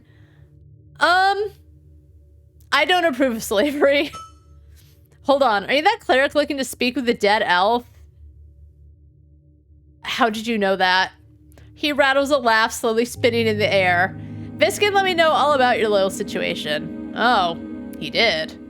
The demi-lich clicks once. You're not very necromantically entangled, are you? No, not really. I can see that. You see, I'm not just some horny wizard? What? The skull drops down and flips around on the table. I'm a goddamn mage. You hear the goblin groaning. This lich is surprisingly not a threat. For whatever reason, his intentions are far more sinister. He intends to teach you something.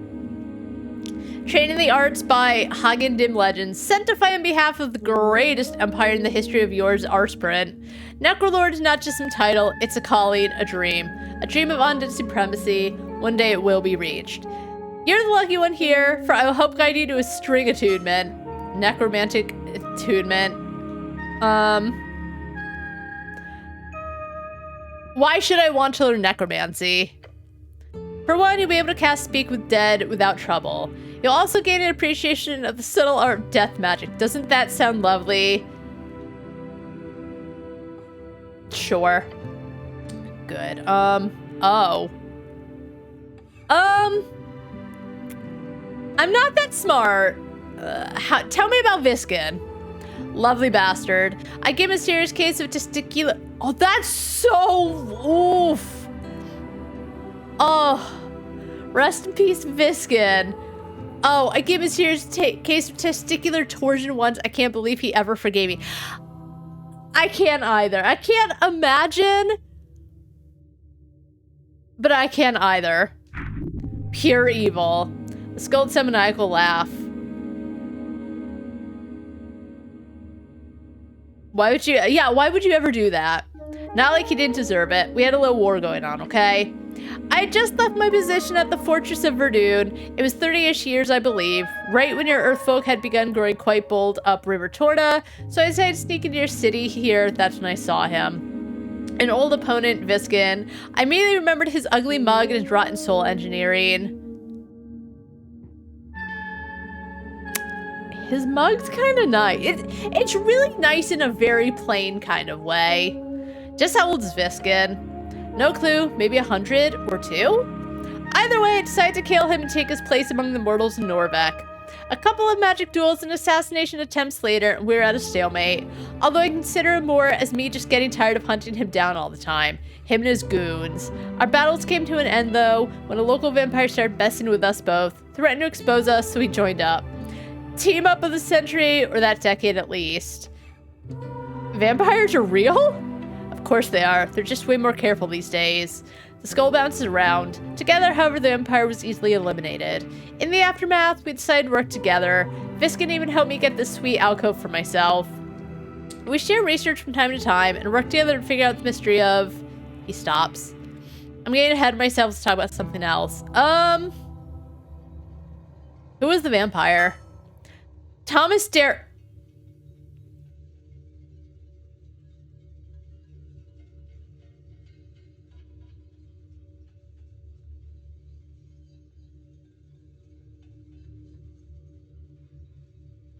Darrow, huh?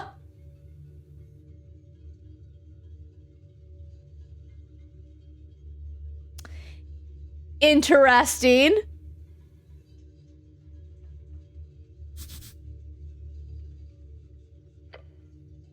We cut him down without anyone suspecting a thing. Maybe I shouldn't say this out loud, but who cares? Mysterious death of Thomas Darrow was written about quite extensively in the magazines about 15 years ago, back when you were a kid. Ah, Thomas Darrow. So that's what happened to the lost uncle of the Darrow house. What's that about research? Nothing. That's nothing. He says nothing more. Did he turn into a skull in that battle with the vampire? A skull? Hmm? He makes a motion that could be interpreted as a shrug. I'm a bit bony, but a skull? Don't be preposterous. The demi-lich is clearly unaware of his own situation. He's either deluded or there's some esoterical effect placed upon his memories. A memory altering spell by Viskin, perhaps. Alright, I have some other questions. How'd you end up like that? Like what? So handsome. Don't kiss ass, cleric. Nobody likes that. Okay, well, you know what? If Snell, for some reason, isn't an option, I gotta figure it out. Alright, he's right about that usually. A lich. Ah, that. Long story. I've been around since the 300s. Not gay era, is it?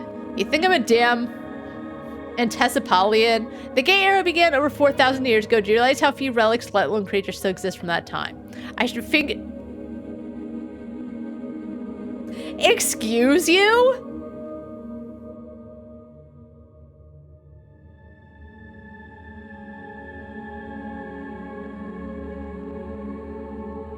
What? Terrible phrase. Yeah, a little bit. Just absolutely awful. What is this lich suggesting? Fate era? By the strings, are you insane? I wouldn't be talking to you if I was a lich of the fucking Fate era. Come on, I'd be over a millennium and a half divine. All right, Arcane era, of course. What else? The skull pauses, it's rotating, and focuses on you. I'll talk your skin off, cleric. Please, no. He clearly loves to talk. Any question you ask, he will answer. Where did you grow up? In a small village called Kryov. A city in Eastern Reach, one of the few placed untouched... But did they mean places? Untouched by the later stages of the Coast War, and thus a stronghold of early free striderism. Today is the 4th largest free city. All right. We had barbarian invasions from the Vorgeni border every year. To protect them, I raised our dead from the village crypts. Those were some bloody battles, I'll tell you. It took a dozen head before the message got into the thick giant skulls. Who taught you necromancy? A ghost actually haunted a ruin outside my father's farmstead. Led me to my first spell book, told me how to pull strings, and fast-tracked my spell slot accumulation. Her name was Ulina Prax, a wonderful crazy heart. Whoa, no need for such foul language, damn! Those are her words. Uli, the crazy harlot, don't be so sensitive. Shut the fuck up. The skull does a spin. Okay, but okay, if she said it, that's fine, but like a man calling a woman a harlot, maybe think about it, you fucking idiot. She was captured by a high-ranking exorcist after I built my first squadron. Last I heard, she was part of some free strider trade prince's personal collection, kept her in a bottle. Like she's a genie or something, I would have gone with a fancy box myself or an urn. Trade prince, a title afforded by the free cities to the executives within the high corporations. Essentially one of the big players who run the show in Reeds. Okay. You're entertained by having a list of strange tales. What's your greatest accomplishment? Oh, it's a bit embarrassing, but has nothing to do with the necromancy. Back in the war, I was to receive a commendation in Thazin. Big event, big deal. Well, that evening during the reception, I managed to seduce and charm a beautiful young lady. It turns out she was the daughter of a Hagendim Arcanist. Can you imagine? So obviously I married her straight away. My father-in-law made sure I got promoted to hell and back over the next decade. Got me deep into the Arcanist circle until the accident. You married up and that's your greatest accomplishment. Arcanist politics is one in the bedroom, not on the battlefield. Don't worry, that was true love between Akalia and I. She was a great scribe of the era, that glorious woman. We didn't divorce still after a century of lichdom. Do you understand how rare that is? That was love, it was. How morbidly romantic. Last I heard, she was heading a mercantile faction in Feltire. He clicks his non-existent tongue. Gods be damned, I miss that body. Her body, yes, but her mind... Strangely idealistic for an Arcanist lich. Alright, let's just move on. I don't care. This lich is talking all night long, it seems. It's really not worth talking too much about. After myself and my dear wife had both achieved lichdom, I made some misplays in the Wait. Stepped on the wrong foot, so to speak. Got my entire Splinter House exiled from the Hagendim Coalition. I don't care. Got any kids? A dozen or so. Productive. Thank you. My wife, Akalia, ex-wife, was a prominent member of the MRS, Magacrat Reproduction Society. They're at the forefront of women first magics. You know, the kind of stuff that makes the whole childbirthing and or rearing business into a cakewalk. Oh. I never got along with those hags, but they did let me have 2 sons. That's something.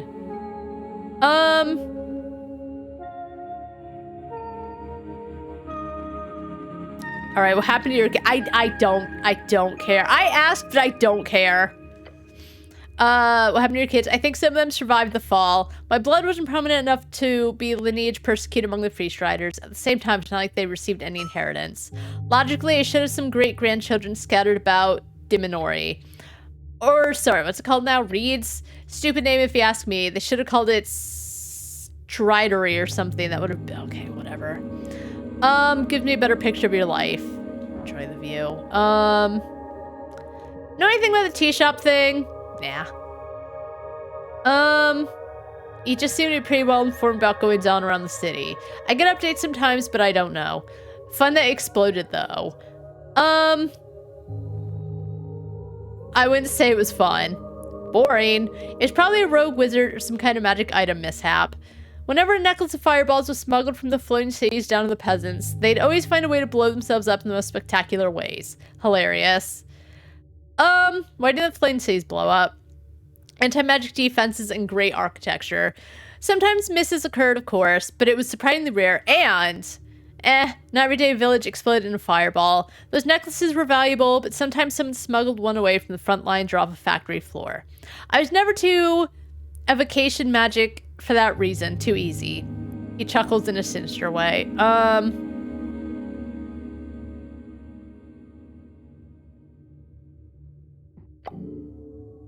Wait, so can he not teach me the spell, or do I need to learn necromancy? Because I think I do. The skull floats in front of you with a permanent smirk and wide-eyed jewels. Cleric! So loud. Yeah, that. Okay. Okay, let's see here.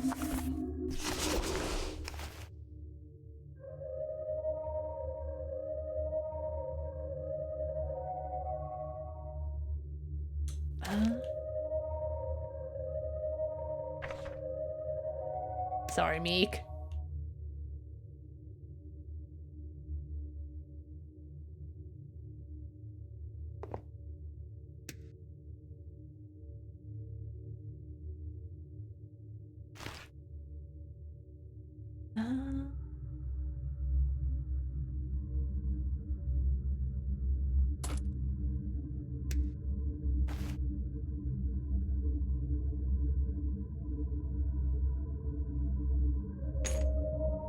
I still don't think it'll make a big difference, though, unfortunately.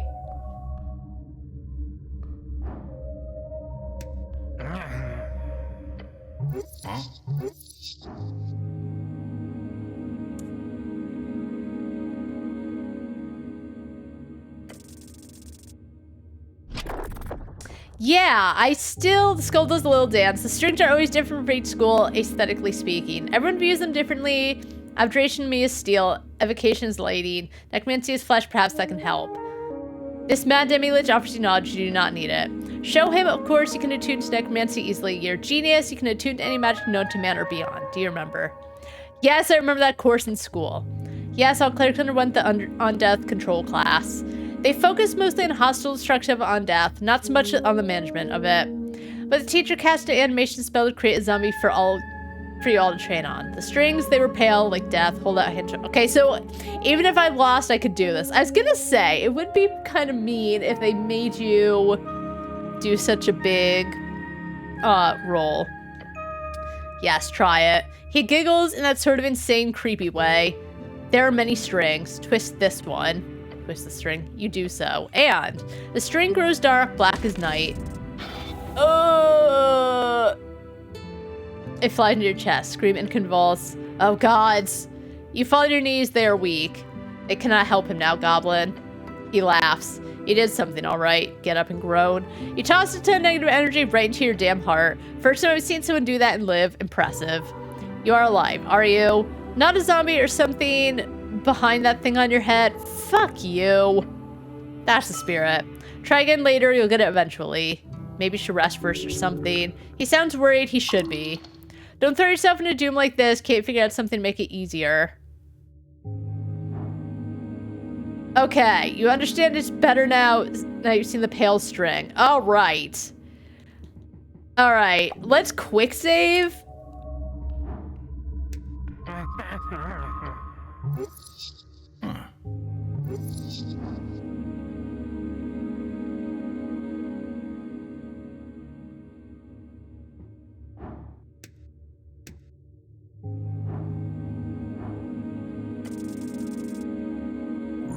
Nice. Think. This demi-lich believes himself to be your teacher here. He might be insane, but there's still knowledge to be had if you can decipher it. Tell me as best as you can. School of Necromancy, how do I master it? Strings are strings. They're equal but different. You must have seen them a lot since you have them running through your flesh in the masses. I do! He continues. A string of necromancy becomes that when it intersects with negative energy. Thus it begins to look like flesh to me, for example. I have surely as many strings going through my existence as you do, except mine are necromantic. Yours are... The skull shakes a bit. Many others, how do you deal with strings usually? When I attune with strings, I twist them. Obviously. Ah, so that's how you catch your nice spells then. Necromancy is special because of that negative energy. Twisting a necromantic string would hurt, naturally, if you're anything but not alive. A living necromancer learns to either manage the pain through mutilation, religious fervor, physical numbness, or they learn to cut the string. Cut? I need water.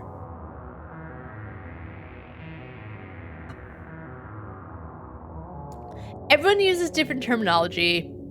You might have heard it called willing the string, or mastering it. It's the step every spellcaster must go through to reach the higher tier magic. They must learn to manipulate the string's shape. The shape of the string! Yes, but it doesn't have a shape. It's just a... Let's move it along a little. I know he's trying to teach me and they're trying to build, like, the imagery, but just move it along. It doesn't have a shape, it's a dot. The skull laughs mockingly. Why do you think they call it a string then, dumbass? It measures change over time. You might have grabbed and twisted your strings in the moment, but cutting a string means grabbing it independently from all its other parts in the past and in the future. Don't just twist it, separate it from itself. Of course! The talk about mastering strings, it all makes sense now. The string goes through time. Manipulating it more closely requires it to be twisted only in the now without the other baggage. Stick out your hand. Yes. Locate a string near Bondival, a pale string. Yes. Twist it. Ah, shit. Open your eyes. That hurts. What? You twisted the string to cure wounds, you idiot. Hurt like a, what do you say, motherfucker? I failed? The skull laughs intensely. You did great, cleric, or should I say, necromancer. That was a cure wounds for sure, but a necromantic cure wounds. Instead of a cure wounds cast through see abjuration or hardcore flesh and belly transmutation, you now managed to simply remove the negative energy to reach the same conclusion, healing. Although yes, it did hurt like all hell, since negative energy obviously is kind of my thing here as a glorious lich. More like a glorious bitch. Oh, so I mastered necromancy. In overstatement, perhaps, we should be able to cast the one spell you're looking for at least. Speak with dead. Finally. That's great. It would be extremely useful for the case, obviously. The skull nods. You want a spell scroll? What's the catch? The skull widens its jaw, then it coughs up a tiny spell scroll into the altar. Grab it reluctantly. You've earned it, my evil apprentice. As long as you use it for selfless goals, there's no evil in such magic. Probably. Glorious. Another tier of magic unlocked. Even if it's just a 3rd level spell, this will surely lead to greater things in the future. If you have any other questions, go ahead. Speak with death. That's 5 questions, right? Yes, indeed. Plus, the spell does not allow the spirit to learn anything new. It just literally animates a simile of the creature. Smile? Probably smile. I'm bad at, pronunciation. It's an extraction tool, not a way to learn information.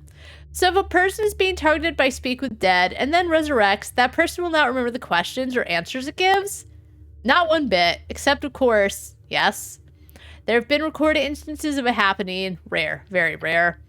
But only for creatures entangled so heavily in the strings of yore, the spirit itself grows tendrils, so to speak. If the spirit lives entirely within the strings, then theoretically could listen in on the speak with dead conversation. Uh-oh. But that's entirely based on conjecture, along with some instances I've encountered during my necromantic studies. That means it's gonna happen. Nothing to base a worldview on, wouldn't you say? Interesting. Indeed. Good job on this. I can see you have an extreme talent for handling strings beyond what I've seen in many youngsters. I would love to watch you burn out on a battlefield among hags and legionaries. The skull lets out crazed laughter while spinning around in the air. All right, hold on a second.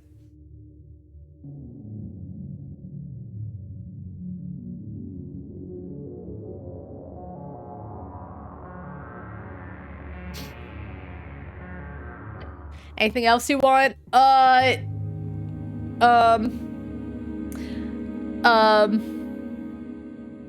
are you voting in the election? It goes against my ideological beliefs to vote. Democracy doesn't work, never has, never will. Why do you say that? People are just too stupid, on average, statistically. Magocracy, or technocracy might work. Hell's even oligarchy has its usage just like the free striders. But real democracy is foolish. It might help launch these other more powerful forms of governments into speed, but real permanent democracy, a shit show. Just you wait. What form of governance do you prefer then? Magocracy, of course. Dominance by those with godly arcane powers brings intense fortune to the world. I like it too, since I'm a wizard. One day, perhaps teach us to link 10th level spells and run the world. If yours stops this inebriating ebbing. Terribly annoying. Ebbing? What? Of course. You haven't heard of it? The esoteric... Oh! He said the name. He said the name! He is speaking of the lack of powerful magic in our world. The lack of magic. We can talk about political theory all day, but if the ebbing had not occurred, the Arcanists would still rule the coast. There's no argument to be had about that.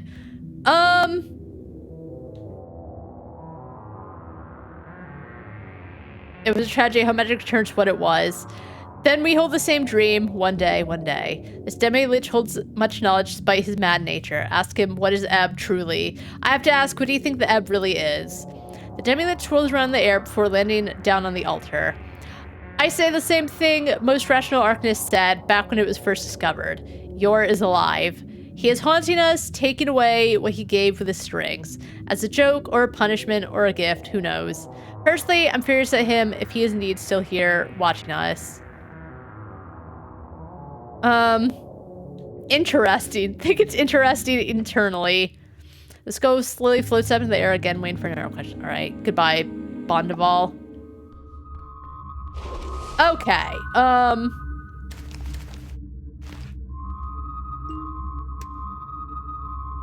we need Meek back. I feel so naked without him. I cannot believe I found this in the first place, this area.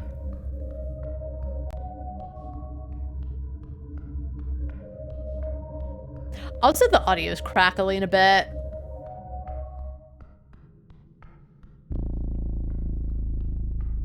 Like the game audio every now and then.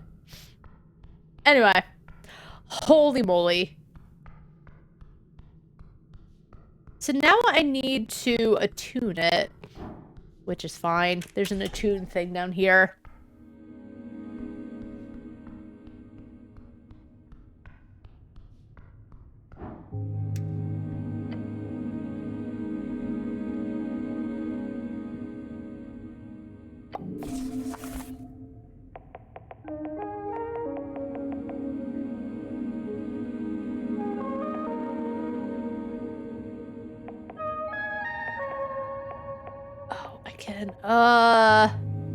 I can't believe you have to redo it all over again instead of just putting like one there. That's annoying. Sure.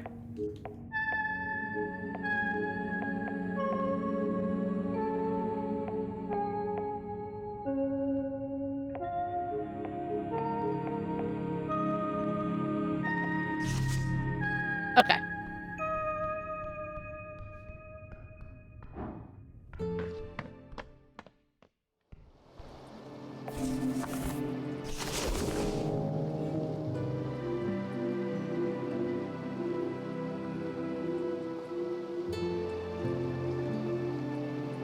You had a lovely conversation with Bondaval, the demi-lich. He was only somewhat insane. Alright, can we talk to Viscid about it?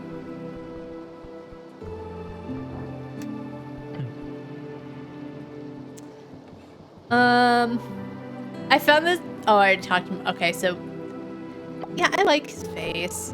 To be honest, like, I think his face is cuter on like his model than in the picture.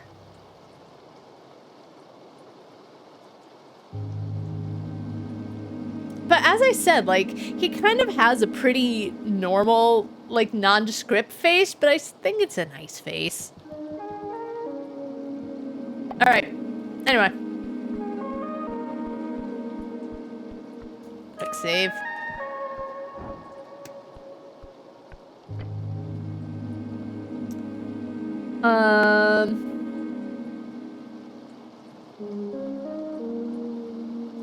Spell fails, the corpse of the target of the spell can last. Until the spell ends, you can ask the corpse up to 5 questions. The corpse knows only what it knew in life, clean languages it knew.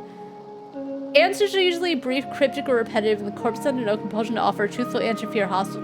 Oh, the spell doesn't return the creature's soul. Okay, yep. No. With little fanfare nor any magical spark to see a slight twitch on the scorched body. As long as the mouth remains somewhat intact, the spell will allow it to speak. That's really convenient. There's something wrong about this. As if they weren't turned to a coal-like substance, the lips begin to move, like sludge. A faint wheezing comes out of its throat. Horrific. Do I ask in present or past tense? It doesn't matter. The elf will not be aware of your perspective, and as such, will interpret any question such as what was your name as what is your name. Alright, what are the rules of this again? 5 questions. The spirit of the deceased is under no obligation to answer truthfully. Considering you're just a random cleric, the answer should be fair. And again, you are human, and this is an elf, so the soul itself cannot learn new information. You are not speaking to the actual person, but rather just speaking with the mirror of its mind at the point of death. I do like this song. So no asking about the afterlife. Got it. Souls can only be animated by Speak with Dead once per week. This is your only opportunity. Alright, I'm ready. Time to talk. Maybe she'll be happy to... Maybe. Remember, cleric, 5 questions. Thank you, Snell. That's all you get, so make them count.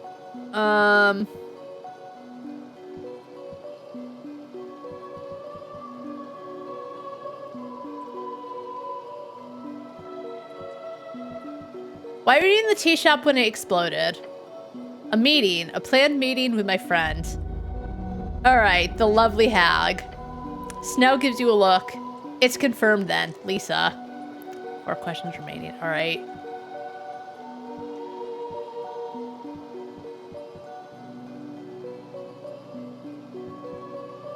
What was this meeting you had planned in the tea shop?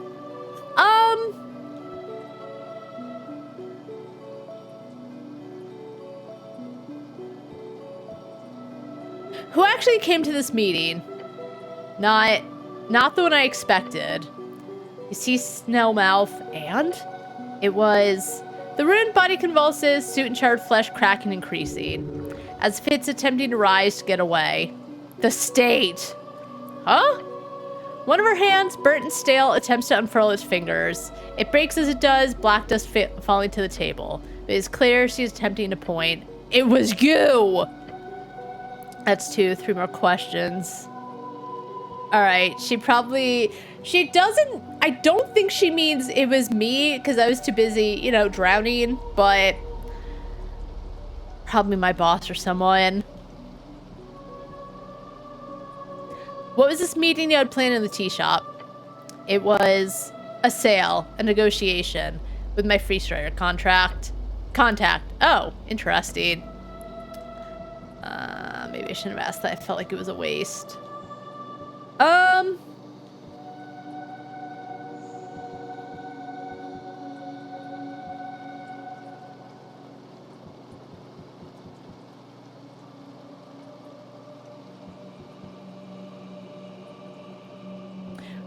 Who killed you?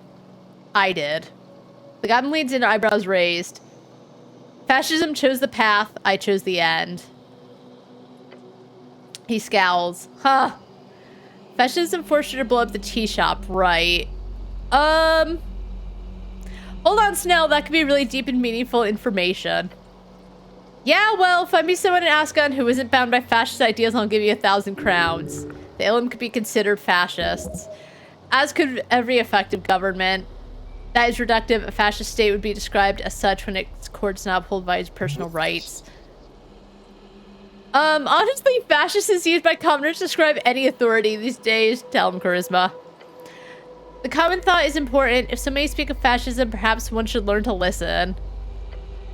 If we listen to every commoner, we'll soon be charging right off a cliff. Oh, God.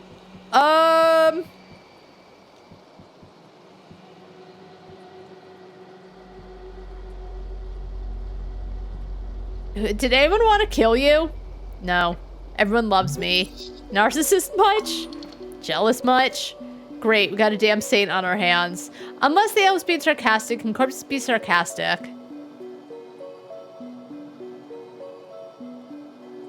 I mean, I wish everyone loved me. Actually, I don't wish everyone loved me.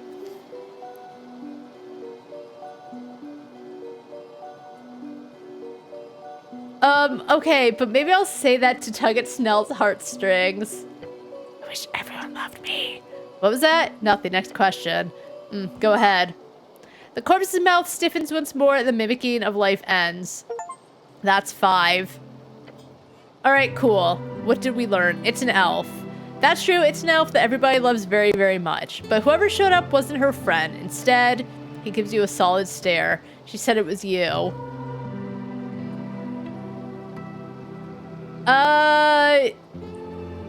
I think she means, like, it was someone like me. I honestly believe that's what she means. I was not at the tea shop during the explosion.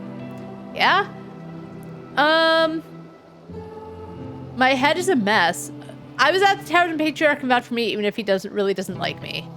I believe you. My head's a mess, but yeah, no, don't worry about it. Huh? We sent for you. If there was some deep state conspiracy and you somehow blew up the tea shop, why would they send you to investigate it? To cover my tracks? You haven't really done that from what I've seen, so don't worry, I don't suspect you of anything. My guess is it's another agent of the state responsible. What? The elf points at you, or tries to, and says you're the one she saw at the tea shop? Yeah, no, she means a cleric or an earth guard or something like that, 100%. Okay, we're on the same page. Alright, that makes a lot more sense than me having it. It makes a lot more sense, and it would be way less, cliche. Yeah, it's not like memory change spells don't exist, but it's too much. Gotta follow the simplest answer, and that's not you being a secret bad guy. So now, we look for more clues. Frank, son of Frank, the witness, we gotta find that fucker. Let's follow the leads. Alright, some interesting stuff to think about. The goblin nods, then gives you a thumbs up. Nice job on the spell, cleric. Give him a thumbs up back, and then leave.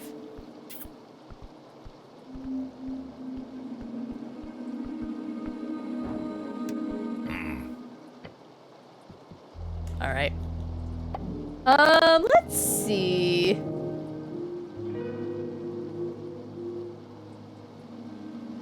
I thought something about... Wait. Oh, that's me. Okay, I was like, what's that line? Alphonse told you about his new opinion. He claims to be innocent. But it said the Elven Connection updated. And it was in green.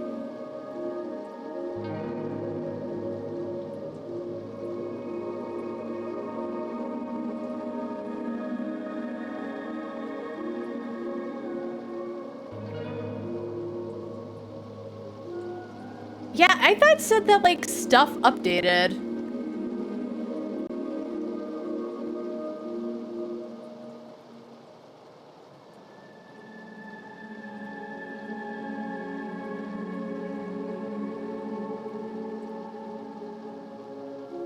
I think I do have to give this to the kids, though. So I might go do that, because, I mean...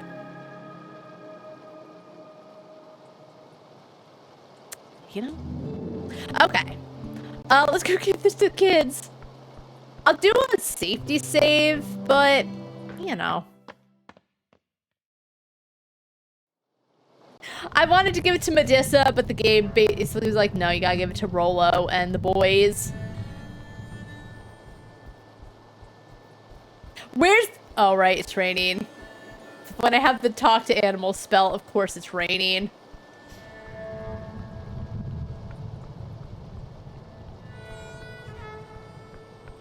This way.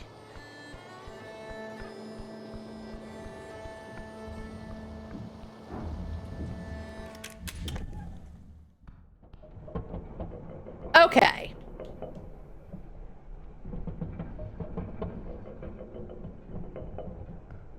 Hey.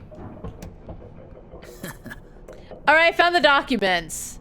What? I mean, awesome. How'd you,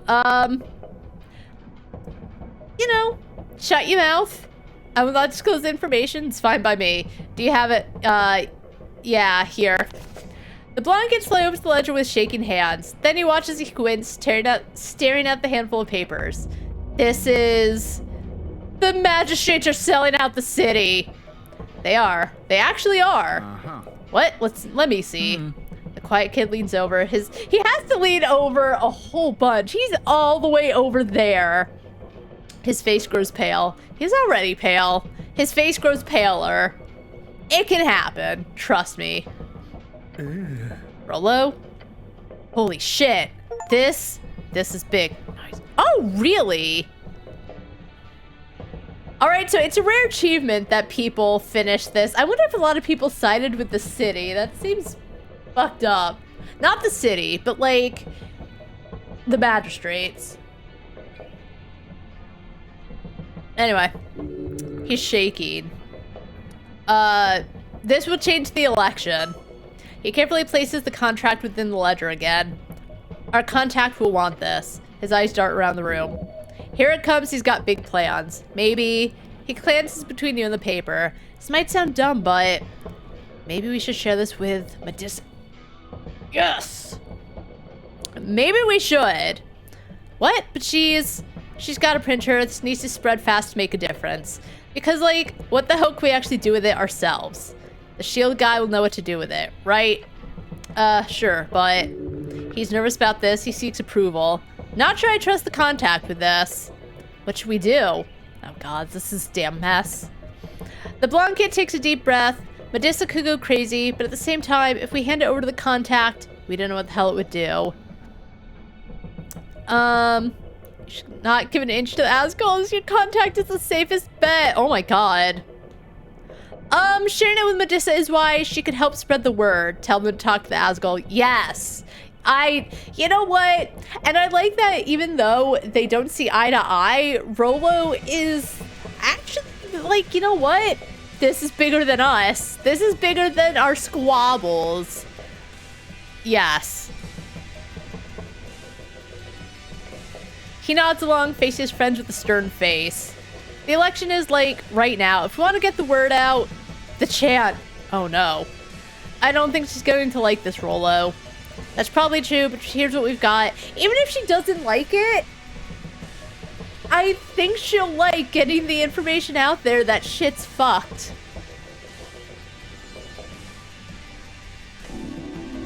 Oh, Hammer and Zeal added and then up. We can turn this election together. It's time to save the world, boys! Awesome. So could you help, Cleric? Of course. Please go ask Medusa to meet up with us. If you can find her. We still haven't been able to locate their printing press. It should be in some kind of old factory or complex here in Tolstad, but we don't know where. The Asgulus have a lot of resources, you know? I've heard they're supported by dwarven coins. Me too. You think back to the dwarves in that cramped apartment, a chuckle gets caught in your throat. Just nod. The kid nods. Alright, that's all for now. Thank you, citizen. Yes! I'm a little surprised that, like, people haven't complete... To be fair, well, overwhelmingly positive. You need to get a lot of reviews, right? So I'm actually surprised that no one's finished this quest. Alright, let's see here. Oh, take root. Why is it in blue?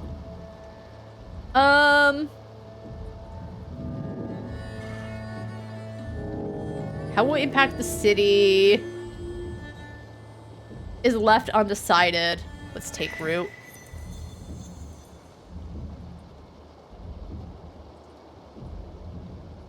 Humans arrived on your what?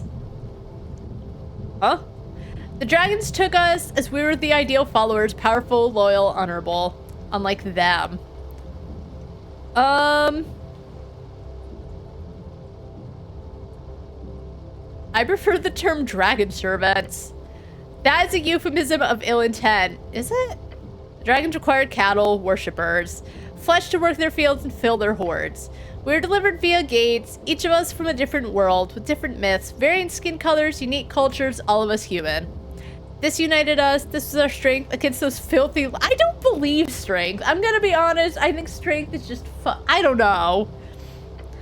Also, the dragons are cool, shut up.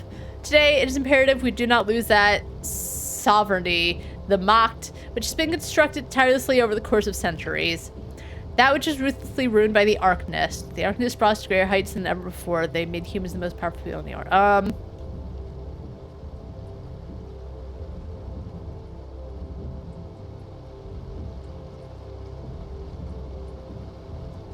They weren't that bad. You are foolish to believe such magocratic propaganda. Doug Doolin Dim. That's like Doug Dimmadome. Come on. Doug Doolin Dim, really? Shoved his blade in the heart of Sereldenor. From that moment on, mankind relished in the dominance of old Diminor. Man built kingdoms, man received the blessing of multiple gods, more gods than most folk had ever seen in written history. Man followed wise philosopher kings, and that we grew strong. It was not until half a millennia later, after half a century of Mago conflict, that all crumbled into dust. But you descend from those few who disavowed the carnage. Oh. You descend from Earthfolk, those pure-hearted men who listened to Earth's promise of a free kingdom in Ascon and rode the waves west. Those were the men who built the Great Old. Those are the men who carry humanity to modernity, following their good, pure, strong, eternally wise God King, Earth. He was overrated. I'll say it. No. Your body refutes that statement on a purely instinctual... Shut the fuck up! His spirit lives on in you, in your flesh, your soul, as the last of mankind.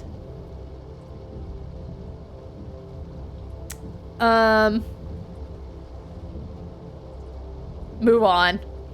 Yes, think it through. Everything inside yourself that which makes you a man tells you that.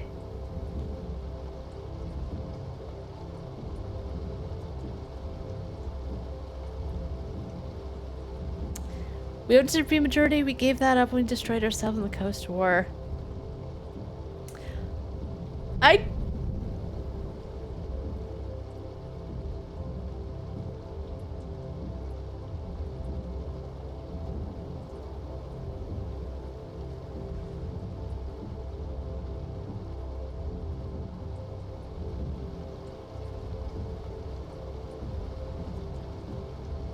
We need to retain I guess? That's the only way sure. Earth built a land for mankind to rule. The government to hold as their own. Everyone else is bitter against. We the human feel our own. Did I? Oh. As such, we must hold our ground. We must bear that weight. We must defend the city. Oh, come on. You think you're some true Norvikian. You're not even fully human. Are you talking to me? Vast majority of your flesh is earthfolk to the bone. Then there's a tiny part honorable dwarf. Wait, really? So that's okay then. Just as long as it's statistically negligent amount of foreign blood. I think I don't know what the question was. I'm gonna be quite honest. Exactly. Like, what was it?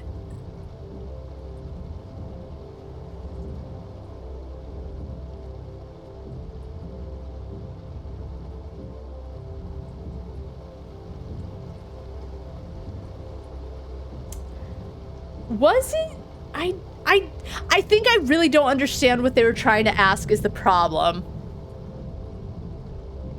Anyway.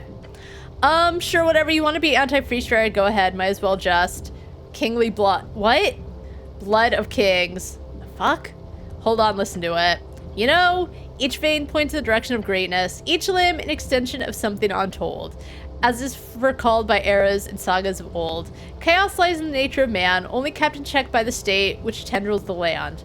Digging, rooting, gripping, holding. Your uneasy stomach rumbles at the thought of the world outside your control. You must make things right, the only way you know, to sit atop the monster. Ride the beast of yore. Become Leviathan apparatus.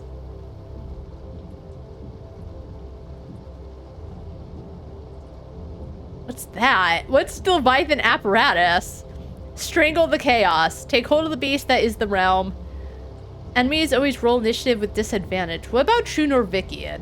Yeah, not sure exactly what this nationalistic fantasy is all about, but sure, babe. If you really want to, go flex in a... Okay. Defend the city. Protect the innocent, be the hero you were meant to be. Alters ability, score modifiers on helmets.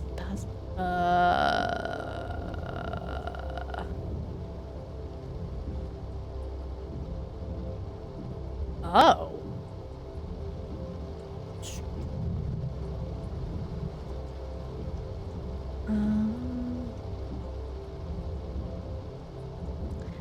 Sure, I guess we'll be a man, stand tall. I mean, that sounds pretty nice, I guess. Well...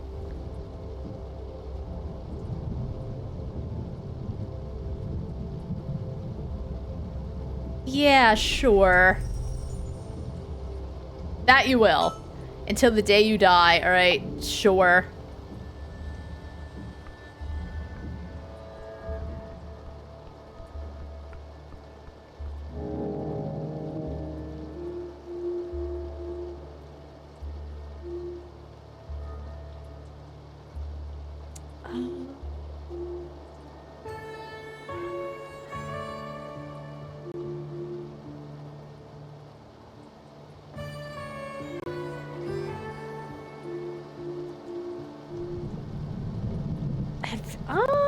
I don't really behold a lot. I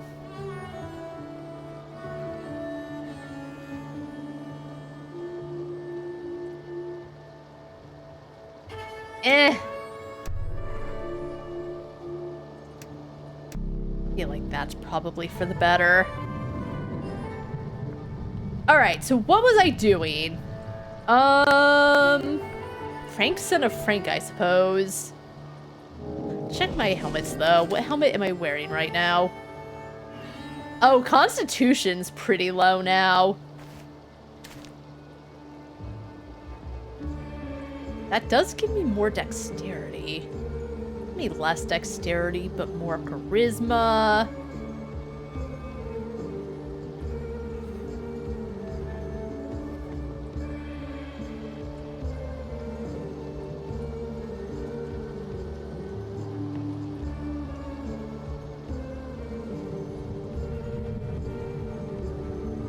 You know what? I'm okay with that.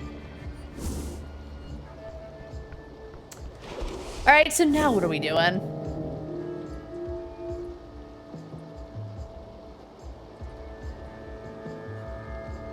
He claimed, but I think he is innocent. Oh,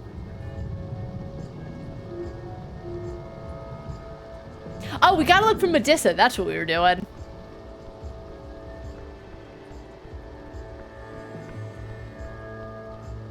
We were gonna do the whole Norvikian thing, and then...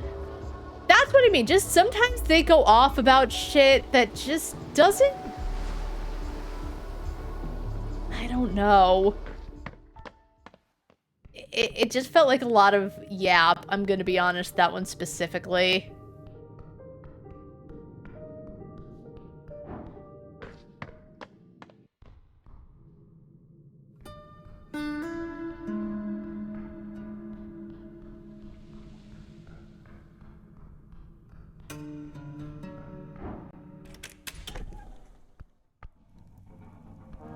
Anyway, Medusa.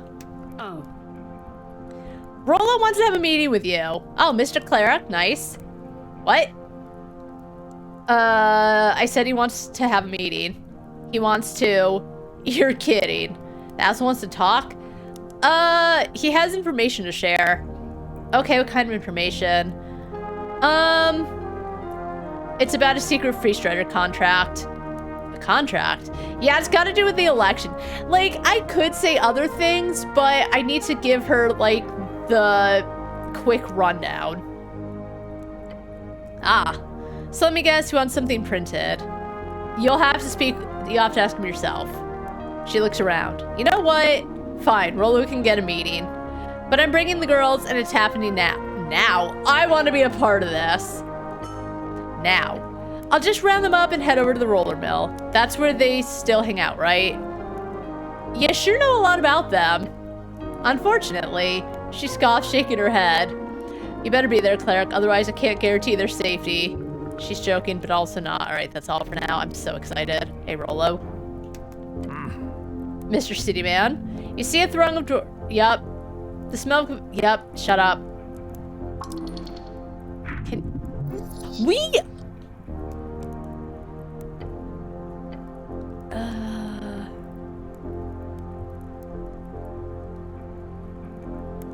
I actually have dwarf ancestry, you know. He squints at you. No, really, I'm very dwarfish. I'm 1/16th dwarf. I have ancestry, you know. No, I believe you. Just wondering how much. A quarter, half?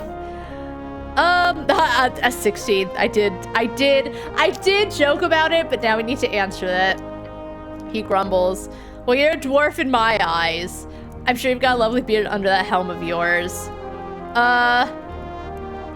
Yes, though don't remind me, I'll get itchy. He scowls. I can imagine. He looks you up and down. You're kind of short, too. Short and proud. You know what? Actually, am I proud of being short? I feel like height is really not something you can do anything. I mean, you can get, like, the leg surgery, right? The really fucked up leg surgery that's gonna fuck you up for life, right? Generally, you can't really do anything about your height, though. So is it something I'm proud of? It's not something I'm ashamed of, you know? I'm 5'2". I'm not particularly tall. I know that. Am I ashamed of it? No, because I can fit into small places, right? So it's fine. But short and he means it as a compliment. Dwarves, man. Ha! A proud yeah, he's a goblin. Proud heritage. Oh, yes. The dwarf flashes you a smirk. Oh, do you think it was smart to cool down the radical stuff in the chant? Yes, I do believe it was for the best. Humans do have a very different perspective from dwarves, and that's important to remember. But the party's current manifesto focuses on collaboration and guild organization. Calling for some kind of uprising, even an economic one, would be very disruptive. I thought he said it was a violent uprising, so I thought he literally meant violence. That's why I was on about it. Oh. But at the same time, without projected power and united strength of the workers, all the workers could truly win the hearts of the Norvikians. The dwarf shrugged. We'll see once the... He talked about a violent uprising, and that's why I got on my high horse. All right, thank you, citizen. Yeah, I had no idea. I like how we randomly learn, like, oh, I'm part dwarf.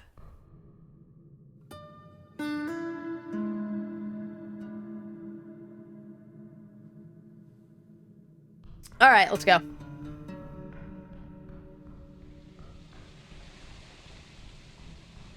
Back to the roller mill.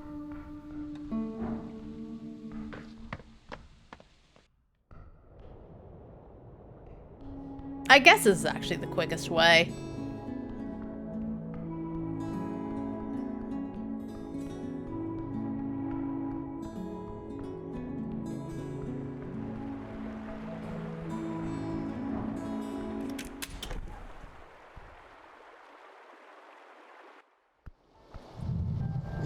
I keep forgetting it's raining. I don't think it matters that much, but it's just something I forget a lot.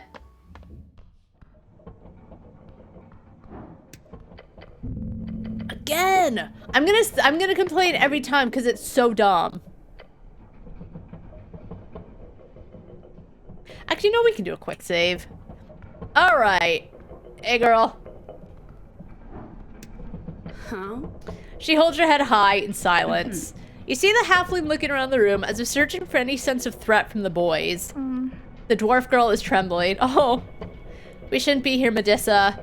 She waves off her friend's concern. Rolo, what's your fucking deal? My deal?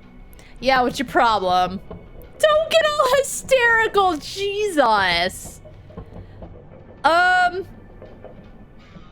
Yeah, Rolo, maybe you should apologize. Apologize? What is this? What do you want? You, he says and stops himself to a frustrated laugh. You, Medissa, and your friends. He says, pointing at Zerba and Johan? You're indoctrinated. That's a big word, Rolo. You learned that yesterday? Get him. We, he yelled for Lauren's voice. We have some information. Don't start, like, aggressively. It was aggressive. Like, you're indoctrinated. Information? The dwarf girl pipes up in the back. We do, actually. Yeah, you should shut up and listen to Rolo for once, Medissa. Shut the fuck up. Medissa crosses her arm and grunts out. Okay.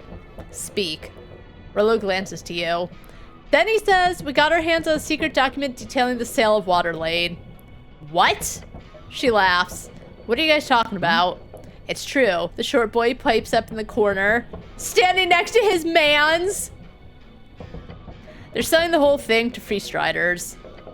Medissa's mocking laugh goes silent. Show me. You have to promise me you'll show me, Rolo. Fine. Like what? Not tear it up? I don't think she will.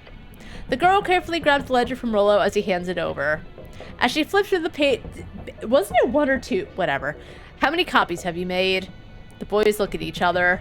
Oh, gods be good. She mutters and stares at the fine print, adjusting her glasses. Was that my job? Did I forget? Shut up, Sten. Holy shit. The normally silent dwarf girl suddenly exclaims some profanity and puts a hand over her mouth. Yeah, we know she did, whatever. That's the magistrate's sigil. What? You're kidding. Medissa slowly looks up from the papers and glares at Rolo. Where did you find this, Rolo? He points at you. I got it from the Ascani Reese Trading Company headquarters on Water Lane. I can vouch for the information inside. Huh. So you stole it. I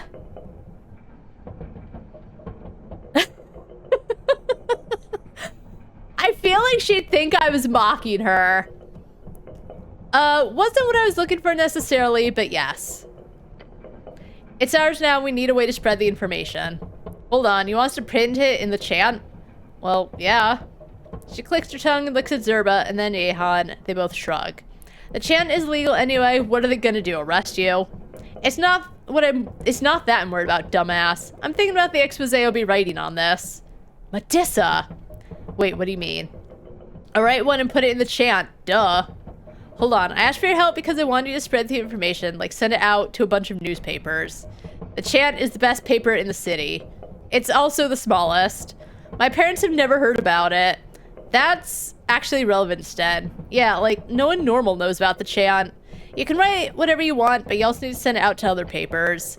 She scoffs. Just so they can ignore it all because they don't want to piss off their investors. That is true. Like, she can write it, but they can also say we're not publishing this.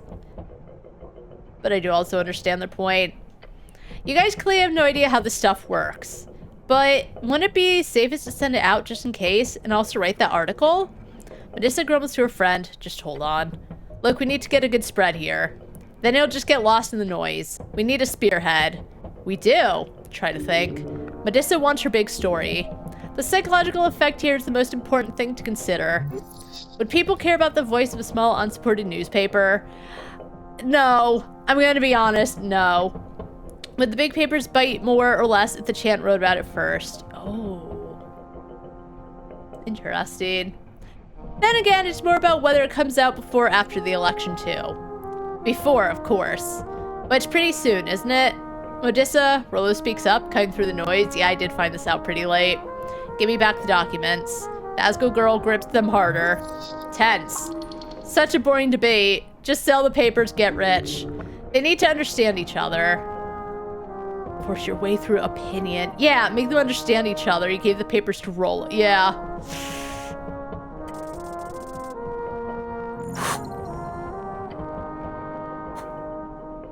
Two lines, go, Medissa. She looks at you, still gripping the documents. Rollo was the one who suggested to talk with you. Huh? Really? She squints at you. You'll get to write your article, but you need to take everyone's opinion in mind here. Rollo produces a conspicuous sound.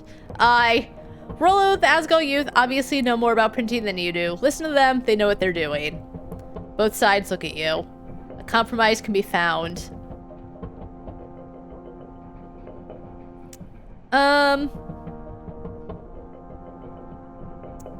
But just will write her exclusive on the day of the election. When the article is out, you make sure the copies of the document are delivered to the other publication. Oh. You share the documents immediately so every major paper gets a chance to write articles on it.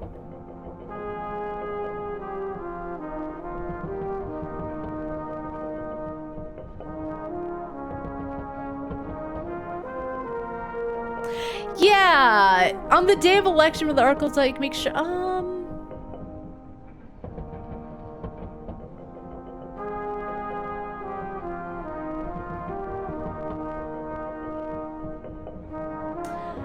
I feel like that's a better, because even if they say no, but the thing is, they could get in trouble.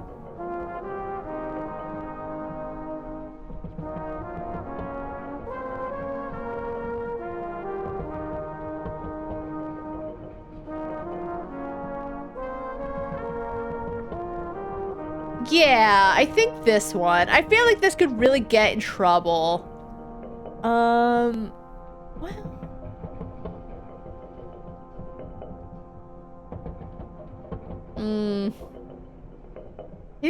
Two.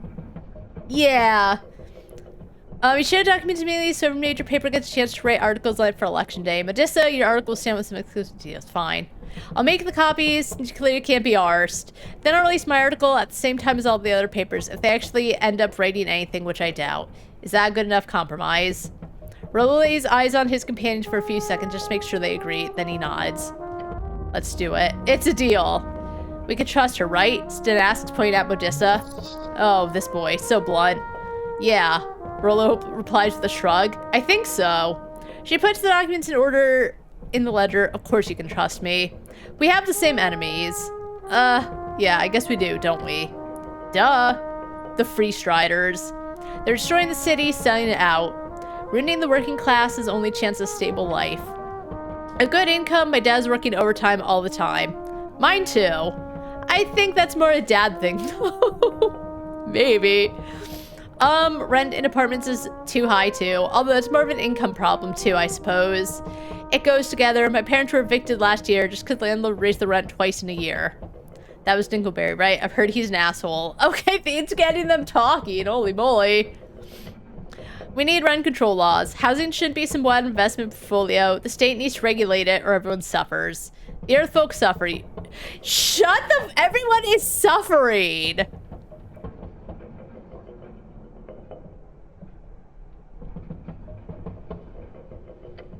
And halflings and merfolk and dwarves. And goblins. Get 'em, Snell! Of course. They're finding common ground. It's beautiful. Alright. Alright. Just Jersey Mike's. Text me to let me know that, my order is arriving at 6. The point is, in short, capital needs to be taken down. Capital? She pauses, adjusts her glasses, then elaborates. The ones with money. Ah, yeah, that's a good start. Hold on now just a damn second.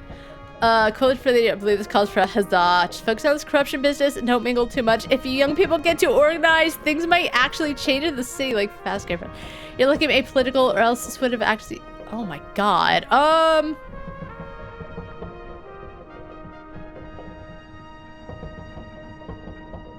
A coalition for the ages. I believe this calls for a huzzah. Please don't. Exactly, don't. A what? Huzzah! Oh, gods. Good gods. Sure, huzzah. Huzzah? Huzzah! Yeah, huzzah. Boys. You're ruining them. You're ruining these poor boys. Like, if they're pumped, you know what? If that's what gets them to do good, yes, boys are rowdy. But you know what? It's better if we're all on the same page. It's fine. I'll have to go set this whole thing in motion. Gods know we have enough to do. Jan taps her on the back. Don't worry, I'll run back and prep the machine. I mean, to be fair, I do feel like, yes, they might say no, but it's kind of gonna be her exclusive even if everyone says no. I know it's like win-win, but if only one paper is saying it on the day of election, you know, even if one other paper does it, we'll see. I know my decision is going to be a big deal, but like I kept thinking like I feel like I should choose the second one, and I just go with my intuition. If it fucks something up, it's my first playthrough. Yeah, and I can help you on the copy surface, Medissa. Good. Hey, Rollo, she says and walks up to him. Jan will come back in an hour to return the documents. You'll trust us that long, right? Standing before each other, Rollo looks down at the girl with a question on his face. Why are you looking at me like that? He clenches his jaw and looks away. I trust you, Medissa. And, thanks for this. He holds out a hand. She looks at it and adjusts her glasses. Sure. She grabs his hand, shaking it. I don't know why I thought it said licking it for a split second. That would be so fucking out of pocket. Now let's go. Skinda. Who's Skinda? Dwarvis for hurry up, you bastards. Alright. The girl's leaving in a hurry, leaving you with the 4 shell-shocked boys. Well, that's it. Thank you as well, Cleric. You've really changed the city for the better, I'm sure of it. The large kid pumps his fist in the air. Yeah. Oh yes, Earthnissy mumbles and sparks a flame with a finger snap. Shut up, Fireboy.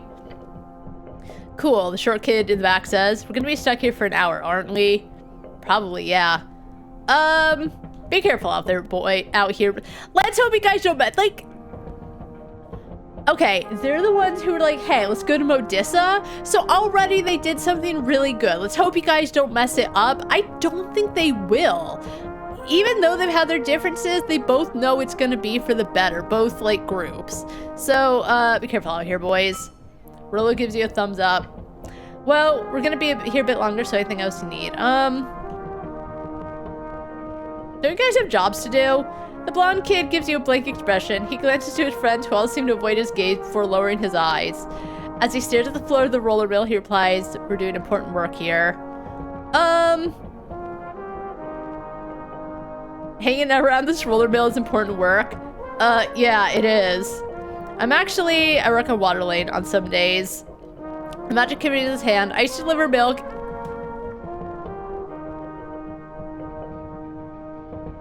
It's a seasonal thing.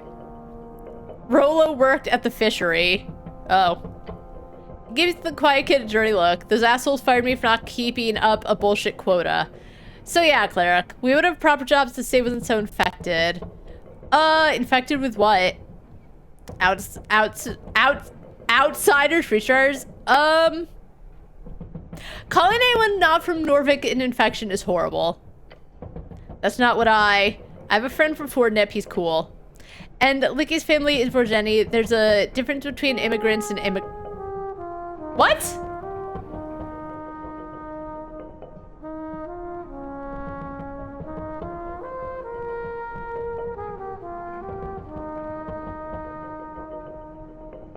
What? Wait for the kid to explain. He rubs his cheek. It's complicated, okay? Norvik has always been a place Earth conquered for humans, but he was also friends with lots of other folk. So the main issue isn't really immigrants. It's more like when there's so many immigrants that the city can't really keep everyone, like,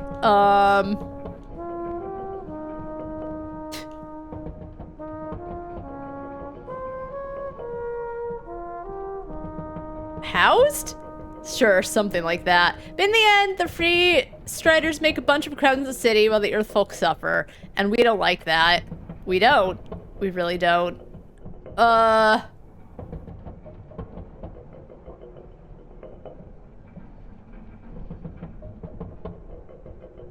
It sounds like you just like the greed of reeds more than you just like immigrants. Yes, that's exactly it. He's so happy not having to feel like a racist.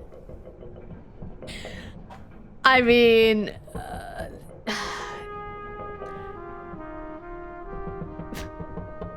oh, Rolo. Oh, Rolo. Fucking get yourself sorted.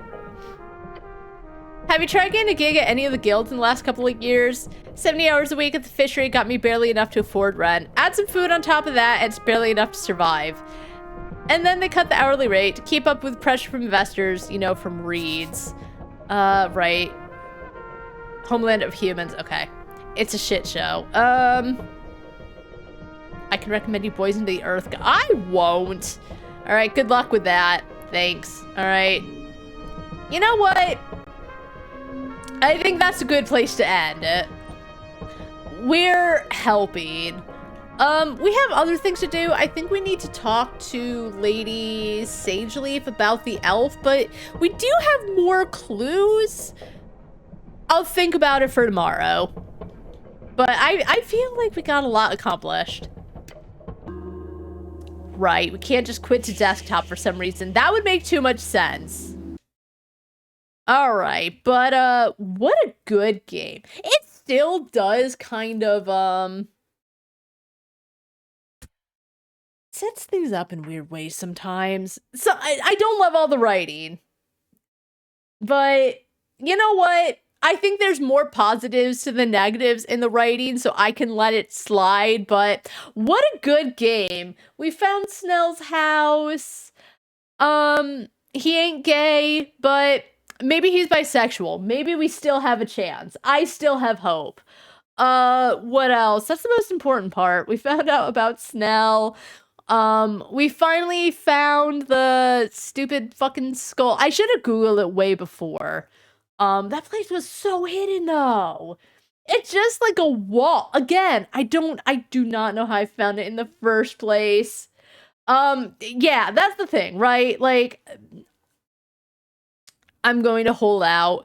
But let's see. Yeah, only 5.9% of players have the United Men achievement. I guess 16.4% have finished the Copper Press. Yeah, 26.3% of players cast Speak with Dead on the Dead Elf. I wonder if you can actually go without doing it. I wonder if a lot of people... But 30.2% of players got Meek as a companion, so... I wonder if a lot of people started the game but just haven't finished it yet. Cause, yeah, only 33.4% of players finished investigating the tea shop. I wonder if some people just got so caught up in, like, side stuff. I imagine, I don't know. I wonder if you can actually finish the game technically without investigating, because time does still go. Yeah, no, either way though, it's so good. It's very, as I said, it's quite an engaging game, in my opinion. The characters are good for the most part. It's so, there still hasn't been anything to really change my mind about the game. I don't think there will be. I think I'm always going to have all the same complaints that I have been. Like, sometimes it feels like certain things are brought up to railroad the conversation so that, you know, it can get on its high horse about some things. I say high horse. It doesn't feel like a high horse, but it feels like sometimes, like, the dev wants to go off.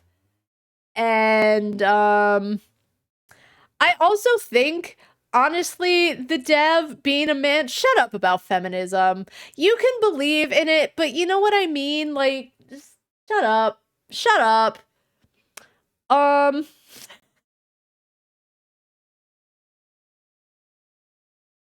You know what? I just want more big women devs, to be quite honest. But either way, great game. We'll keep going tomorrow. This game's so good. I'm on day 3. I am getting further. I feel like I am getting closer. I should focus on finding Frank, son of Frank. I still don't know how to get there. I might need to push against walls because, as I said, that crypt was very, very well hidden. And it's because the person said once you get to the Pillar of Yore, go south, and it's like right there. So I had to put on my thinking cap. But either way, I had a great time. Hopefully, like, as I said, I started feeling not so well Wednesday night. I still think one of the kids probably got me. As I said, I think I know which kid it was because he was coughing quite a bit without covering his mouth. I don't think I should be so sick that I can't stream because, as I said, it's like been my throat, my nose a little bit, and I think it's because I'm, talking so much that whatever. But we should be back tomorrow, normal time. As always, thanks so much to everyone who came by. I hope everyone has a really good night, and until next time, see ya.